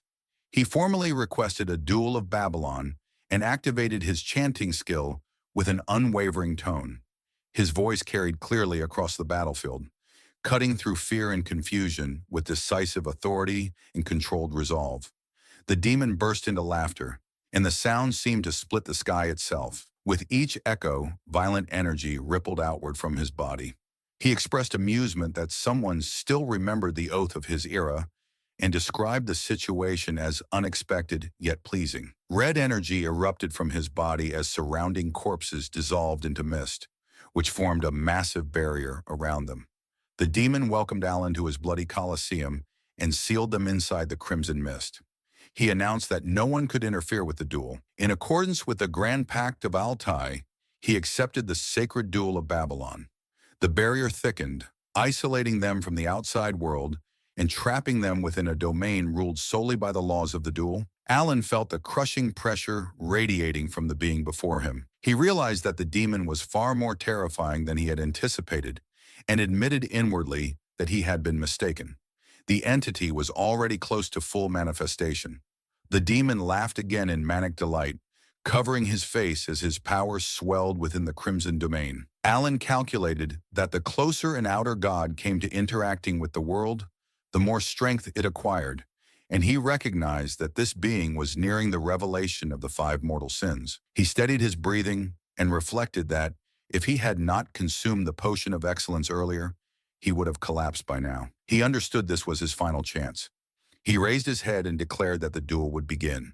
The grand duel of Babylon proceeded turn by turn as a solemn voice echoed within the crimson Colosseum. Rule 1 granted initiative to the challenge party. The demon lord moved first and hurled a punch toward Alan, crimson energy condensing around his fist as he expressed his intent to play the Song of Ruin. Outside the barrier, soldiers shouted for everyone to take cover. Alan did not move and stood firm with his gaze locked on the approaching strike. A soldier questioned why he remained still after witnessing such power. Rule 2 declared that the defender could not act outside their turn and could not move as struck by the initial assault. The demon lord's energy surged violently, pressing down like a collapsing sky. He commented darkly on the dreadful nature of manifestation. Rule 3 declared that each turn consisted of 1 attack and 1 defense, and that positions would reverse at the end of each turn. Alan brushed his fingers against the potion at his side, acknowledging that it was now the defender's turn. He understood that a basic defense would be useless against such force. He began chanting imposition, condensation, reinforcement, and dispersion as magic circles layered behind him in rapid succession. He resolved to exhaust every enchantment to block a single strike. The crimson force descended and collided with his barriers, halting mid-air before erupting in a deafening explosion. Red light clashed against shimmering enchantments as the earth shattered beneath them, splitting apart under immense pressure. Outside the barrier, Yuan and the others froze in place. The Vice Tower Master anxiously wondered whether the Count had survived. When the light faded, Alan remained standing, though battered and bleeding, with a cracked magic circle glowing behind him. He steadied himself and held the potion prepared by the Vice Tower Master, recalling that it was described as a redemption potion capable of soothing unbearable pain. He observed that when used at the precise moment, It worked flawlessly and allowed him to remain standing. He poured the golden liquid over himself as warm light enveloped his body and restored his strength gradually. He assessed that it would not restore him completely, but would allow him to move. His gaze turned cold as he declared that he had fulfilled the conditions to enter the state of stillness. He raised his hand as a ring appeared upon his finger. Golden radiance burst forth from it, illuminating the crimson mist as he activated Binding Summon and announced that the long-awaited hour had arrived. He began to explain the situation almost like a lecturer presenting a lesson. To confront Ultralis, one first had to understand the rules of the duel itself. That was why he had willingly accepted the challenge and demanded a sacred duel of Babylon. Only within those strict boundaries could the movements of an outer god be limited. The reincarnation pendant had ensured that he would not truly die, and the potion had kept him barely alive. The Ring of Radiance required one critical condition. He had to stand at death's edge. Now that requirement had been met, the constraint activated. Alan stepped forward toward Ultralis and stated that in a sacred duel, defense and counterattacks were forbidden. In the game's mechanics, he had simply endured the first strike because enhancement effects there had been limited by turns. Here, however, they were governed by reality itself. There was no turn limit. He began channeling magic. He declared the first constraint, explaining that when magic was used upon snowy terrain, he could slightly distort the laws of this world. Above his head, a red eye opened. Then a blue eye opened as well. He invoked diffraction. Energy gathered before his palm and crackled with unstable force. He declared the second constraint, stating that when magic was invoked at death's threshold, he could bend the laws of this world further. He invoked Primal Point. Lightning condensed into the shape of a spear in his grasp. Its form sharpened and compressed into lethal density. Dark energy seeped into it as he layered extinction over the spell, staining it with a shadowed aura. He declared the third constraint, explaining that when battling a god, he could twist the world's laws even more. He invoked Silent Front. The power surged once again and intensified beyond its previous state. He declared the fourth constraint, stating that when magic was used against Ultralis, the great god of duels, its force increased further. Ultralis stood with his arms spread wide. He neither guarded nor retreated. Bound completely by the rules, Alan hurled the spear. It struck Ultralis head-on. A blinding explosion erupted and swallowed the battlefield in light and thunder. The ground fractured beneath the blast, and the air screamed from the force of it. Through the roar of destruction, Alan's voice carried steadily as he declared that he could still twist the laws of this world one more time. Alan knew the final condition clearly. For his plan to succeed, Ultralis had to be erased in a single strike. However, destroying the body of an outer god was not enough. Even if a spear pierced straight through its heart, such beings did not simply vanish. The lightning spear struck true. A massive hole tore through Ultralis's chest, and yet the god threw his head back and laughed. He described the attack as impressive, almost as if complimenting a student. Cold dread tightened in Alan's chest as he questioned whether it had failed. He had poured everything into that attack. Even the reserve of magic stored within his bracelet had been completely drained. Ultralis regarded him with manic amusement and remarked that he truly was the successor to that will and had already reached such a level. Alan's mind raced as he wondered what was happening. Before his eyes, Ultralis's massive form began to blur at the edges. His frame flickered like a reflection disturbed by rippling water. Ultralis described the duel as splendid and acknowledged it as a worthy clash between noble warriors. Alan stared as realization dawned that the god was fading. Ultralis continued speaking as his voice echoed strangely and his body grew translucent. He wondered how matters would unfold between the black one and the blue one. He then lifted a hand and produced an object, a belt, and tossed it toward Alan. He declared that he had lost the duel and granted Alan the belt along with its authority. His body began drifting upward and dissolving into the sky. He addressed Alan as a warrior who remembered the ancient rites and hidden mysteries of the forgotten great god, and who walked in pursuit of that will. He instructed that when the usurpers broke their chains, Alan should call upon his name.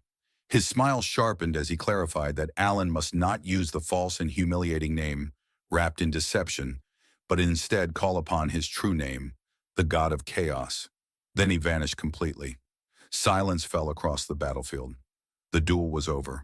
Alan had won. After the outer god's disappearance, Soldiers moved quietly across the battlefield and buried the fallen. The chaos gradually settled and preparations were made to return to Caliban. Inside a carriage, Alan sat opposite Pinea. He drew a breath and indicated that it was time for the next question. She immediately cut him off and stated that he was a rank 3. Her eyes widened as she corrected herself and admitted her mistake. Alan leaned back slightly and asked what she knew about the blue things and the black things. At once, tension seized her face. She shook her head rapidly and insisted that she did not know anything and had never seen anything like that, swearing that it was the truth. He studied her for a moment and then stated that it was fine. The moment he said that, she practically leapt from the carriage, thanking him repeatedly as she hurried away. Alan blinked and realized that he had not even said she could leave yet. He exhaled quietly and reflected that if people kept thanking him for things so minor, he might start believing he was some kind of villain. His gaze lowered as his thoughts returned to the duel. He questioned why Ultralis had disappeared, even though his attack had not truly destroyed him. Ultralis's final words lingered in his mind and raised more questions than answers. Beside him rested the belt that God had given him. Alan picked it up and examined it carefully. He had seen this item before in the game. It was the Belt of the Forgotten, a reward for defeating Ultralis. Its effect was simple and brutal, doubling both the damage dealt and the damage received. As he turned it over, he noticed something he did not recall from before. An inscription lined the inner surface. The inscription addressed the one who had inherited his will and instructed that his steps should guide him to Kahala, the city of ancient gods. Alan narrowed his eyes and stated that this part had never been seen before. He turned the belt over in his hands again, his gaze lingering on the inscription. Kahala, the city of the ancient gods. A quiet thought surfaced as he wondered whether he would find answers there. A knock interrupted him. He looked up and permitted the visitor to enter. The door opened and revealed Deus. Alan raised a brow and asked what it was. Deus spoke evenly and explained that the mage had left without properly seeing him off and offered to eliminate her if Alan wished. Alan blinked and quickly waved the suggestion away, stating that it would not be necessary. As the door closed again, Alan rubbed his temple and wondered whether this was going a little too far. 2 weeks later in Kid Ram, the capital of Caliban, the northern expedition officially came to an end. Dace went to the castle to deliver his report and returned to the Ring of Radiance while there. When he rejoined Alan afterward, a brief silence passed before Alan mentioned that he had received quite a number of rewards from the king. Deus hesitated and then asked whether he too could become stronger. The question caught Alan off guard. He wondered what Deus was talking about, since he was already the youngest Master Knight. Then he realized it was about the magic, the duel, and the overwhelming display of power. He understood that it had impressed Deus. Aloud, he explained that even without divine descent or the incarnation of the 5 sins, their generation's natural talent was exceptional. He stated that Dice excelled with the sword and that strength would come in time. He met Dice's eyes and assured him that if he kept working, he would reach whatever height he aimed for. To Alan, that was simply a fact. Dice looked surprised by the certainty in his voice. Alan reflected that Dace had been born with that gift. A faint trace of envy passed through him as he acknowledged that Dace was already tremendously powerful and simply did not fully recognize it yet. Alan eventually stated that he should be going. Before he could leave, Dace quietly asked why Alan always requested favors instead of giving him orders. Alan paused and responded by asking why he would order someone from his own family. Dace stood still, caught off guard by that answer. Without another word, Alan departed. Inside his carriage, Alan leaned back against the seat and wondered whether Deus had thought his sponsorship came with hidden intentions. He exhaled and acknowledged that he wanted to prevent the descent of the 5 sins. However, the money he had spent and the support he had given had not been a calculated investment alone. He admitted quietly that he had done it because he wanted to. Then he frowned slightly and questioned what the point was of raising a kid like that. That evening in his own quarters, Dice sat alone. The gifts Alan had given him rested on the table nearby. He reflected that he had initially followed Alan because he felt indebted. Yet Alan kept doing more for him. He raised his hand and attempted to replicate the gesture he had seen during the duel and invoke Silent Front. Nothing happened.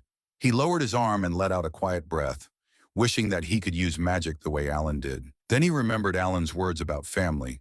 The thoughts settled warmly in his chest. For the first time that night, Dice allowed himself a small and contented smile. About a month later, when Alan finally arrived at Count Palladio's estate, it had been nearly 3 months since his last return. And as he stepped inside, Alan stretched his stiff shoulders and muttered to himself, "Home, finally." After such a long journey, Alan had only one simple dream in mind: sleep. Just a peaceful, uninterrupted nap. Without wasting a second, Alan headed straight toward his room. As he reached the door, he sighed with relief and pushed it open. And then he froze. The smile on his face slowly disappeared. Because this was not his bedroom, it was his office. And waiting inside was a mountain of documents stacked so high, it looked like a small fortress built entirely out of paperwork. The papers almost seemed alive, silently welcoming him back. "Welcome home, Count. Now please finish your work." Alan slowly closed the door, then immediately turned around and walked away as if nothing had happened. He said calmly, "I must have opened the wrong door." He took 3 steps, then 5, then 10, and then he suddenly stopped. After a long moment of silence, Alan let out a deep sigh and rubbed his face. Right. Who am I kidding? Since the work had to be done sooner or later, Alan turned around and returned to the office like a man walking toward his own execution. After all, this was the tragic fate of an overworked noble. Soon, Alan sat at his desk. One hand was writing, the other was stamping documents. Meanwhile, his soul slowly drifted out of his body from exhaustion. As he stamped another paper, Alan muttered with determination, "Fine. Once I finish this backlog, I'm taking a vacation, no matter what." Even if the kingdom collapses, he leaned back in his chair and sighed. When exactly do I get to live my peaceful, noble life?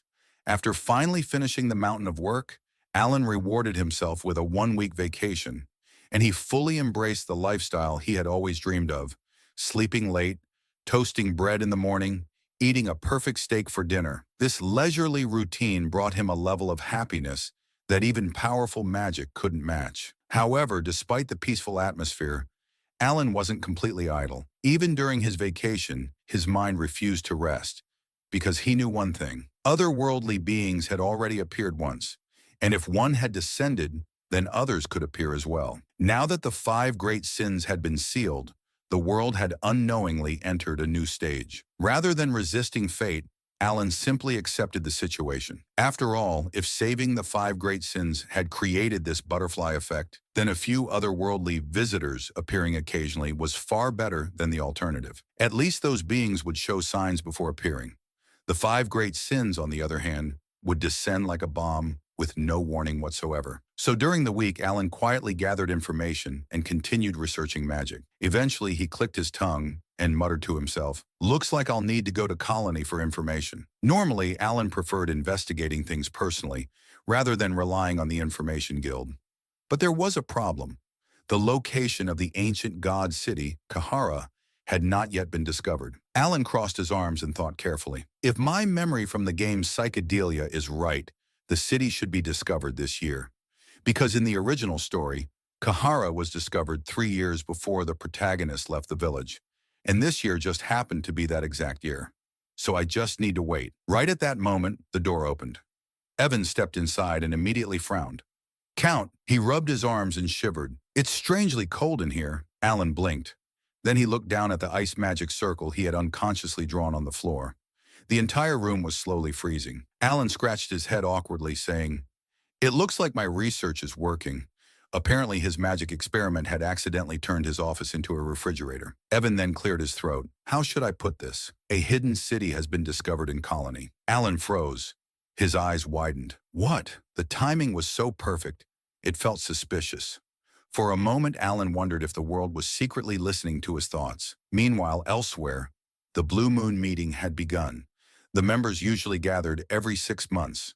Because of the distance between them, they communicated through a crystal orb created by Rian. Normally, the meetings were extremely short. Most of the time, they lasted less than 10 minutes. Utea led the discussion. Sailrang occasionally made innocent comments. The rest simply answered with short replies like, "Yes, no," or "I agree." Deus, in particular, almost never spoke, mostly because he was naturally quiet. So no one expected what happened next. During the meeting, Sailrang innocently asked, "I heard a rumor that the Great Moon has left. What was it like seeing him in person?" Everyone casually waited for a short answer. But instead, Deus began speaking, and speaking, and speaking. The Great Moon stood before the otherworldly entity, Ultoltus. While everyone was overwhelmed with fear, Even the Vice Tower Master of the Blue Tower, the Great Moon, stepped forward and challenged it to a duel. The members listened politely. 5 minutes passed, 10 minutes passed, 20 minutes passed, then 30 minutes.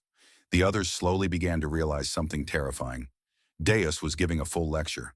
Deus continued, thinking back. The Great Moon had probably been preparing magic from the very beginning. By the time the speech passed the 1 hour mark, everyone was staring at the crystal orb with blank expressions. Rian tried to interrupt. Wait, you're getting off topic. But Deus continued calmly. Just listen to this part. I'm telling a story about the Great Moon, aren't I? So where was I? Yes, with old Holtis. Then he restarted the story from an even earlier point. Renee and Seorang desperately looked at Yudia, silently begging her to stop him, because she was the only one who could. But instead, Yudia smiled brightly, saying, the Great Moon truly is remarkable. Please continue. At that moment, the others realized something. This meeting was not ending anytime soon. As expected, Deus finally finished his story. 2 hours later, the meeting room fell into complete silence. Rian, Radan, and Seolrang all engraved a single lesson deep into their hearts. Never ask Deus about the Great Moon again, Deus calmly concluded. I seem to have talked a little too much. I'll see you all again in 6 months. Yudia smiled warmly. That was very entertaining. And with that, the meeting ended. It was already dawn. Back with Alan, he suddenly found himself standing in front of yet another strange sight. An entire room completely filled with gift boxes, large boxes, small boxes, shiny boxes, suspiciously expensive-looking boxes. For a moment, Alan just stood there silently, staring at the mountain of gifts like a man who had accidentally walked into the wrong house. Then he slowly turned toward Evan. Evan, what exactly am I looking at? Evan stepped forward to inspect one of the boxes. As soon as he opened it, his eyes widened in shock, saying, My lord, this artifact came from the deep floors of the Aberranth. He carefully lifted the item and added in disbelief, To be honest, we could probably buy a mansion with just this one. Alan blinked. Then he picked up a golden cup from another box. It was ridiculously expensive. In his other hand were several letters that had been delivered along with the gifts. He began reading the names and immediately frowned. He said, I don't know any of these nobles. The letters were extremely polite and full of praise. Some even sounded suspiciously respectful. Alan slowly nodded to himself. I see. The rumors must have spread, even so he couldn't hide his amazement. All of this just because he had one connection with a master knight. He leaned back and let out a small whistle. Amazing. Despite his confusion, something deep inside Alan suddenly awakened. His small business slave mentality. After thinking for a moment, Alan came to a very reasonable conclusion. If people give you things, you should accept them. He folded the letters neatly and smiled. To the generous nobles who sent these gifts, thank you. Then he looked at the overflowing boxes and laughed. Let's just put everything inside the secret chest. A week later, Evan returned with even more gifts. He placed the new boxes down inside. My lord, it doesn't seem like they're going to stop. Alan stared at the growing pile with wide eyes. Then he nodded slowly. He leaned back proudly and thought, so this is what happens when you know a master knight. He crossed his arms and thought, Deus must be doing well. Looks like that kid is finally being a good son. He generously decided to forgive Deus for never writing back. What Alan didn't know was that these gifts were actually bribes from nobles, hoping he would let them join his faction. But in Alan's mind, they were simply friendly presents. A month later, the gifts were still arriving. At this point, Alan started feeling slightly embarrassed.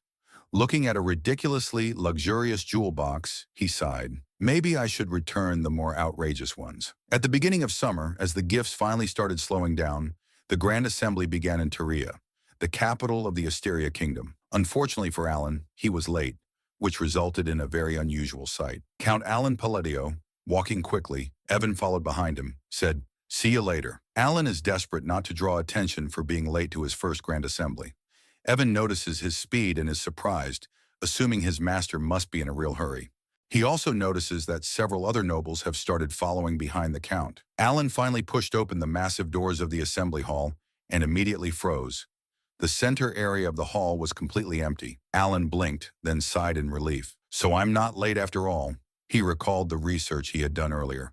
The royalists sit on the left. The aristocrats sit on the right. He looked toward the empty center area and said, So the middle must be for neutral nobles. Alan nodded wisely. I'll just sit in the back. But the moment he stepped forward, he noticed something strange.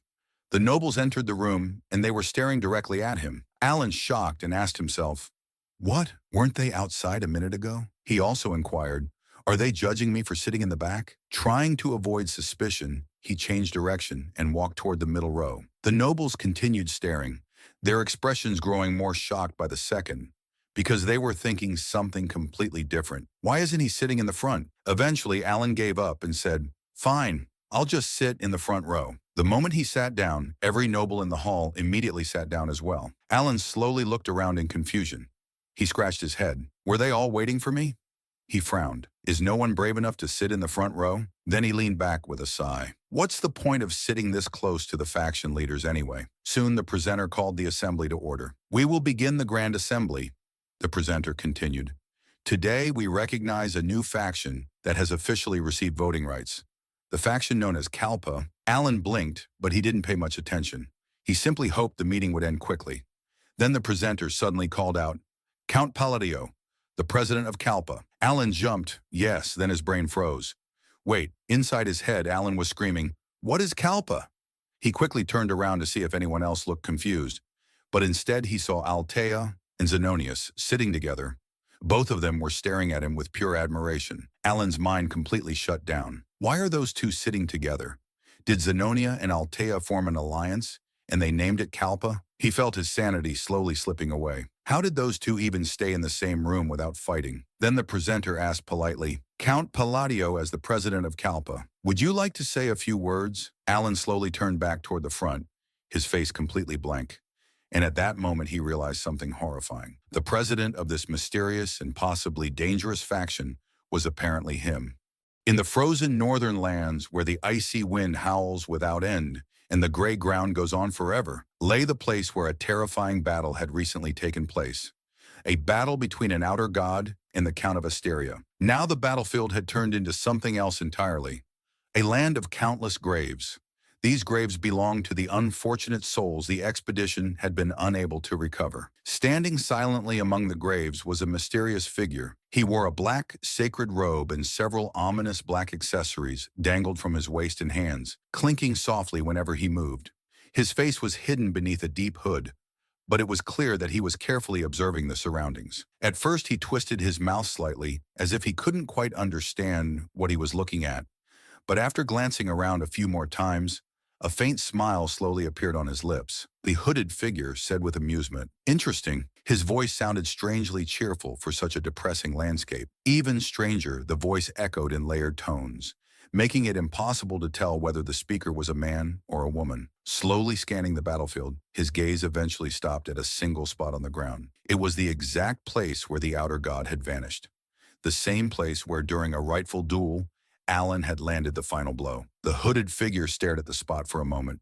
Then the hooded figure muttered curiously, let's see how far this will go. After a brief pause, the hooded figure added playfully, shall we watch? With those mysterious words, he turned around without hesitation, as if he had already seen everything he needed to see. Meanwhile, inside the Grand Council Hall, Alan suddenly had a strange thought. Inside his mind, Alan thought with disbelief, I accidentally became the leader of a group formed by a shadowy alliance. It sounded suspiciously like the title of a cheap web novel. Just then, the moderator spoke. The moderator asked politely, do you have anything to say? Alan blinked. Inside his mind, Alan screamed silently, wait, me? Leader? Shadowy alliance? What kind of nonsense is this? But before Alan could say anything, the moderator continued. The moderator said calmly, it seems you have nothing to add, so we will move on. Alan slowly opened his mouth and then slowly closed it again. His chance to ask questions had already disappeared. Trying to understand what was happening, Alan slowly turned his head toward Duke Altea. Duke Altea nodded confidently. Not just a normal nod, a very meaningful nod.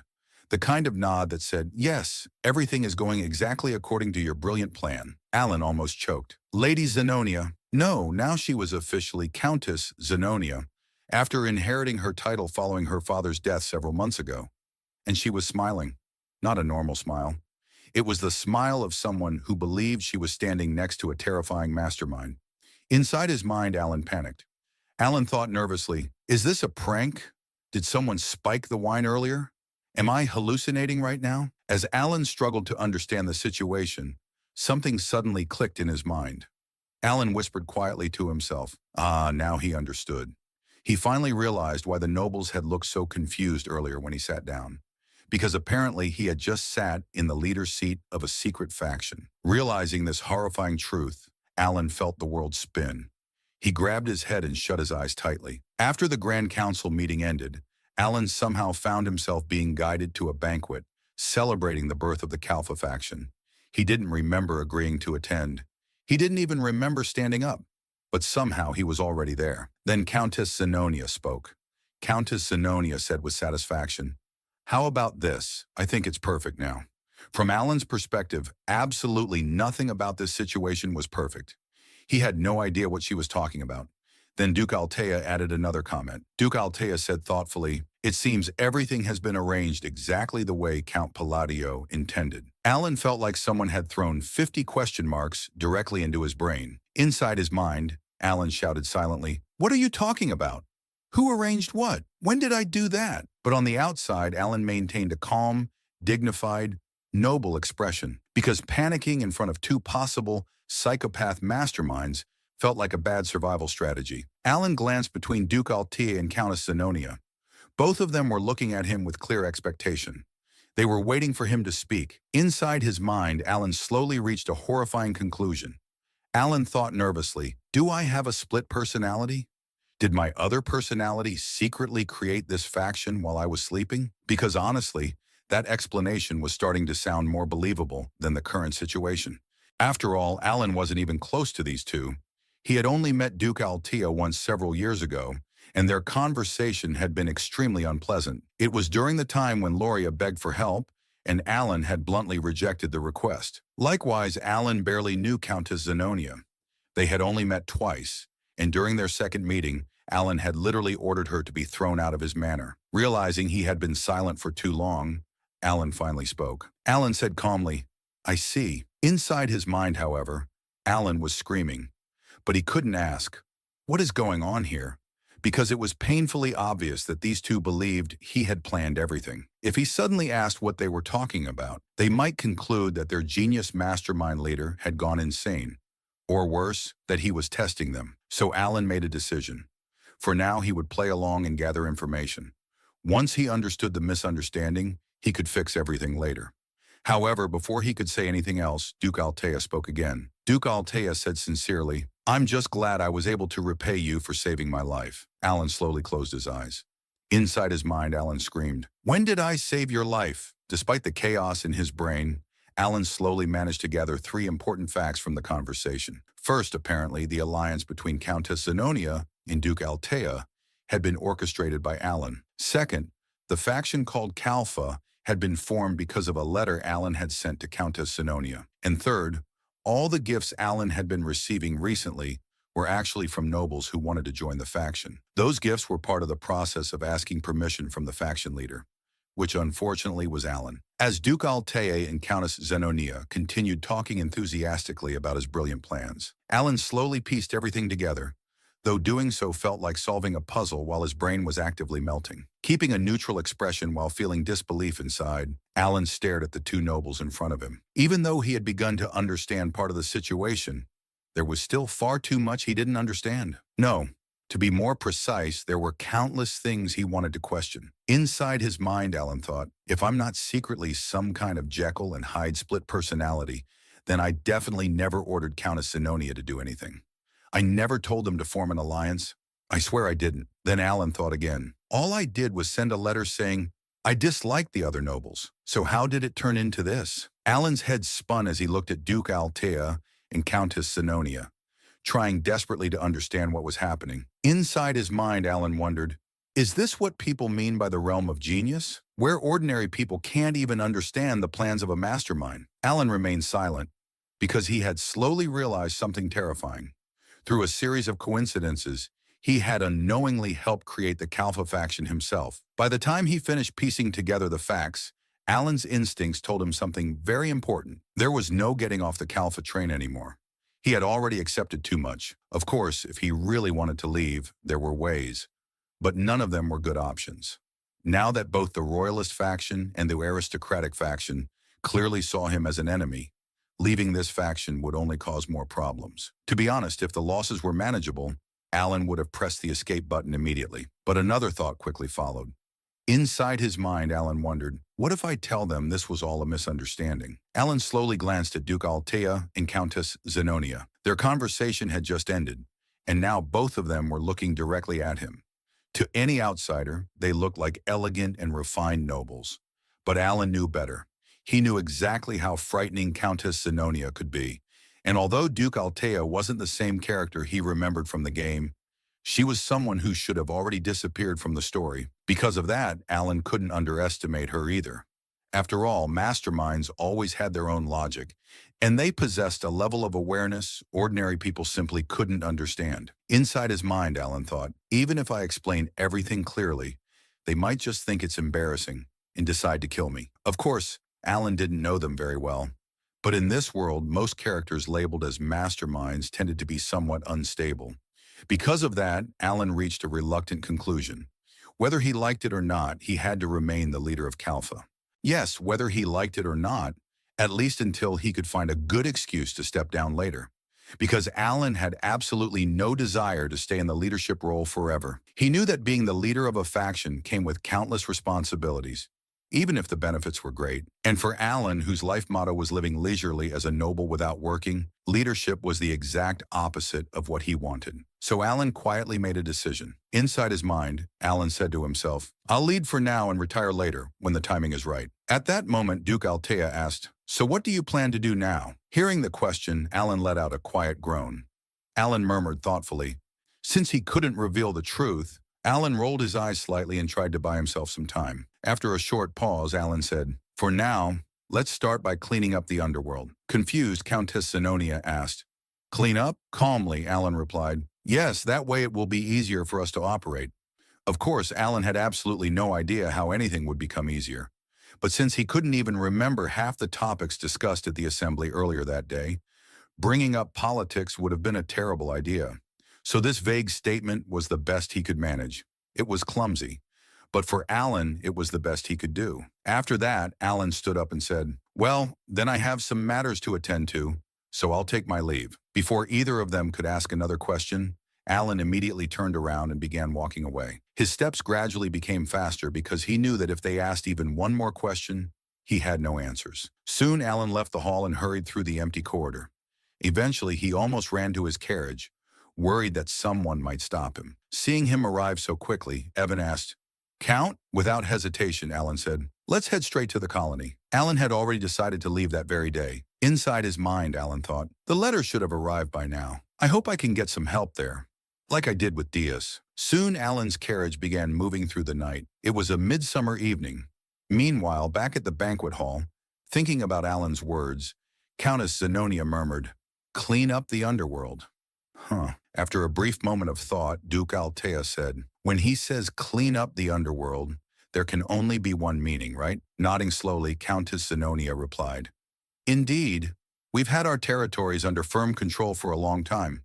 Then Countess Zenonia continued, so if he's telling us to clean things up, finishing the thought, Duke Altea said, then the only option left is the remaining territories. Indeed, Countess Zenonia agreed.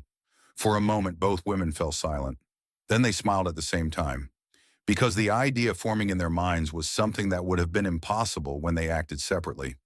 But now with their alliance and the formation of the Kalfa faction, it had become possible. Smiling slightly, Countess Zenonia said, unifying the entire underworld. Amused by the idea, Duke Altea said, that sounds fun. Both nobles smiled deeply. Looking thoughtful, Countess Zenonia said, I'm curious to see what he's planning next. He becomes more intriguing every day. Agreeing with her, Duke Altea said, indeed, I'm eager to see what he has prepared for us. Then the two nobles gently clinked their wine glasses. Smiling faintly, Countess Zenonia said, I'm truly looking forward to it. Their admiration for Alan quietly spread through the room, along with the fragrance of the wine. In the vast territory of Maltayon, located south of the kingdom of Ashtalon, two men sat in the underground hall of a massive mansion. One of them was Carmine, the third son of Duke Camelon, the owner of this mansion. The man standing before him looked completely relaxed, even though he was facing Carmine, who was infamous as a tyrant and a scoundrel. Carmine leaned back in his chair. Carmine asked calmly, "You're the agent, right?" The man with half-closed eyes gave a small smile. He slowly took out a quill from his pocket. The man said lazily, "Before anything else, I don't tolerate rats during a mission." The next moment, he moved. A sharp, splattering sound echoed across the underground hall. Blood burst into the air. Bodies that had been hidden in the shadows suddenly appeared as they collapsed onto the ground, their blood spreading across the stone floor. 9 corpses, all of them dead. Carmine stared at the scene for a moment. Then he smiled. Carmine said with satisfaction, "You really are strong, just as I expected." Without hesitation, he leaned forward. Carmine said directly, "I want you to kill a noble, Count Palladio of the Asteria Kingdom." Then he smirked. Carmine said confidently, "You wouldn't refuse a request from me, the tyrant of Ashkelon, would you?" The agent chuckled. The agent said casually, "As long as the payment is correct, there are no failures." Then he tilted his head. The agent added with a faint grin, "Though I'm curious if you can actually afford my fee, Carmine." Carmine simply smiled. Slowly, he pulled something out from inside his coat and placed it on the table. Carmine said proudly, "How about 4 of these?" What he revealed was a black cube, a cube so dark it seemed to swallow even the surrounding light. It looked like a fragment of the abyss itself. Interest immediately flashed in the agent's eyes. The agent narrowed his eyes. Then his eyes widened slightly. The agent whispered in surprise, "That's an abyssal core, the abyssal substance, a rare item distributed in extremely small quantities by Duke Camelon on the black market." Unlike abyssal jade, which merely increased physical abilities, the abyssal core granted special powers. Its price was astronomical. The agent stared at the cube. The agent thought silently, "I only got a tiny taste of this thanks to the leader. How strong would I become if I used it?" Then he turned away. The agent said calmly, "I'll return as quickly as possible." And just like that, he disappeared. Carmine clenched his fist. Carmine said with a dark grin, "Palladio, did you really think you could ignore me and live comfortably?" He chuckled coldly. Carmine finished coldly, "Absolutely not." After leaving Carmine, the agent visited another person, Duke Camelon, the head of the nobles in the kingdom of Ashkelon and the true ruler of the underworld among the allied kingdoms. Standing before the Duke, the agent bowed slightly. The agent asked politely, "Will this be acceptable?" The Duke looked bored. The Duke said coldly, "I was wondering what that useless son of mine was plotting when he stole the abyssal substances." He waved his hand dismissively. The Duke added indifferently, "I heard nothing. Now get lost." The agent blinked. Then he smiled internally. The agent thought happily, "So he's turning a blind eye to this. I hit the jackpot." The agent bowed again. The agent asked politely, "Then shall I send your regards to the leader?" The Duke smirked. The Duke said with a grin, "You came here uninvited, and now you want an excuse." He leaned back. The Duke finished lazily, "Do as you please." The agent nodded and left. Moments later, another man appeared. The Duke glanced at him. The Duke asked calmly, "Didn't you say you couldn't exert influence over the kingdom of Asteria?" The man immediately knelt. The man replied respectfully, "Yes, Seeker." Then he added carefully. The man reported, "I heard Kalpa is growing there, centered around Count Palladio." The Duke's eyes turned cold. The Duke said quietly, "It would have been annoying if I had to move personally." The Duke added, "This worked out perfectly." Meanwhile, as Alan was heading south toward the desert city after leaving Teria, someone else was watching the same road. High above the path, the agent observed a distant carriage. The agent narrowed his eyes. The agent said quietly, "Found you, Count Palladio." Inside that carriage was his target. While watching it approach, the agent took out his quill again. The agent thought to himself, "The abyssal core is tempting, but something still bothers me." In truth, killing Count Palladio would be easy. With a single stroke of his quill, the man's life would end. Yet he hesitated. The agent sighed. The agent muttered, "The rules say not to make troublesome enemies if possible. Count Palladio himself wasn't the problem, but someone connected to him was. Someone in Caliban. Deus." The agent frowned slightly. The agent thought, "He'll definitely take action." The agents weren't afraid of Deus. Each agent possessed power comparable to a swordmaster, but unnecessary enemies were always troublesome, even if the payment was enormous. Still, 4 abyssal cores were far too tempting. The agent licked his lips slightly. The agent whispered with excitement, "How strong would I become if I used them?" He raised his quill. Black ink began to flow into the air. The agent said softly, "Sorry, it's just business." He drew a horizontal line in the air. Then suddenly, something felt wrong. The agent blinked. The agent said slowly, "Wait." He looked down. His right hand was gone, completely gone. For a moment, he simply stared at the empty space. The agent said in confusion, "I feel like I'm missing something important." Then the pain hit. The agent screamed.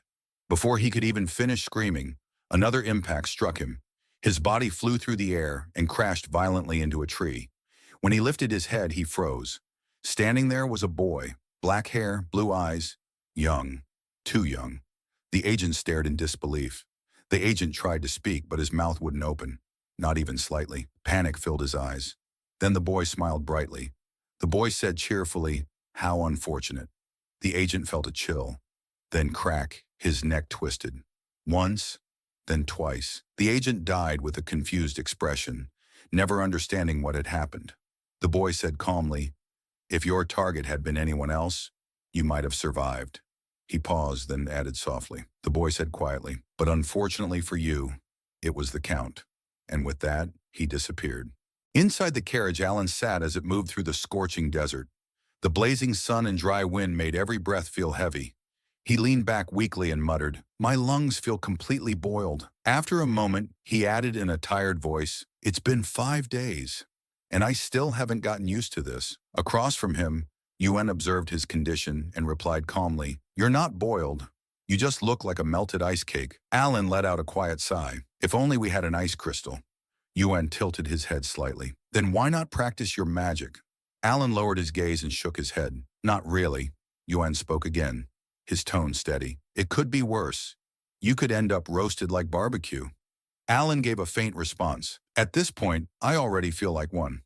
Despite everything, joining the caravan had still been a reasonable choice.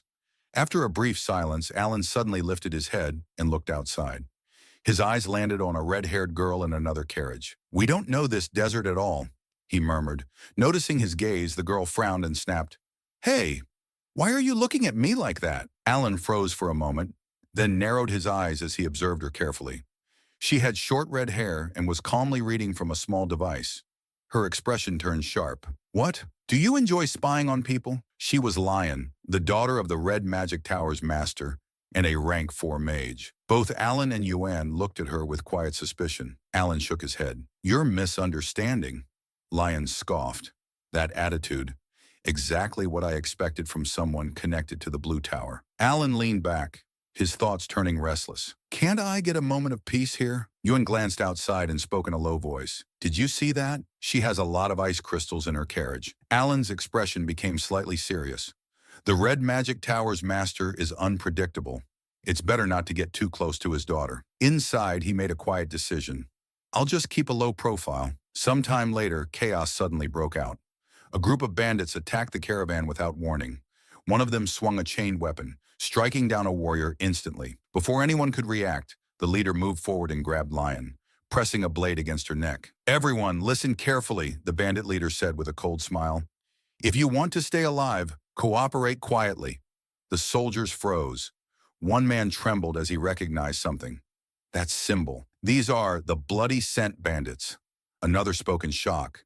"They even captured Lady Lion before she could react." The leader chuckled and tightened his grip. "I heard the master's daughter was here. Looks like I found her."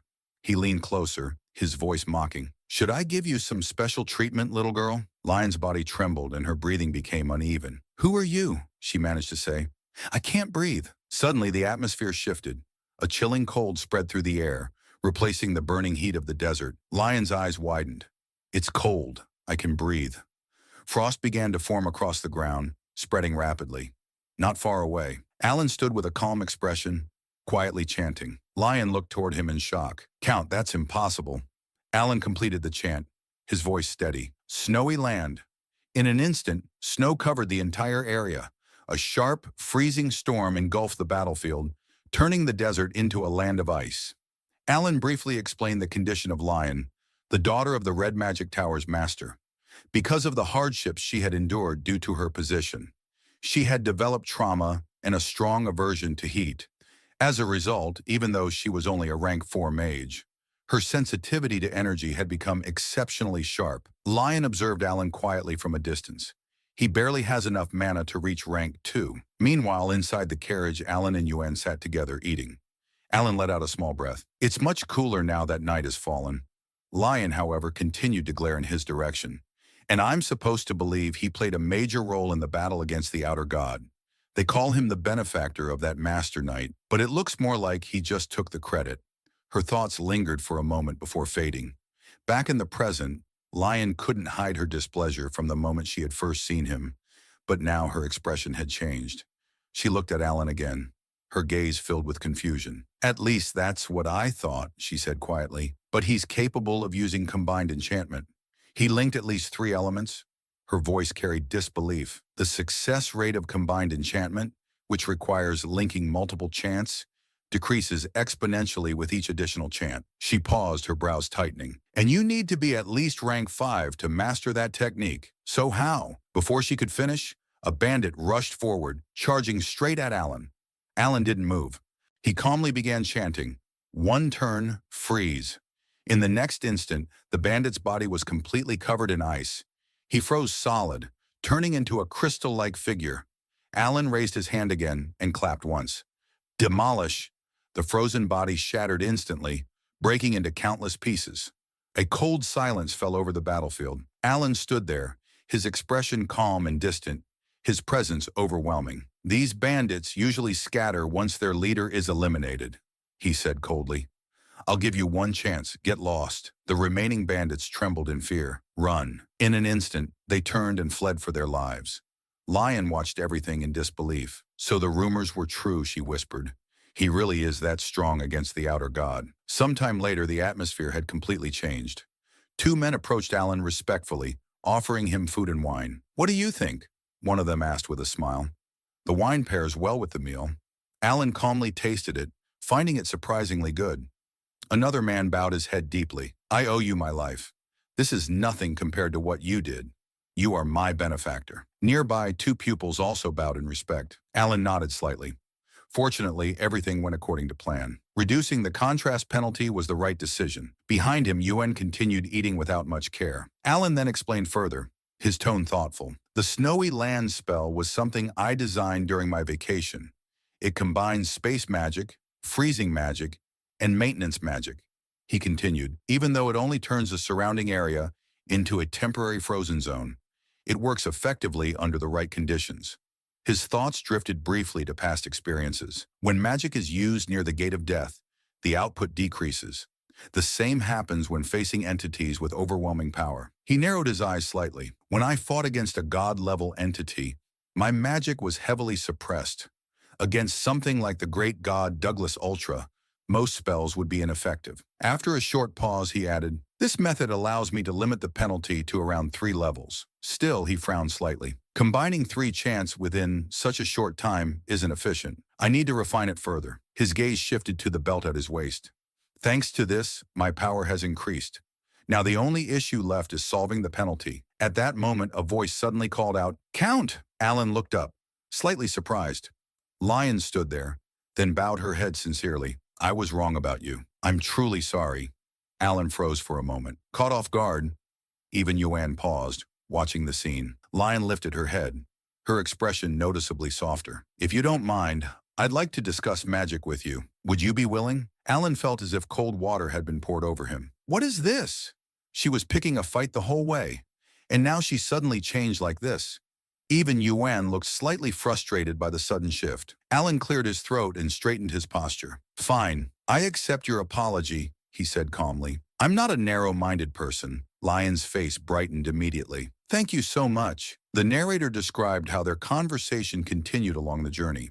The discussions about magic and enchantment turned out to be surprisingly engaging. Lion showed genuine interest, and Alan, in turn, explained a few techniques, including how enchantments could be used to subtly bend the rules of magic. Time passed quickly, and soon the group finally arrived at Cologne. As they prepared to part ways, Lion spoke politely. "Thank you for everything you taught me, Count.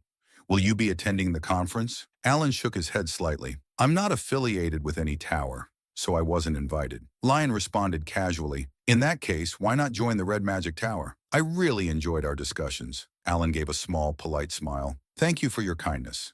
Lion nodded and turned to leave. Then, I'll see you there. As she walked away, Alan murmured to himself, I actually need something from the conference tower. So this works out. At that moment, Yuen returned after handling the arrangements. I've taken care of the carriage and luggage, he said. Suddenly, a loud impact echoed nearby. A sharp attack struck the ground close to Yuen, forcing him to step back immediately. A voice rang out, filled with hostility. You dare show up at our meeting place? Alan turned toward the disturbance. Several pupils were already lying on the ground, beaten and unable to move. Wen frowned, his expression tense. What is going on here? A burst of golden energy erupted in the air as another attack was launched at one of the fallen pupils. Alan narrowed his eyes. What's happening? At that moment, a figure appeared. Seal rang. She moved swiftly, her body surrounded by a radiant golden light. Without hesitation, she kicked the attacker away and continued striking him relentlessly, her expression filled with anger. Yuen immediately stepped forward, ready to fight. Count, please stay back. Before he could finish, Seal Rang suddenly dashed forward. In the very next moment, she rushed toward Alan, leaping onto him from behind.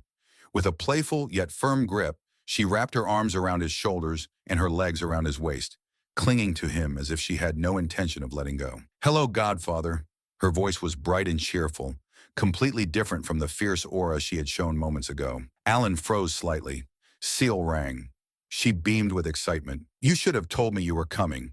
This place is full of troublesome people. Yuan stared in surprise. Seal rang. She winked playfully. Don't worry.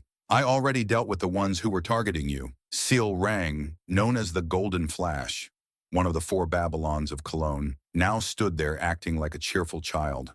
She grabbed Alan's hand tightly, her excitement obvious. I've been waiting for your arrival ever since I got your letter.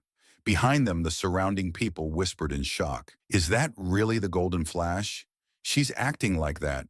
Who is that man? For her to treat him so kindly. All eyes turned toward Alan. Stunned by the scene, Seal rang, however, paid no attention to them. Smiling brightly, she held onto Alan's arm and began pulling him along. Come on, I'll show you around. As she dragged him forward, Alan glanced back at the man she had attacked earlier. She didn't actually kill him, did she? After their explosive introduction, Sailrang proudly leads the still bewildered Alan and Evan to a grand building. This is my guild, she beams. It's only for my people. With a huge, welcoming wave, she urges them inside. Come on in. Alan and Evan exchange a weary glance. It seems they're along for the ride, whether they like it or not. The moment they step inside, a sly-looking beastkin spots them from an upstairs balcony. Boss, he calls down with a sharp-toothed grin. This must be Leon. Seal Rang's second in command. Leon gracefully drops down to greet them. Welcome back, boss, he says smoothly, before asking Saorang if she ran into any trouble. She just shakes her head, confirming everything is fine. His sharp blue eyes then lock onto our heroes. So these are the esteemed guests you've been waiting for? He asks, his grin widening. Welcome to our humble abode. Leon leans in. You have no idea how excited she was. The boss literally sat at the city gates, every single day waiting for you. Sealrang blushes, while Alan just looks absolutely done with this entire situation. Sealrang, playing the part of a gracious host, slams her hands on a nearby table with a loud, Thwack! Benefactor! Sit! She commands, maybe a little too enthusiastically. Alan calmly remarks, You seem to take good care of your guild. Without missing a beat, Seorang flips into a handstand on the table. Of course, we're family. I don't need anyone else. But in the middle of her acrobatic display, she suddenly freezes, a thought striking her like a lightning bolt. Oh, but my benefactor. She completely loses her balance and tumbles to the floor, looking genuinely conflicted. She starts muttering to herself, trying to sort out her priorities. Family first, then Utia. But then where does Alan fit in? It's a full-on system meltdown for the cat girl. A tiny chibi version of herself pops up, arguing. But the benefactor and Utia aren't even blood relatives. Clearly, this is a very complex emotional hierarchy. Alan, meanwhile, is just trying to process this information. I've barely spoken to her, and I'm already third in line? That's surprisingly high. He takes a moment to strategize his next move. With a serious expression, he gives Evan a subtle signal. Evan, are you ready? His loyal companion gives a sharp thumbs up. Ready when you are, boss. And with that, Evan reveals their secret weapon, a mountain of beautifully wrapped presents. Seal Rang's existential crisis vanishes in an instant. Her eyes turn into literal stars as she gasps with pure, unadulterated joy. Presents! She immediately starts stammering, "Okay, I'll help you with whatever you need." "Wait, did you hear what I said earlier? That was just a joke." Alan's plan worked like a charm. Fueled by the promise of gifts, she declares, "It doesn't matter if you're family. You're my benefactor, and that's what counts." And, as she speaks, a golden gauntlet on her arm begins to crackle with power. A whirlwind of golden lightning blazes on her arm. "Thanks to you," her voice echoes, "I was finally able to gather all of my people." Alan is almost taken aback by how easily he won her over. Did I just charm my way through another problem, he wonders? A system window confirms his success, displaying the item he gifted her, the essence of the Golden Mane, a powerful artifact that boosts critical hit chance by 20%. So that epic item description wasn't just for show, Alan thinks. He allows himself a small, self-satisfied smile. Everyone is so willing to help. I suppose I've raised my kids well, after all. But before he can enjoy the moment, Seal Rang scoops him up like he weighs nothing. "You must be tired from your journey." "I'll show you to your room," she yells, dashing off with a petrified Alan as Evan scrambles to keep up. After a rather unique escort, Seal Rang casually asks them, "So how was the desert?" Alan and Evan share a look of utter exhaustion. "It was just sand. A lot of sand," Evan replies flatly. "Honestly, I'm more worried about the trip back." Seal Rang tilts her head. Why?" Evan just deadpans. "Because it's hot." He then casually adds, "Oh, right, we were also attacked." This gets Seal Rang's attention. She freezes, her tail twitching. "An attack?" Alan explains with his usual stoicism by the bloody sand bandits. Apparently, it's a common occurrence out there. The moment he says that name, something in Seal Rang snaps. Her cheerful demeanor evaporates, replaced by a chillingly predatory grin and an aura of pure, murderous intent. The scene cuts violently to the bloody sand bandits' hideout, where all hell has broken loose. Blood splatters the walls. Bodies are sent flying as the entire base is systematically torn apart from the inside. And at the center of the carnage is Seal Rang, wreathed in golden lightning like an avenging goddess. She purrs, scanning the chaos. "Are the rest of them hiding over there?" She doesn't wait for an answer. In a flash, she moves to the another room. She catches 2 bandits by their necks and sends them flying. Now she corners the last bandit standing, her eyes glowing with power. "There you are," she says sweetly. "Are you the leader?" The man is shaking like a leaf. Wait! I'm Gonkal's younger brother. The strongest Baba Yaga in Koloni protects me. You'll make an enemy of him." Seal Rang is unmoved. "But you messed with my benefactor first, didn't you?" The golden energy around her gauntlet intensifies. And more importantly, I hate getting scolded. With a final blinding explosion of golden light, the entire Bloody Sand Bandits organization is wiped from the face of the earth. The next morning, Alan is woken up by the news. The Bloody Sand Bandits. Annihilated? He thinks, his mind still fuzzy with sleep. Seal Rang is standing over his bed, beaming proudly. "If they're gone, you won't have to worry about them anymore. Problem solved. I'm a genius." Alan can only stare. What in the world happened overnight? She then promptly snuggles up to him, demanding, "I did it all by myself. Praise me." Alan's brain short-circuits. The Bloody Sand Bandits, the ones with hundreds of night-level fighters? That was a nightmare quest in the game. He gives in, offering a reluctant head pat, which she immediately melts into, purring happily. "I knew the Baba Yaga title was a big deal," he thinks, "but this is insane. I can really see now why she was destined to become the sin of pride." The scene shifts, taking us to a massive, sun-drenched Colosseum, the famous landmark of Koloni, known for its brutal gladiatorial games. Inside the arena, a vicious battle is reaching its bloody conclusion as a fighter is sent flying. One man stands victorious in the center of the ring, surrounded by a sea of defeated opponents. This is the champion Gunkal. The crowd roars his name as the announcer screams, "The one and only Baba Yaga of Koloni, the gladiator who has held his title the longest." The winner, once again, is Gunkal. Gunkal soaks in the adoration, a confident, predatory smirk plastered on his face. Later, we find him relaxing in a lavish private room. "This city is full of fools," he scoffs to himself. A sly voice agrees. I know, right? It's Leon, who has appeared from the shadows. thinking they can take on a Baba Yaga with just numbers. How pathetic. Leon gets straight to business. It's been a while, Gonkal. I'm sure you've heard. Seal Rang annihilated the Bloody Sand Bandits. Gonkal doesn't even flinch. I know. Leon smirks. Wasn't their leader your supposed younger brother? Gonkal just laughs. A useful rumor I started. He was a pawn to help me control the underworld. Nothing more. Leon plops down on a couch. Aw, too bad. I thought it would make for a great excuse to start a war. Gankal's expression darkens. The only reason I tolerated her is because a fair fight between two Baba Yagas is impossible. His eyes begin to glow with a menacing energy. But I am getting tired of that brat messing up my city. A brother's death. Revenge. Yes, the public will find that to be the perfect excuse for what I'm about to do. Leon's smile is pure cunning. So you coming to me means you're finally ready to get serious. He slides a heavy case across the table. Here you go. Gonkal eyes the case. And this is a gift, Leon purrs, from the father of all. Use them, and you will gain immense power.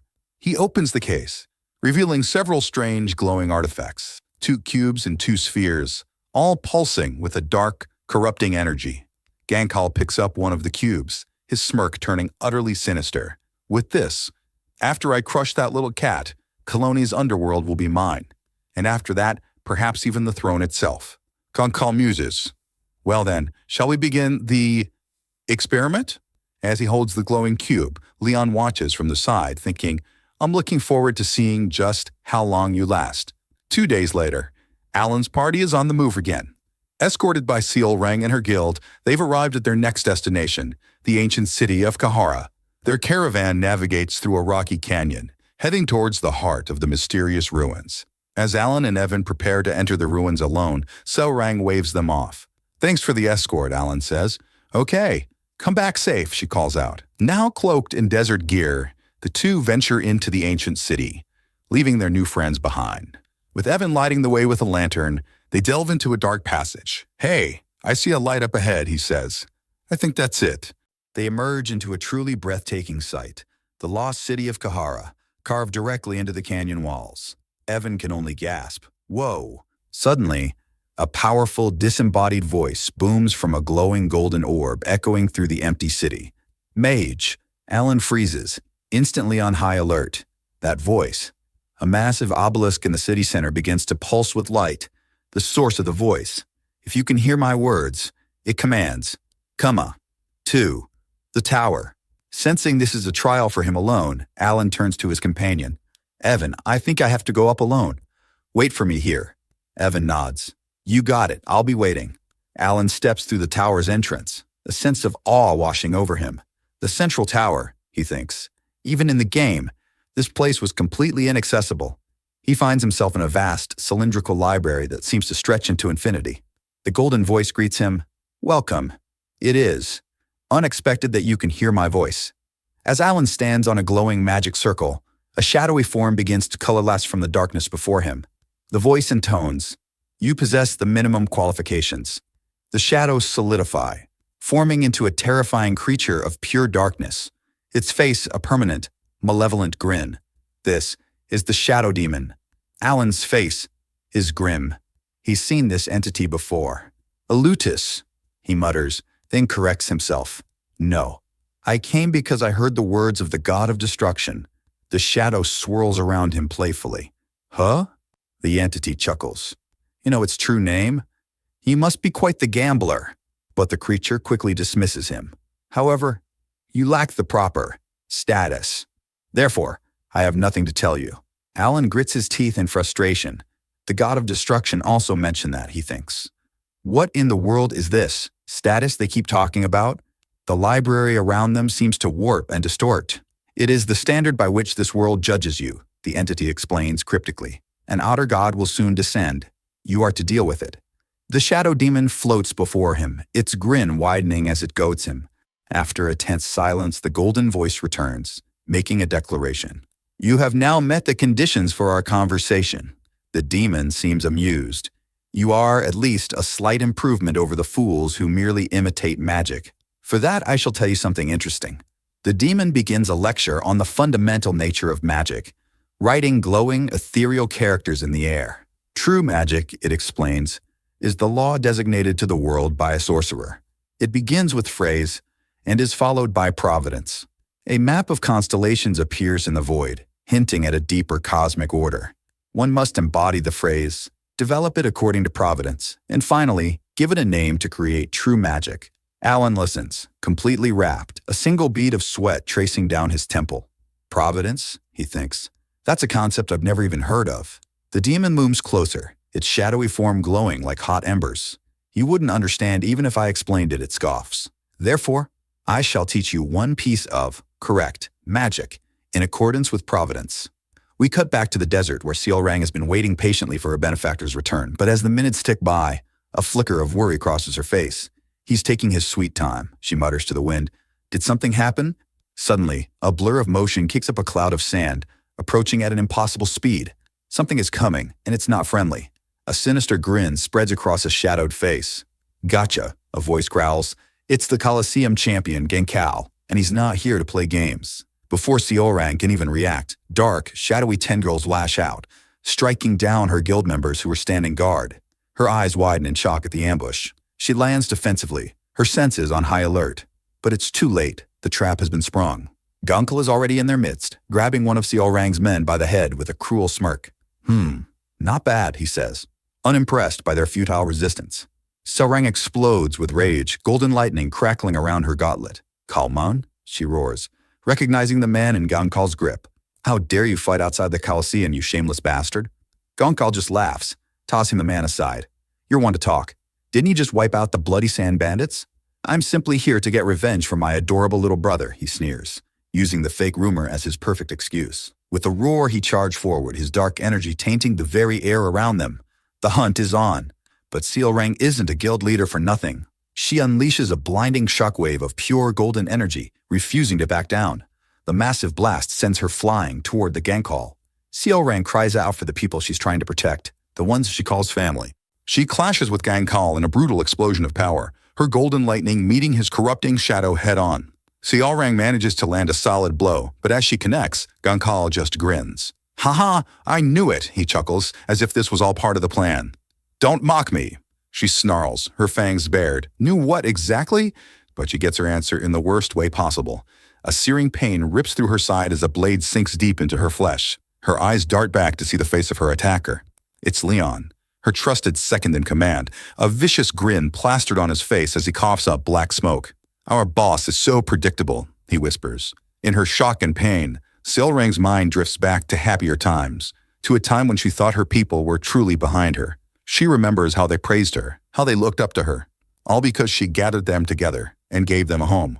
"It's because you're my family," she had told them with a beaming smile, a promise she intended to keep. Her memories dig deeper, to her childhood as a descendant of the legendary Golden Mane tribe, a past filled with idyllic, sun-drenched happiness.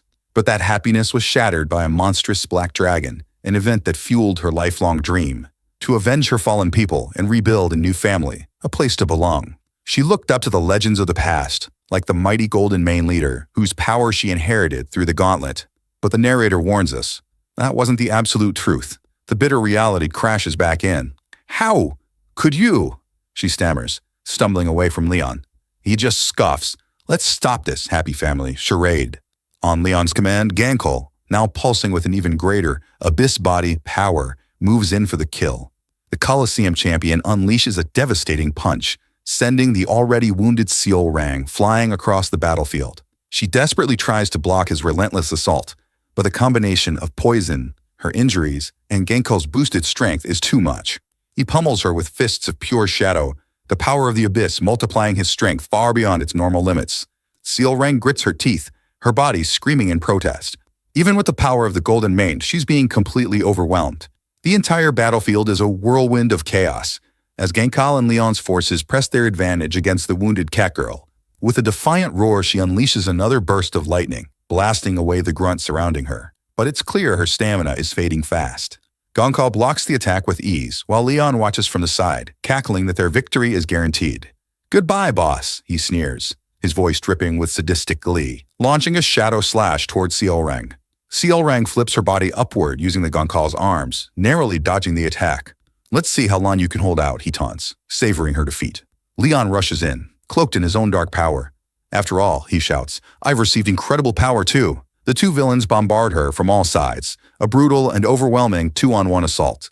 Though she's outmatched, Cell Rank's fighting spirit isn't completely gone. She pushes herself back with powerful kick from a standing rock. She even manages to slip past Leon and land a powerful lightning-infused kick to Gonkal. The force of her blow craters the earth, proving that even injured, she's still a force to be reckoned with. Leon watches from a distance, a bead of sweat on his brow. He clicks his tongue in annoyance. Even with this power, I'm still not on their level. He's talking about the raw power of true Baba Yagas, like Gonkal and Seolrung. Gonkal stumbles back, coughing from the force of the blow. You little brat, he growls, but his anger is cut short as he spots something in the distance. His eyes narrow. Huh? This guy. Walking calmly out of the canyon are two figures. Alan and Evan, finally returned from the ruins. Gonkal's eyes light up with a wicked idea. He's the one she called benefactor, right? He thinks. A predatory grin spreads across his face as he abandons the fight with Seolrang and charges straight for Alan. This works out perfectly. I'll use him as a hostage before killing him. Meanwhile, Leon is fighting Seolrang. Seolrang's punch was about to connect directly to the Leon's face, but her punch comes to a sudden halt.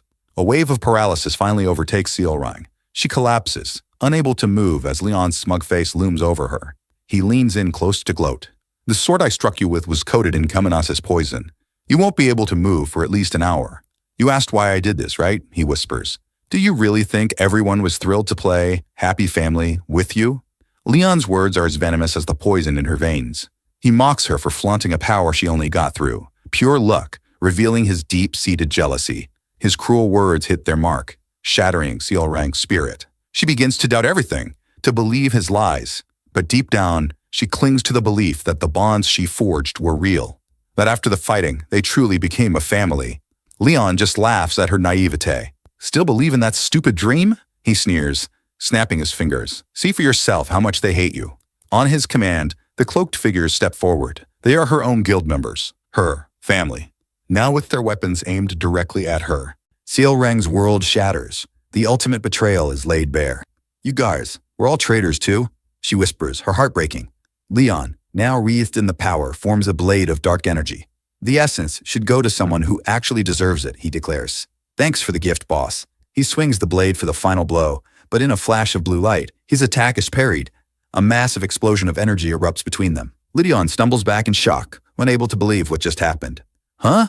Gonkal's abdomen now had a giant hole glowing blue, and right before him stand Evan, his eye patch doing nothing to hide his righteous fury. And beside him stands the man they call benefactor, Alan. With a swift kick, Evan lunges into action. With a powerful sword technique, he drives back the traitorous guild members with a single, decisive strike. Leon stares in disbelief at the chaotic scene, now filled with swirling red and blue energy. What the hell is this? He demands. And through the swirling chaos, Alan walks forward, his expression cold as ice. He's finally entering the fight. His sharp eyes analyze the dark energy corrupting the battlefield. This black magical smoke, he thinks. Did they use the abyssal entities? A game-like interface pops into his vision, confirming his suspicions. It's an abyssal entity, a mysterious item that promises godhood to those who can absorb its power. Putting the pieces together, Alan realizes the full extent of the betrayal. He calmly walks over to the fallen Seolrang and begins pouring a high-grade recovery potion directly onto her head. As the golden liquid instantly heals her wounds, he reassures her. You should be able to move soon. Don't worry, they're probably the only traitors. Seolrang looks up at him, tears welling in her eyes, desperately wanting to believe him. Do you really think so? Alan meets her gaze with unwavering certainty. Of course, the comrade you introduced to me looks truly happy. His simple, honest words are all she needs to hear. The hope in her eyes reignites. Stronger than ever, she wipes away her tears, her resolve hardening like steel.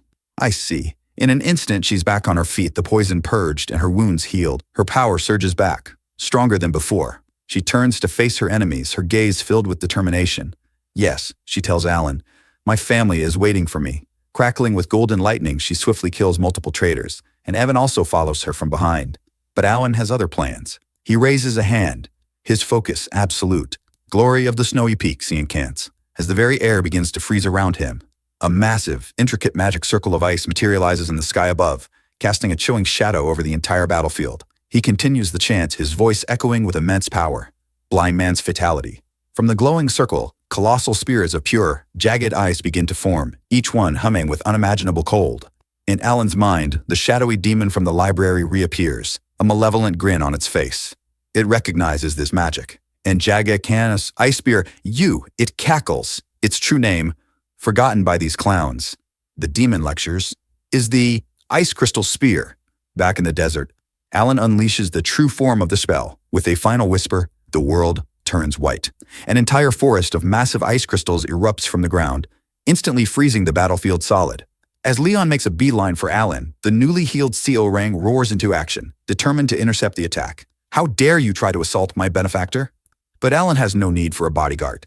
The temperature plummets as he prepares to end this fight in one move. He unleashes a cataclysmic spell, a raging blizzard of pure magical frost that tears through the battlefield. Caught in the icy vortex, the traitors are torn apart. Seorang uses the chaos to land a devastating lightning-charged blow on the treacherous Leon. The grunts don't stand a chance, their screams swallowed by the roar of the blizzard as they're flash-frozen and shattered. Even the abyss-infused Leon is powerless against this absolute zero assault, finding himself tossed around like a rag doll amidst the ice. He's blasted through the air, his dark power completely neutralized by the overwhelming force of nature Alan commands. Even Seorang has to brace herself against the aftershock. The sheer scale of Alan's magic is something to behold. Another traitor is turned into a permanent ice sculpture, a testament to the foolishness of crossing paths with Alan's magic. Evan can only watch in stunned silence, a bead of sweat running down his face. His master's power is on a completely different level. The chaos subsides, revealing a breathtaking and deadly forest of ice crystals that has replaced the sandy battlefield. The entire army of traitors has been wiped out in a single, silent, frozen instant. Every single one of them has been impaled and frozen solid. A truly brutal and efficient end. Even Leon, their ringleader, is caught, skewered by countless shards of ice, seemingly dead to the world. But he's still alive. A faint breath escapes his lips. Fueled by abyssal power and pure, undiluted hatred, he refuses to die. With a final, desperate roar, he breaks free from the ice, his eyes burning with madness. "I just have to kill you," he screams, lunging not at Alan, but at Seorang. In a blur of motion, Alan is there, moving to intercept the dark energy blade aimed at the stunned catgirl. But it's a feint. Leon's face twists into a psychotic grin. He wasn't aiming for Seorang at all. With a sickening crunch, he pivots, driving his dagger deep into Alan's side.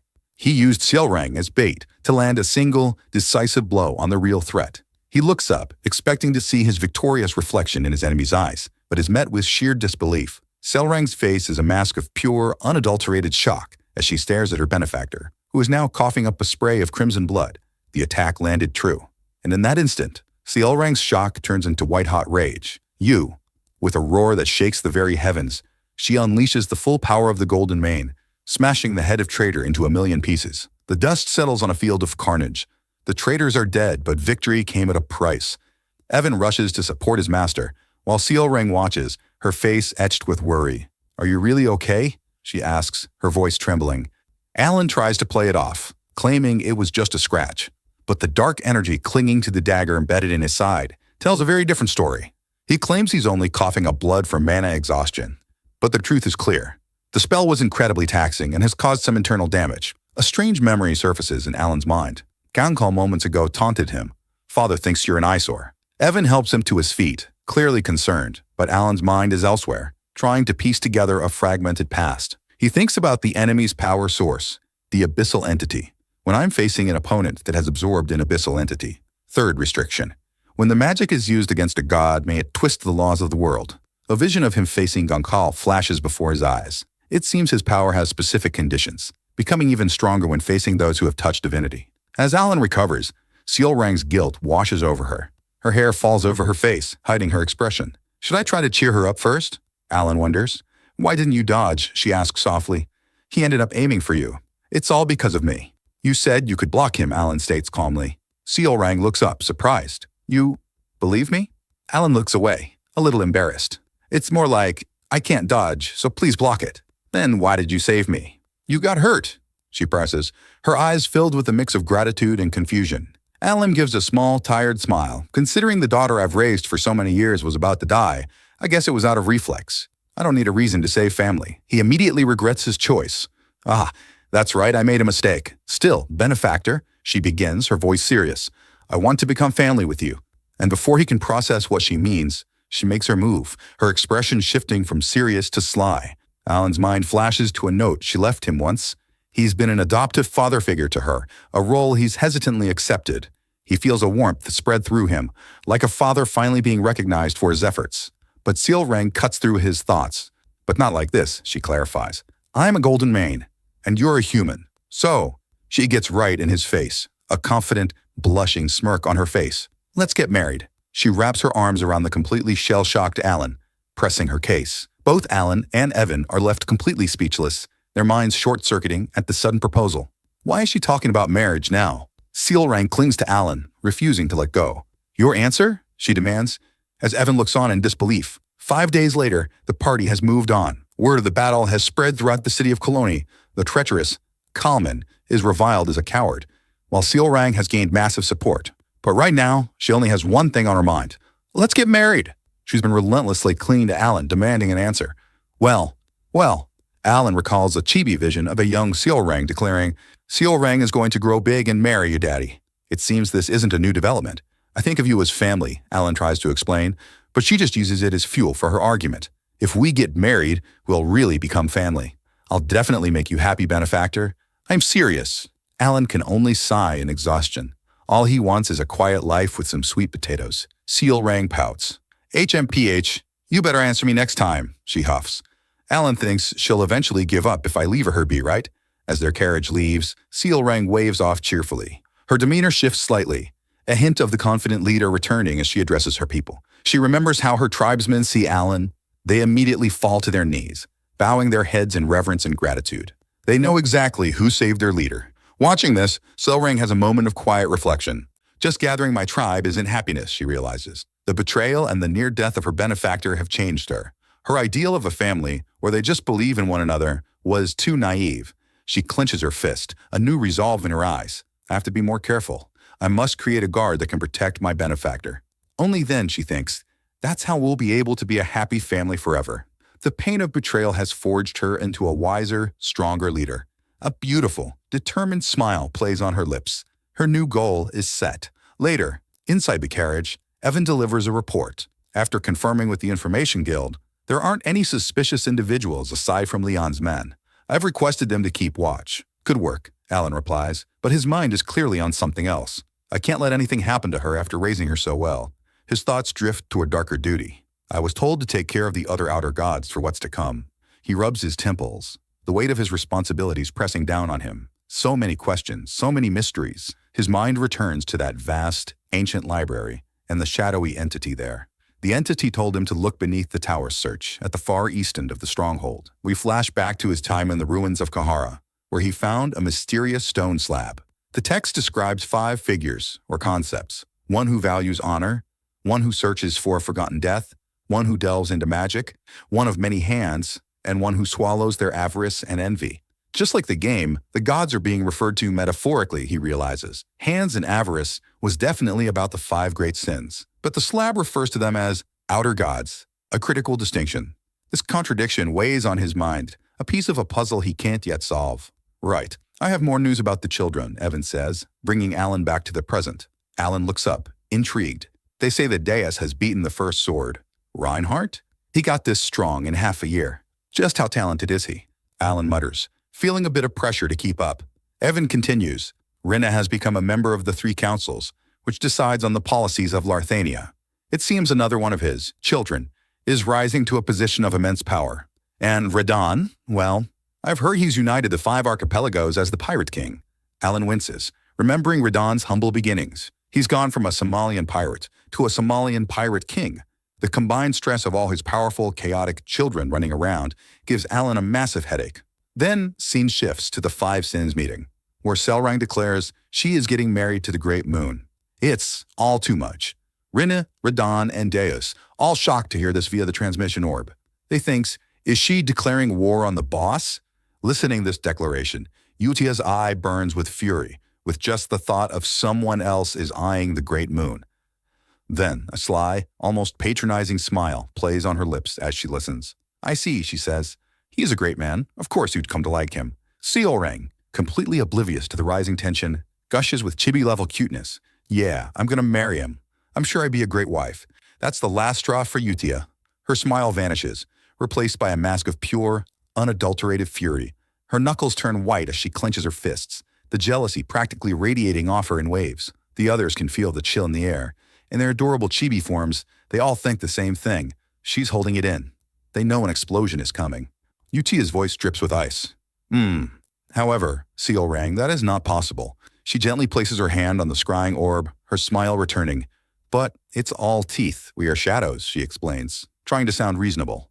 But the look in her eyes is anything but. Seal rang tilts her head, completely missing the point. But shadows can get married too, can't they? Her innocence is about to get her in big trouble. Utia's mask cracks, her voice dropping into a menacing whisper. As his shadows, we cannot stand at his side. You understand, right? Seal rang curls up into a little ball. Before she puffs up her chest, ready for a fight, the two women get into a full-blown shouting match through the orb. Utia screams, "Do you think he would choose you?" Seal rang retorts, "He said I wasn't bad." We get a flashback, where Seal rang pulls out her ultimate weapon. Puppy dog eyes. Leaning into the Alan, she asks cutely, "Benefactor, do you really hate me?"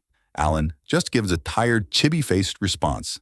That's not it. Seal rang's response sent Utia into a state of shock. What? Did he just not take her side? This is an outrage. Deus, looking exhausted, asks Seal rang, "What on earth just happened to get this reaction?" You can practically feel his headache through the orb. Seal rang happily recounts the entire battle, from the betrayal of her people to Alan saving her and getting injured in the process. Deus listens, a flicker of memory in his eyes. I see. This reminds me of his magnificence that I saw half a year ago. His calm demeanor, as though he'd walked the path to hell many times over. Seal rang chirps. Yeah, you had something like that too, right, Deus? That one innocent comment seems to trigger some serious PTSD. Deus is on a roll. He continuously speaks of his own experiences with Alan. He even reassured me when I'd fallen into doubt. He's the most admirable man, and I've resolved myself to become his sword. But Seal rang also pushes him by agreeing. She claps her hands together, a determined blush on her face. Yeah, I totally understand. 2 hours later, Deus finally stops. Utia and Deus look completely drained, while Seal rang is still going strong. Utia finally snaps, her patience gone. Anyway, you can't marry him. But Seal rang just fires back, "Yes, I can," leading to a childish screaming match of "no" and "yes" that shakes the very orb they're communicating through. The scene cuts to the official meeting notes of this chaotic conference. Radon has a hand to his face, utterly exhausted, while Rinna diligently takes notes. Note number 1. You cannot ask Deus anything regarding the Great Moon. It's now an official rule. Deus looks on, still tense, muttering, "But I'm not done yet." Sorry, buddy. Rules are rules. Note number 2. Regarding Utia, if it involves the Great Moon, no means no, she screeches, her composure completely gone. She will show a childlike demeanor, and by childlike, they apparently mean psychotically possessive. This meeting is a mess. Radon lets out a sigh, looking like he'd rather be anywhere else. The scene shifts, taking us to a dark back alley in the capital of the Asteria Kingdom. A new plot is brewing in the shadows. Inside a dimly lit tavern, two cloaked figures meet. They are the leaders of the two largest political factions, supposed rivals meeting in secret. Marquise Filboid, leader of the aristocratic faction, proposes an alliance to take down a third, more fanatical faction that threatens them both. His rival, Duke Rimgrave of the royalist faction, agrees. Their target's presence is too unsettling. He asks Filboid for the plan. The plan is simple, yet devastating. They'll use the Holy Kingdom of Rosario to issue a Reformation letter. This letter is a formal accusation of heresy, backed by the authority of multiple cardinals. It's a political nuke, a flawless pretext to eliminate their rival. Rimgrave asks what Filboid's demands are. Filboid wants half the bribe money needed to persuade the cardinals. Rimgrave smirks and agrees. He raises his glass. "I've already finished discussing with these cardinals," he says, "so this won't take long."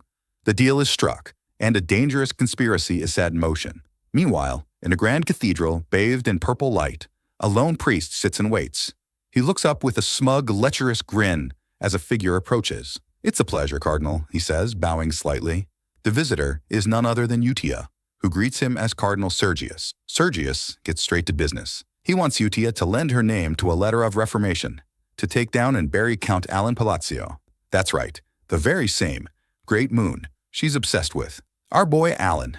The slimy priest doesn't even notice the shift in the atmosphere. He's too busy imagining himself surrounded by women and riches, thinking the gates of heaven are opening for him. But he just opened the gates of hell The room is suddenly crushed by an oppressive dark aura. Before Sergius can even scream, shadowy tendrils erupt from Utia and slam into him, tearing him apart from the inside out. The force of the blow sends him flying, his body contorting in agony. The beautiful cathedral becomes a torture chamber. Utia's eyes are wide with psychotic fury. "Are you telling me to kill the man I worship?" she hisses, her voice a low, dangerous growl. The world around Sergius turns blood red, a hellscape of pain and terror, as Utia's power completely overwhelms him. The time in itself seems to have stopped. His mates are unable to move or even scream, trapped in her domain of fear. The last thing Sergius sees is her hand, reaching for him, promising an eternity of suffering. The dark, thorny tendrils wrap around him, squeezing and crushing, a physical manifestation of Utia's boundless rage. Broken and bleeding, Sergius can only beg for it to end. "Please, just kill me," he whimpers. But death is a mercy he won't receive. A single, glowing finger stops just short of his face. "I've already told you over a dozen times that I can't," Utia says calmly. Before zapping him with another jolt of agonizing power, she stands over his trembling, broken form. "I won't kill you. There is something you must do for me," she states. "But first, punishment." Her face contorts with rage once more. "You attempted to harm him, so you must be punished." Tendrils of darkness erupt again, engulfing the priest in a vortex of pain, as his sins are judged by a terrifying, self-appointed god. Finally, the torture subsides. Sergius is left kneeling, completely subjugated, bowing his head to the floor. "Recognize your sins," Utakoran commands, "so that you may be forgiven." 1 month passes after the chaotic events in the desert. We find Alan back at his Palatiao estate, finally getting some downtime. He's reading over some documents, preparing to leave for a magic conference. As a faction leader, his attendance is mandatory. He groans, clearly not wanting to go. He has abyssal entities and outer gods to investigate, and high society schmoozing is the last thing on his mind. But then, Evan walks in and sees Alan holding a letter. It arrived 2 weeks ago, but Alan keeps it around. Why? Because looking at it calms him down. The letter contains a certificate attesting to his position as a faction leader, and something even better, a legal wage. And we're not talking a small stipend. A shower of gold coins fills the screen. The amount was far more than he could have ever expected. Before the deposit, Alan was a lazy bum, wondering why anyone would want such a stressful job. But after the deposit, he's a man of purpose, holding a sash that says, "Faction Leader." With great power comes great responsibility and a great big paycheck. Money truly is the panacea of modern man. His poor, wounded soul is healed by the magical nature of capitalism. Alan and Evan, looking sharp, head off to the conference. They arrive at the Vritun Marquisate, the location for the conference. It's a grand, opulent affair. Inside, the hall is filled with renowned individuals, warriors, merchants, and priests. Alan and Evan scan the room, looking very much the part of distinguished nobles. Suddenly, a familiar voice calls out. It's Loria and Kalia. They approach, glasses of champagne in hand. Loria and Kalia greet him warmly, asking if he's been well. But Alan gives a simple slight nod. His eyes are locked on a far more enticing target, the buffet table. He completely walks past them without a word. Evan rushes up to him with a plate piled high with food and some hot gossip. "I heard the leader of the royalist faction received a letter of reformation and got dragged away to the Holy Kingdom." Alan just nods, more interested in the pastries. "Yeah? Guess I won't be seeing him. What a relief. He can now try the financiers." Translator's note: financiers are a small French almond cakes, often enjoyed with tea. The two girls can only watch. Just then, a man walks toward them. Kalia asks, "Excuse me, what business do you have?" Alan and Evan stop eating, their expressions turning cold. The man is clearly terrified. He mutters, "I've lost." The nobleman, drenched in a cold sweat, his legs trembling, bows his head in front of Alan, asking for forgiveness. The onlookers gasp in shock. This isn't just any nobleman. It's Marquis Filboid, the powerful leader of the aristocratic faction. And he is bowing his head, begging for his life, to a young count who is calmly holding a pastry. The power dynamics in this room just got flipped upside down. Unlike the underworld, the political world runs on cause and justification. And bowing before another is equivalent to offering them your authority. Loria watches, her mind reeling. "I knew it. He's incredible," she whispers. Even now, with a powerful marquis bowing at his feet, Alan remains perfectly calm, as if he foresaw this all along. His quiet power commands more respect than any title. While Alan asserts his dominance through sheer indifference and a love for snacks, we can't forget about our other leading lady. But what could possibly make the leader of a major political faction fall to his knees and beg for his life? For that, we have to rewind a few days. We see Marquis Philboyd receiving a mysterious black envelope with a red wax seal, accompanied by a glowing scrying orb. This is the exact same kind of gift he and Duke Rimgrave had planned to use on their enemies. The orb activates, and Philboyd watches in horror as his co-conspirator, Duke Rimgrave, is tied to a chair and is being tortured by mental attacks, screaming in pure agony through the orb. The Duke's face is a mask of terror as the life is drained from him, a fate Philboyd thought he was inflicting, not witnessing. As the vision of the Duke's demise fades, the scrying orb begins to crack under immense magical pressure. And then, a simple, terrifying message appears, projected from the cracked orb, spelling out his doom in bright red letters. "You're next." The blood drains from Philboyd's face. The very trap he set has just been turned on him, and there's only one person he can think of who could pull off such a move. The letter, his carefully laid plan, falls from his trembling hands. In a single moment, he's gone from predator to prey. He stumbles back in a panic, clutching his head. That damn Palacio must be behind all of this, he realizes. How could Alan have connections that powerful? The real question, however, is that I'm next. The threat is absolute. His life is forfeit. With that terror fresh in his mind, his next move becomes clear. He falls to his knees in complete and utter submission. He prostrates himself fully on the ground, begging for his life. "I'm quitting politics, so please, just let it end with the conversion letter. I just want to live the rest of my life in peace." Alan, meanwhile, is just standing there, sweating, and thinking, why is he telling me all of this? What kind of scheme did those two cook up this time? He has absolutely no idea what's going on. He just wanted to avoid the awkward confrontation. But from the outside, it looks like a total power move. Loria and Talia can only stare in awe. Loria thinks to herself, our count is incredible. Alan looks over at them, completely oblivious to the legendary reputation he's building just by being socially awkward. And just like that, with one powerful noble begging at his feet, all suspicions that Alan was just a puppet for other factions are completely erased. The whispers in the hall now speak of a new, terrifying power player in their midst. 3 days after the assembly, Alan is on the road again, his grand exit from the conference leaving a trail of rumors in his wake.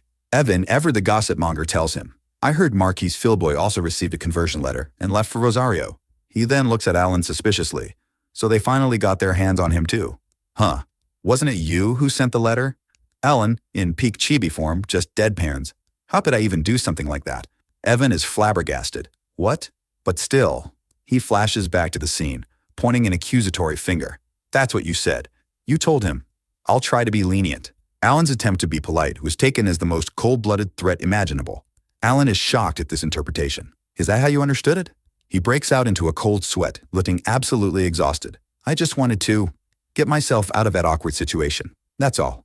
This guy accidentally conquers the political world through sheer social anxiety. With the political drama behind them for now, our crew arrives at their next destination, Larthania, the city of labyrinths, a massive city built around a central dungeon tower. In the shadowed corners of the city, we meet a group of adventurers. One is bragging about a legendary figure who took down 1,000 enemies by himself, but his friend tells him not to get his hopes up. This is Aldrich, the cheerful and confident leader of the Iron Blood Guild, one of the 5 great guilds that dominate the labyrinth. He's here on a high-paying job. His guild follows him down into the depths of the dungeon. They've been tasked with capturing a monster on the 20th floor, which is strange since floors that are multiples of 5 are usually safe zones. But Aldrich isn't worried. Even if it's a trap, it's a piece of cake for me, he boasts. I've already explored over 50 floors. Besides, the down payment was massive, and it's non-refundable. The party arrives on the 20th floor, a massive, frozen-over hall. The air is still and silent. One of the mages in his party looks around nervously. Something feels off. Suddenly, she spots something in the distance and points. Hey boss, what's that? A lone figure stands amidst the desolate landscape. Another member just scoffs. It's a goblin, right? But this is no mere goblin. It's a tall, green-skinned warrior with long black hair tied in the topknot, radiating an aura of immense power. The adventurers mock his Eastern-style outfit, calling him the Golden Egg Goblin. The swordsman's eyes narrow. He's clearly not amused by the rowdy newcomers. He looks down on them with utter contempt. He lifts a single finger, a swirl of blue energy gathering at its tip. Ha, you guys are making too much noise, he says, his voice dripping with disdain. You cockroaches. In a flash, an arc of pure energy erupts from his finger, faster than the eye can see. The entire guild charges forward, completely unaware they're already dead. Before they can even react, the light passes through them. In a single, silent instant, the entire Iron Blood Guild is wiped out, sliced to pieces by an attack they never even saw coming. Alderic, the confident leader, can only watch in horror as his colleague's life flashes before his eyes. To revenge his colleagues, he dashes forward toward the goblin. He leaps into the air, bringing his weapons down for a final, desperate attack. But his efforts are futile. The green-skinned warrior simply raises a single finger. An arc of pure energy erupts from his finger, splitting the Alderic's body in half. A cold, terrifying light glows in his eye. The fight was over before it even began. The ethereal axe falls on the frozen battlefield as the goblin turns and leaves. The text tells us, "The arrogant king of hungry specters has begun his contemptuous ascent toward the earth. A new, terrifying threat has just made its grand entrance." Back on the surface, a massive tower pierces the clouds. Alan and his party have finally arrived at the labyrinth's entrance. Evan, in adorable chibi form, gawks at the sheer size of the central tower. Meanwhile, Alan exclaims, "Whoa, it's huge. Is it taller than the Eiffel Tower?" He's still getting used to seeing game graphics in real life. Alan and Evan take in the sights, ready for their next adventure. For Alan, this is less about adventure and more about a very specific mission. Just then, a familiar voice calls out.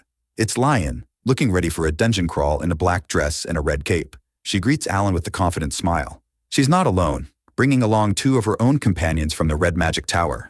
But Alan is a man on a mission, and it doesn't involve small talk. "Thanks, Lion," he says in chibi form. "Could you show me where the library is? I'm looking for a book." Evan waves a cheerful goodbye as he heads off to the break room. "See you later." This part of the mission is for mages only. As Lion leads the way, she fills the silence with complaints. Tomorrow, the Green Magic Tower will present a new theory, and the friendly duels will begin. Just then, a voice cuts. Enough with the insults already. Alan looks over, a hint of curiosity on his face. Lion just huffs. "Ha! Another argument with the Blue Tower's Vice Master." Alan asks if she's here. Lion looks up, a bit flustered. Yeah, her arrogance knows no bounds. Suddenly, a loud voice interrupts them. "Hey, say that again, I dare you." A new group has appeared, and may look ready for a fight. An adventurer points right at Blue Tower's Vice Master, his friends backing him up. She struts forward with an air of superiority. "Well now, who do we have here? Isn't it our little rookie mage who got crushed last year?" Pointing at Lion. The moment her eyes land on Alan, however, her smug expression vanishes. Her jaw drops, and she freezes on the spot.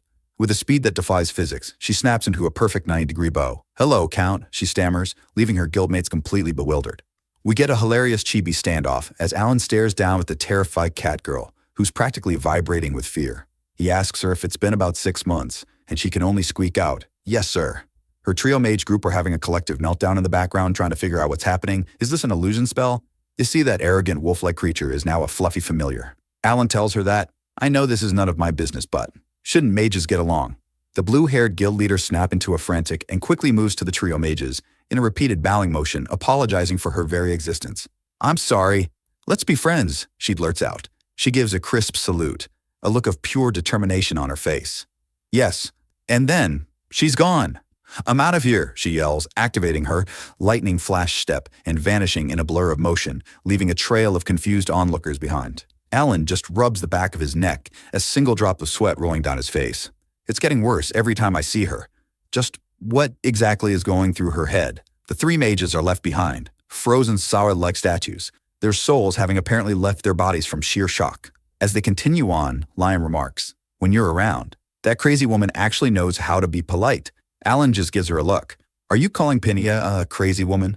Their walk is interrupted once again as two more figures emerge from a nearby doorway. Seems like this place is a hot spot for drama. A smarmy-looking nobleman with long blonde hair and purple eyes grins at them. "Oh, my dear Lion, did you come to see me?" Lion's face sours into a perfect pout. "Certainly not," she mutters. The nobleman, completely ignoring her, turns his attention to Alan. "And who's this with you?" "He doesn't look familiar." Lion shoves him away. "This is Count Palatio. Don't be rude. Now get lost." The man's condescending smile returns as he gives a mock bow. "Ah, you're the one from the rumors. Pleasure to meet you. I am Baruch, son of the Purple Tower Master." Alan gives a slight nod in return, but his eyes say it all. "I've never seen that guy before. He's got zero time for this." Baruch ignores Alan and gets uncomfortably close to Lion, whispering, "You'll see. I'll grow on you eventually." Lion shoves him off and explains to Alan, "Don't even bother talking to him. He's only a rank 4 mage, but he enjoys stealing others' research just to humiliate them." Alan looks over his shoulder at the departing Baruch. "I see. If he's already reached rank 4 at his age, he must be a genius." A flicker of something that looks like jealousy crosses his face. Lion nods. The library you're looking for is on the 38th floor. I'll see you at the presentation." With that, she turns and leaves Alan to his task. Alan arrives at a grand door marked with the Roman numerals for 38. A game-like notification announces his arrival. The door opens to reveal a massive, multi-leveled library, with books floating through the air like dust motes in the light. It's breathtaking, but also eerily familiar. Alan stands in the entrance, taking it all in. Whoa, it looks so different seeing it in person. This is the very same library from his traumatic visions of the Shadow Demon. He gets straight to work. First, in an adorable chibi moment, he reaches out to a giant grandfather clock and sets the hands to 12, muttering about only having to come back tomorrow when the full moon rises. His second task is more specific. He needs to find a black book with no title or author. He scans the shelves, and with a soft thud, he pulls a plain black book from its resting place. He lays the book on a table. With a soft glow, he places his hand on the cover, searching for a hidden compartment. And he finds it. From within the book, he pulls out a small, ornate black dagger, shimmering with magical energy. This is the Ring of Radiance he was looking for, though it looks more like a blade. The next day, after the magic presentations, we find ourselves at the friendly duel grounds. A man in a green cape approaches Alan. He addresses Alan directly, his expression grim. "Count Palacio, Sir Baruch wishes to challenge you. Do you accept?"